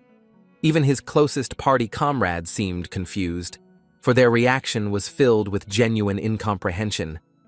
It seemed strange to them that the man who had fought alongside them had suddenly distanced himself and erected an invisible wall. Lin just looked away in embarrassment, trying not to meet their eyes, as if he wanted to avoid any explanations. He said that he had neither generosity nor a penchant for heroic deeds, and initially followed them only out of personal interest. Lin did not bear the evil fate that Frida and Kays did, and he did not have a mission that he had to fulfill, like Esther. After all, he didn't give his all for anyone because of his pride, and he thought that the fact that they were all together was just a simple coincidence. Therefore, he thought that he had no right to put his name in, because he thought that because of this, his reputation would go down the drain. But his three companions, looking at each other, suddenly smiled and said that he was a cutie. One of them patted him on the head with good-natured mockery, clearly not taking his words seriously, but rather with tenderness. He listened to the fact that he didn't need to change, he didn't need to be different, because he was already accepted the way he was. He realized that his silent caring and hidden kindness was what really made him special.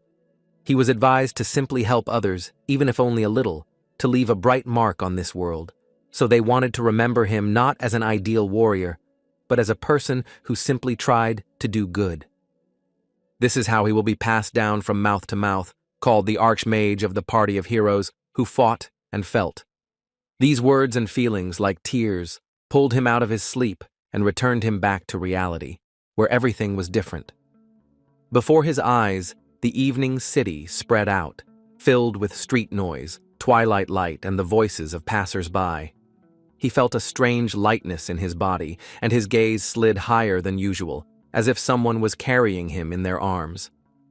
From below, he could hear excited voices, among which he recognized the familiar voice of the archer, Rem, Bart, and Sam.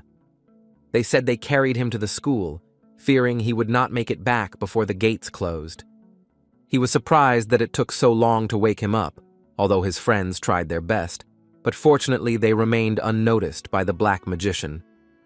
His body was still in pain, his muscles ached as if from multiple injections, and his mind was struggling to gather itself together. He felt that the overexertion of his mana had left an imprint on him, and now he had to be more careful. Bart, carrying Rain in his arms, carefully asked if he really did that magic.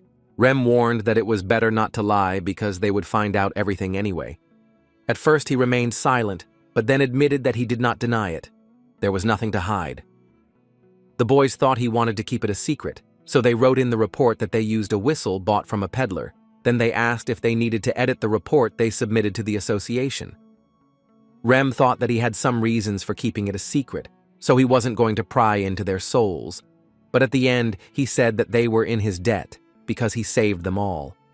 But he didn't think that they should repay the debt because he himself would have died if he hadn't used fire magic. Then they decided to give him all the awards they would receive that time. But Rain thought it would be fairer to split everything in half, and Rem said that Rain was dreaming and the entire reward should go to him. Almost simultaneously, they both couldn't help but laugh, as if they felt the tension dissipate. He hesitated a little and said that he only needed 5 coins, and that they should divide the rest between themselves, but his attempt to refuse was immediately stopped, because everyone understood that he deserved his share. Rain said that he had done nothing special, so he could only take the amount he needed, but the group felt that they had done nothing either, but owed him their lives, so they ordered them to take everything. Rain waved it off and added that he was simply paying for the delivery from the Red Mountains in this way. He recalled that he could have found himself in a much more difficult situation if not for the help of this group. Bart was about to object again, but Rem jumped forward and gave a thumbs up to defuse the situation, and said that he and Bart were going to become better adventurers, so Rain could invest in them. Rain couldn't help but smile, and for the first time in a long time he actually laughed heartily and agreed that the idea was not bad. Sam called out to him cautiously, as if he was not sure whether to start a conversation, but still decided to do so. He asked if he was really interested in Turena. Rain confirmed that he was still interested.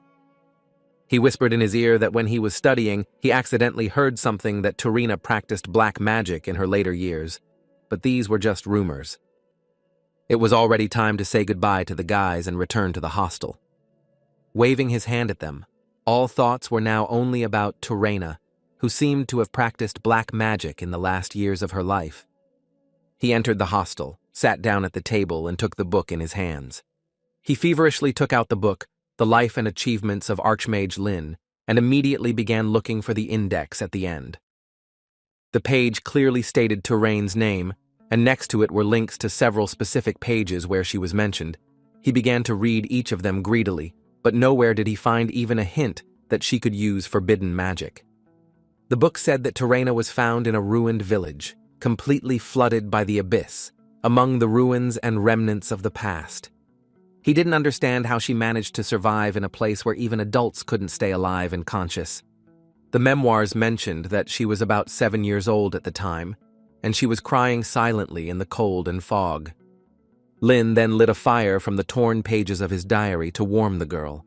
He just wanted to help a little and leave without interfering, but he couldn't go even 10 steps. He heard a muffled cry behind him, and his heart sank, causing him to turn back to the girl. The guy started to take something out of his bag, and the girl got really scared. Did he really decide to destroy her? However, he only took out a stale piece of bread that he had left over from his last stop. He handed over the food and said that he would not ask for anything in return. No money, no favors, no words of gratitude. The girl looked at him with wide eyes, not believing in the kindness of a completely unfamiliar magician. At this time, Esther and Kays, noticing the smoke from the fire, headed in that direction, hoping to make it before nightfall. Turena did not touch the bread, as if the food brought back fear or bitter memories. But Lin warned that bread was all he had to eat, and there was nothing else. But suddenly the girl spoke. She said that her entire family, friends, and all the people dear to her died. Lin asked the girl if her village interacted in any way with the outside world, to which she replied that she didn't know. He understood it right away, because he himself did not know about the existence of this village, although it was understandable because it was a distant outskirts. And besides Turena, there was no one left in that village who could help remember that place, which was sad. A life that no one will remember and no one will talk about could have been the fate of this girl lost in a flooded village. Lin thought that if she disappeared without a trace, then even the name of her hometown would disappear from the world's memory forever. But the girl was trembling, and with tears in her eyes, she whispered several times that she did not want to disappear and wanted to continue living. Then Lin picked up the bread, brought it to her face, and said that if she wanted to survive, she had to eat a lot and become stronger. He also asked her to preserve the memory of the village and the people who were there and who are no longer with her. She realized in complete silence that she was alone and slowly extended a piece of bread to her lips, squeezing it in her shaking hand. It was that quiet moment that marked the beginning of their strange connection, and from that day on, she never left Lin's side. The book claimed that Lin took her on as an apprentice because of the magical gift he supposedly recognized in her immediately.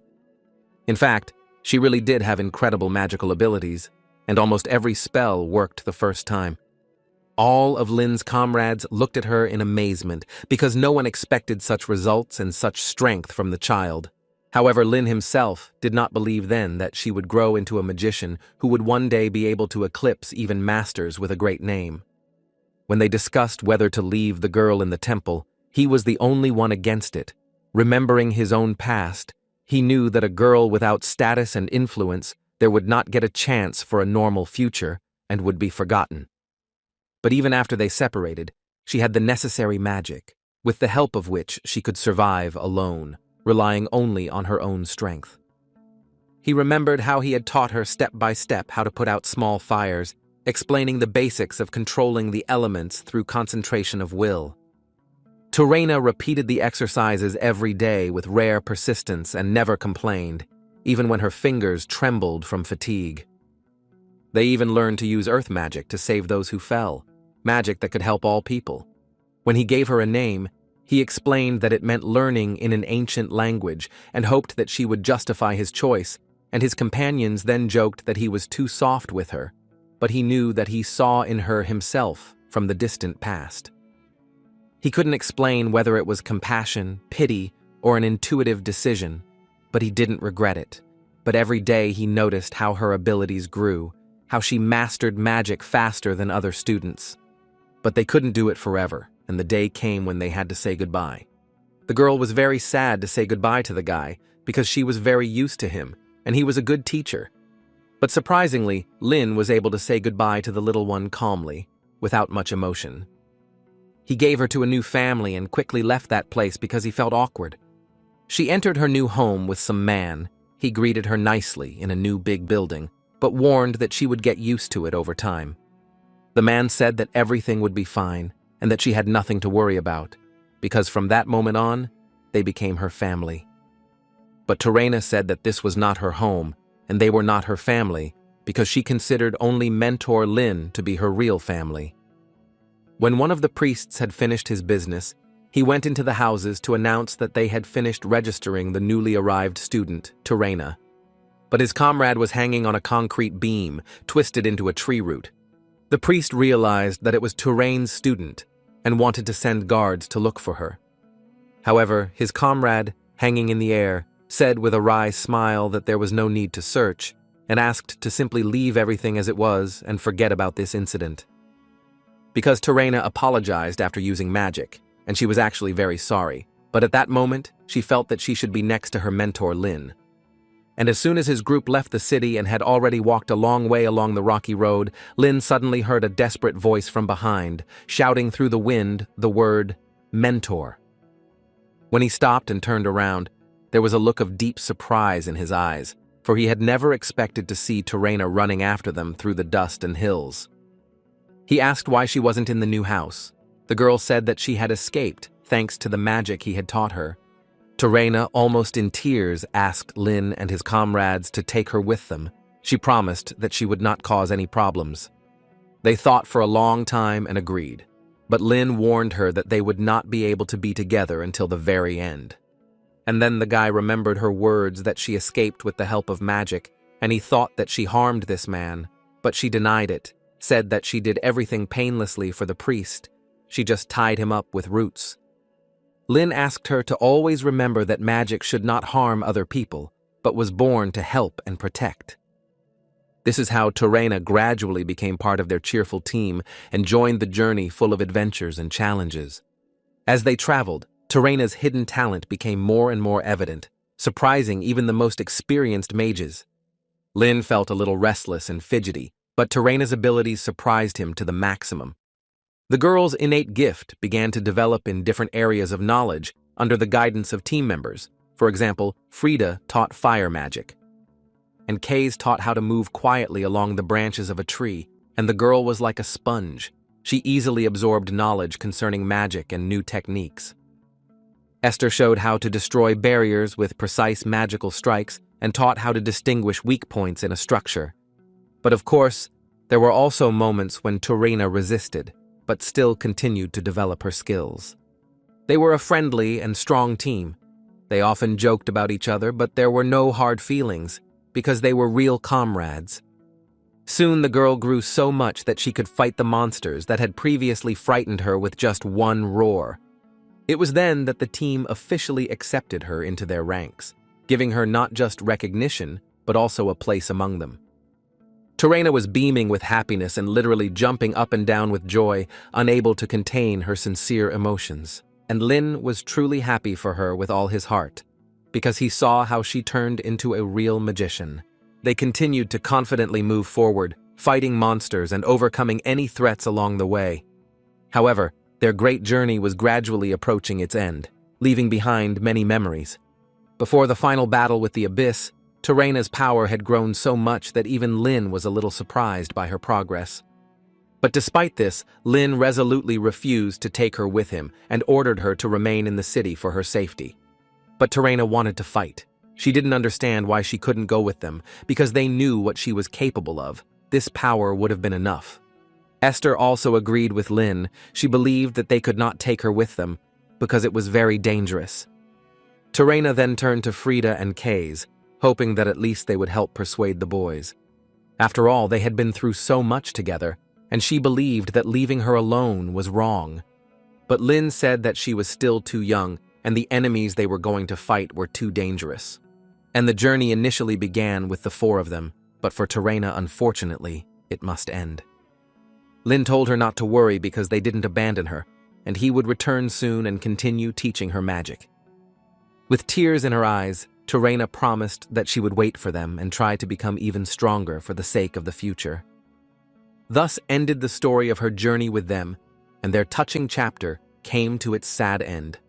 Rain sat in silence and slowly closed the book, stopping at that very moment of memory. He only wondered why she got involved with black magic. What was more suspicious was that all the books dedicated to terrain were suddenly subject to censorship. Then he suddenly remembered Lin's diary and opened it, looking for clues to current events, and at that moment, the magical butterfly Ludian flew out of the diary and gently landed on the top of his head, shimmering with light. A notification from Socrafres appeared on the page stating that the progress of research into unique magic had increased by 2%. He was genuinely surprised by this growth and thought that perhaps the growth was related to the destruction of the Rat Queen, but in any case, there was still a lot of work to do. He thought that perhaps it all depended on concentration and the effort put into learning complex spells, but his attention was drawn not to this, but to the inscription in the lower corner of the page, written in a strange handwriting. It said that his mentor was the coolest in the world, and this phrase was written in the language of the Republic of Dragons. Above the inscription was a clumsy drawing of Lin hitting Terrain on the head with a pen for disobeying in class. He had then scolded her for her mischief, but now he simply looked at the drawing with a long silence and unspoken warmth. Due to reports of the appearance of the Rat Spider Queen, traffic in the Moss Peak area of the Red Mountains has come to a complete standstill, and the Adventurers Guild has officially banned rat spider hunting until their arrival. However, the two mysterious people calmly crossed the border of the zone and headed deeper, despite the danger. One of them irritably stamped his foot in front of the mutilated body of the Rat Spider Queen and whined with anger. She had put half a year of effort into this plan and was now furious at its sudden failure. The man was checking the charred trees and the ground, still warm from the recent magical explosion. He noted that the heat had not died down, and the radius of destruction indicated the use of magic no lower than the 4th star level, and the girl only snorted and recalled that Rem and Bart were to blame for this with their ridiculous party. The girl became even more angry and said that she would not calm down until she punished the culprits and vented her rage. She spoke angrily about how she wanted to cause suffering and take revenge for spoiled plans and wasted resources. He said that since the operation had failed, they needed to focus on more important tasks than banal revenge, and she screamed and demanded to explain what exactly he considered so important that he would delay retribution. He replied calmly and coldly that now they needed to focus on one thing, Lady Terena's report. Rain yawned widely and headed to the club room. The second years greeted Lane warmly, greeting him and asking worriedly about his well-being. When he entered, Rain was surprised to find that there were more people in the club than he expected, and since the class had already started, he quickly took a free seat. The teacher introduced himself as Joan and explained that the club's goal was to study and create magic that could help develop local regions, especially in the areas of agriculture and fisheries. Joan was pleased that so many listeners had gathered, and he hoped to get along with everyone. As soon as he began to talk about the goals and objectives of the club, a late student entered. The friendly atmosphere instantly turned tense when Logan entered the room, and the conversations died down, and the older students began to retreat to the sides with awkward smiles. Logan introduced himself calmly, saying he was a freshman from Chehak High School, his voice especially clear in the tense silence. The teacher, not noticing the awkwardness among the students, greeted him enthusiastically and offered to choose any free seat, not hiding his joy at the new participant. But there was only one free seat left, at the last desk near the Rhine. Logan had to sit next to him, and then the teacher began the lesson. Joan said that the magic was often used by court magicians serving the lords, but its beneficial influence almost never reached remote villages, and the people there suffered from a lack of resources. The return of black magic in this era made him think about the need to urgently reconsider his life priorities and survival strategy. Rain knew that Lin's diary hadn't just appeared in his possession, and it was entirely possible that sooner or later he would run into the person who had sent it, which meant he needed to be prepared. He summoned Ludian and activated the spell to test his physical condition and assess his own magical potential. His greatest weakness and problem was his physical strength, and Rain understood that no matter what, he needed to strengthen his body as soon as possible. Rain thought that all these running and fitness fans were probably some kind of fools, since they voluntarily subjected their bodies to such torment. But still, training alone would not be enough. Lane came to the conclusion that he urgently needed a mentor, and at that moment his gaze fell on Logan. Sitting nearby, he approached him and quietly asked for help with training, causing him not only surprise, but also immediate tension. After all, Logan didn't understand how Rain could train with a loser. Rain asked him not to refuse him, especially since Logan was the best in the group in terms of muscle mass gain. Logan continued to think that Rain was just making fun of him and said that he accepted his defeat and asked her to stop making fun of him. And the man asked not to joke about his faculty, because they had nothing to do with his defeat. Rain said that he didn't have time to make fun of others, and since Logan misunderstood, he decided to tell him straight. He acknowledged him as strong and asked for help and spoke directly without sarcasm. And I asked for this personally, because I personally saw his strength and was truly surprised that someone at such a young age had achieved such strength. After all, a strong body was the foundation, and Ryan didn't have it. He wanted to devote all his time to training, and he didn't want to waste time, so it was worth training under the guidance of the most promising person in this field. And then Logan thanked him for the kind words and agreed to his proposal, because he himself understood that there was no more qualified person.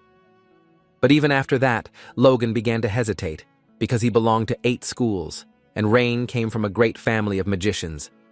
He couldn't shake the thought that by all rights they should be rivals, and not asking each other for support and help. Then Rain suddenly used magic, showing that he could deal with Logan at any moment, but he does not consciously do so. After all, if the guy reasoned the same way as Logan, then he would have been dead long ago. Logan, hearing this, thought seriously and asked why Rain didn't do it anyway, if he had the opportunity to do so.